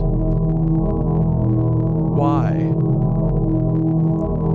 Wait, there was audio, right? Isn't it a fucking interview, I thought?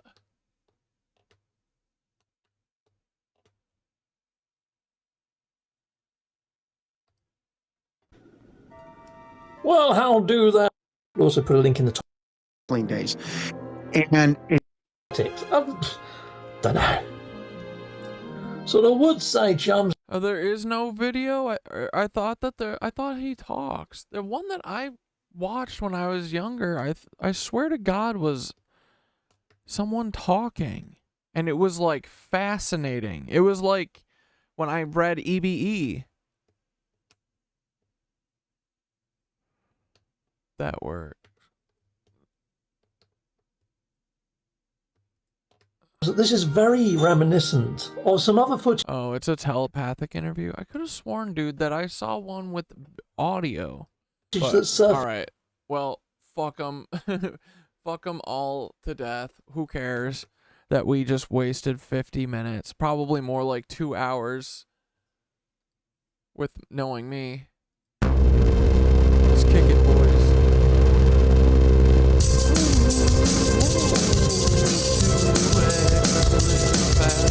We don't go that fast.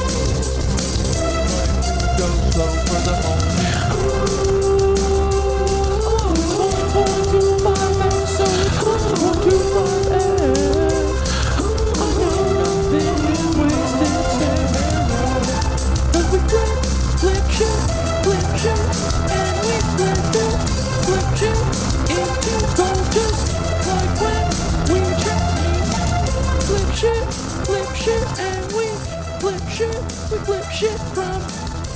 Shit into gold, cause that's what we do with the book of Aquarius.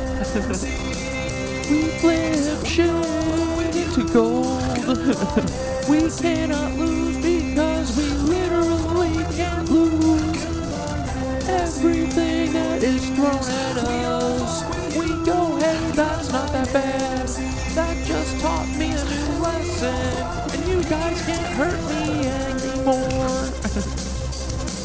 Oh, and I wanted to talk about Cap's great work on all of this stuff, but we'll do it on Friday, boys. But dude, Cap, great work on all this stuff. I finally got a chance to read through all this shit. And 1,000,000%. The Subby Sabos are connected to the Boston booming. He said, Hedwig Elnangler is a Subby Sabo who was banging this other ass clown. Which ass clown, you ask? I think it was this ass clown right here. It was Tom Brady's dad. Tom Brady's dad did the Boston booming. Oh yes, he did. And Helmet Leaner, a douche. He's a douche. Thanks for making this stuff. This looks so nice and pretty. Everywhere we look, it's so nice and pretty with Timmy.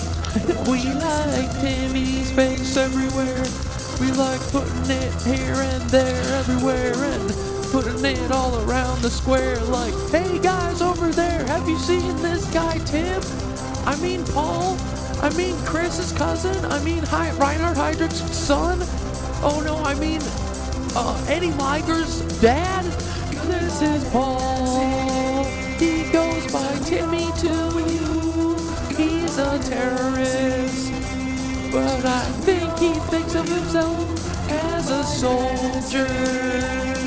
But if he was brave, he'd say, fuck my bosses. I'm not gonna hurt my friend Catdad. Hey guys, that is my only friend named Catdad. I'm not gonna hurt him, cause he's my friend, and you can't make me do that to him. I don't wanna hurt my friend named Catdad. No, I don't. I just wanna have some fun with my friend as Tim, and I don't want to be a bad guy anymore. No, I don't. I just wanna be a normal guy with my friend Catdad and sing a little song with him. I just wanna be with my friend Catdad and play games. We can play Rocket League or even Dungeons and Dragons, boys. We don't have to do any cat and mouse games. We don't have to chase each other all around the country. And I don't have to chase and hide behind my friends Dante and Nicole's band all day. I don't have to be a creepy guy anymore. That would be the best, and I would be able to look my son in the eye Oh my god, did I let that slip? Catdad is my son. Oh no. This is a sitch. Guys, what if I was like, Paul has been my father? I would still burn his ass though, so it doesn't matter. That would be so funny though. In the movie version, that's what we're gonna do, okay? It's gonna end with Catdad and Paul. Oh, look at that ad break right there. Fuck that ad break. But yeah, love you, Paul. Have a good night, Paul. Don't hurt me. Don't hurt my friends. Don't hurt my family. Don't hurt anyone that has to do with me. Look at that. 7 hours, 7 minutes, and 30... Shit, what are we going to do? I guess we'll have to do 47 seconds. Okay, good night, guys. Appreciate you. Love you. Have a great evening. Bye, Paul.